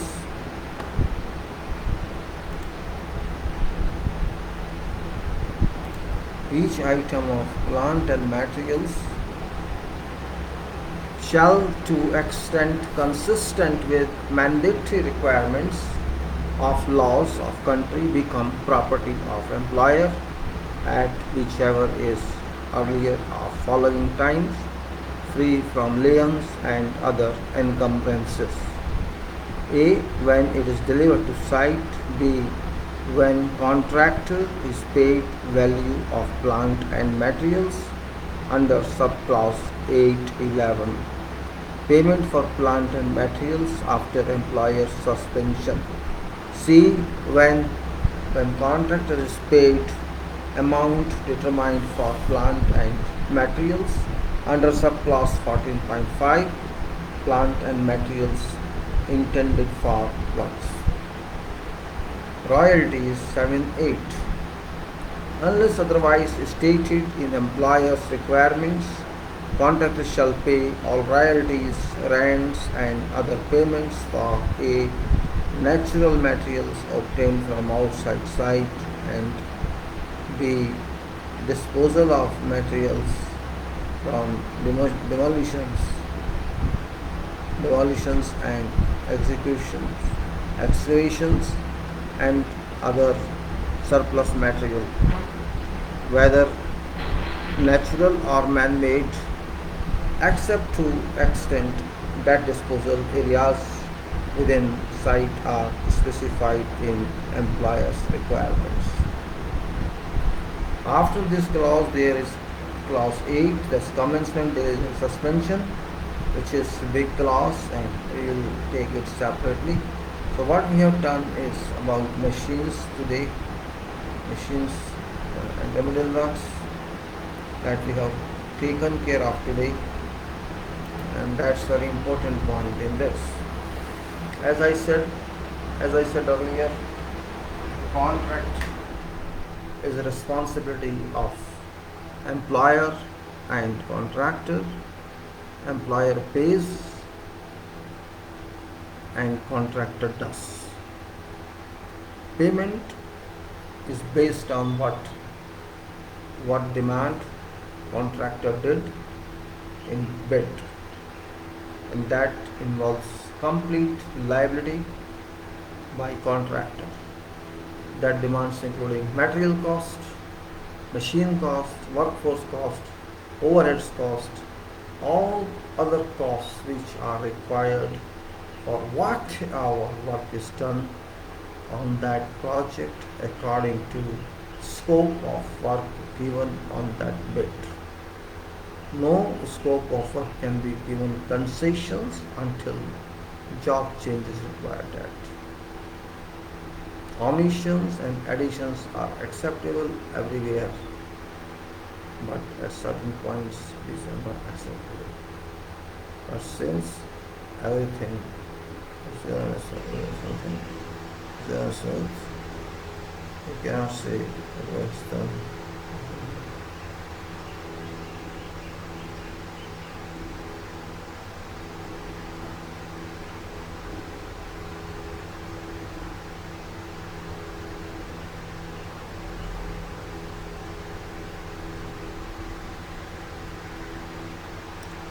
When we say employer's responsibility for all payments to employers, also to all payments to contractor, contractor's responsibility is to ensure complete work and specification wise and fitness wise, and also share warranties and guarantees and whatever, whole project warranties of concrete item, warranties of structures, warranties of equipment, warranties of all works done, not only for maintenance purpose, but for future also. Whatever duration concrete is warranted, whatever durations machine life is warranted, and whatever duration something else is warranted.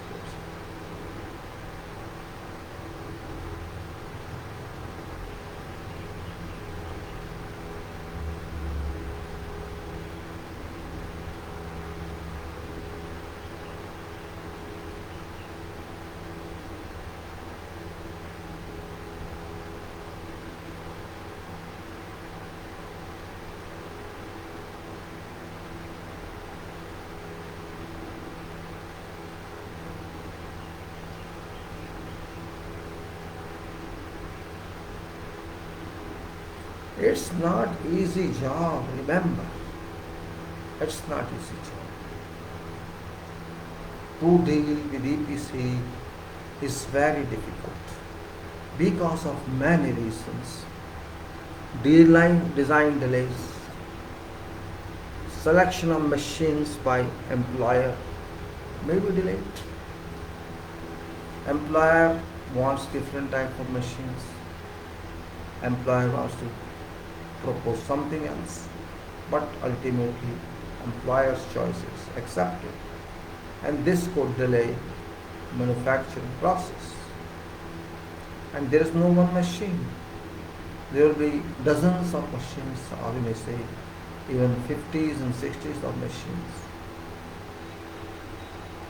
Whatever is demanded in this sense.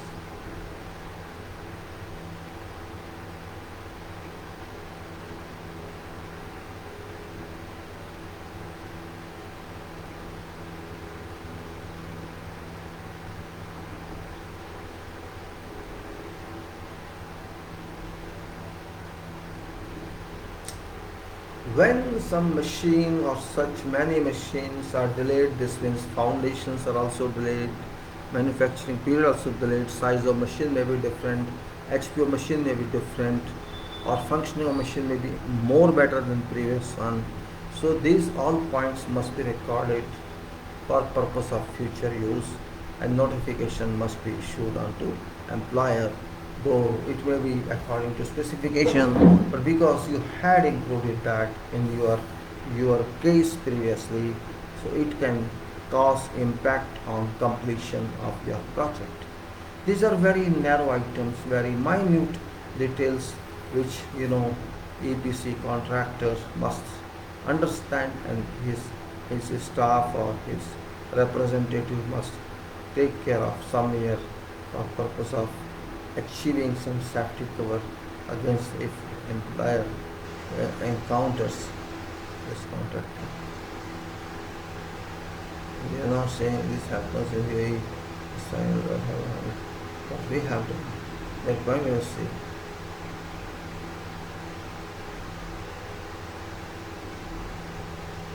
And moreover, EPC itself is very dangerous in a way that it involves complete concept, and unfortunately EPC team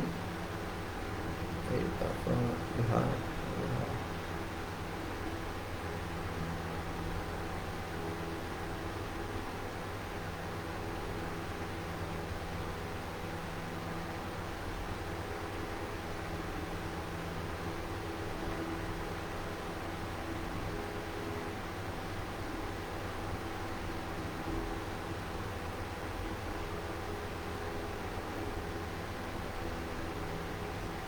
What I say when we talk of contracts, we should have clear mind, innocent mind. We need to say employer, because both are involved. Believe me, it's not one party. Employer is also responsible. Employer has to promote its business, and contractor has to earn its reputation to get other business. Even that is having meaning. That is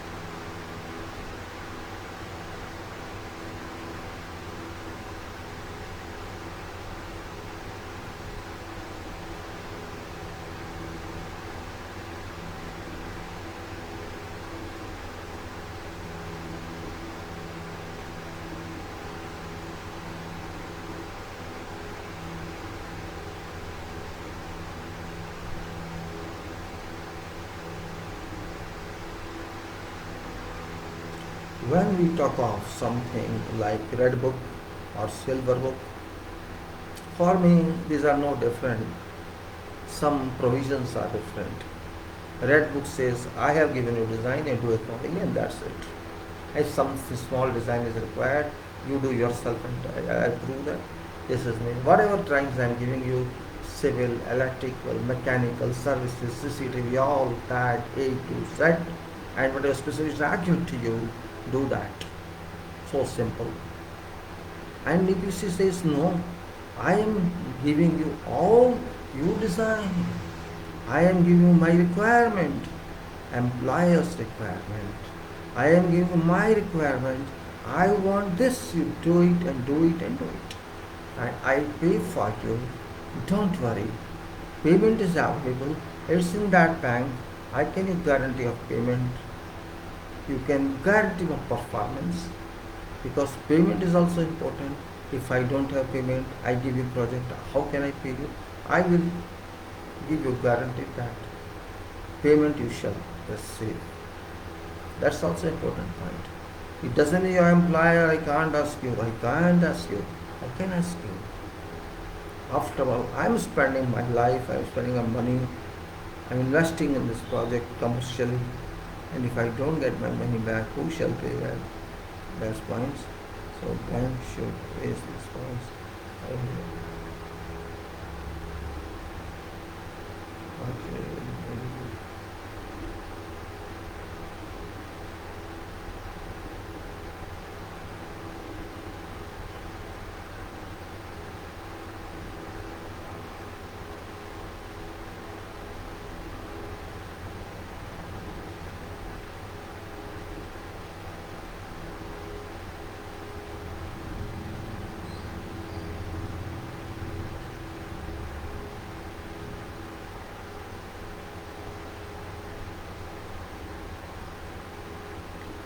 Well, gentlemen, I think we understand what we are talking of. EPC means engineering, procurement, and construction, which is very big responsibility on for employer, sorry, for contractor on behalf of, because this project you have to design yourself, you have to design feed yourself. Some cases you have to understand feasibility, you have to understand what area it is, you have to understand what soil it is, you have to understand what kind of design you are going to do, you have to understand machines yourself, and these machines are not accepted by employer, then you have to find out alternative, or that is time consuming, and that there will be many items which will be long lead items which will affect your work, and that point we should consider it. It's very important from this point of view that it's not easy to do EPC, keeping in view so many qualifications, so many restrictions. In fact, it's completely qualified contract. You may say it's qualification 3, but completely qualified. So restrictions and restrictions and restrictions. So it's a kind of automatic qualification. That is not qualified. Right one, you are given something to do it. That's it. Here, so much is there. You have to take risk. You have to avoid risk. You have to follow. You have to means multiple functions here, and similarly you have multi-fund staff, multiple engineers, multiple all activities, everything multiple quality. You have to hire highly skilled, competent people. You have to use all kinds of software. You have to use every professional work there. You have to establish laboratory. You have to establish every department there, every section there. Only then you can move with this. That is what is EPC here, and I think that we should close it now. And well, thank you very much, gentlemen. I hope you got it, what I wanted to say. It's not bad whatsoever that we could get something out of nothing.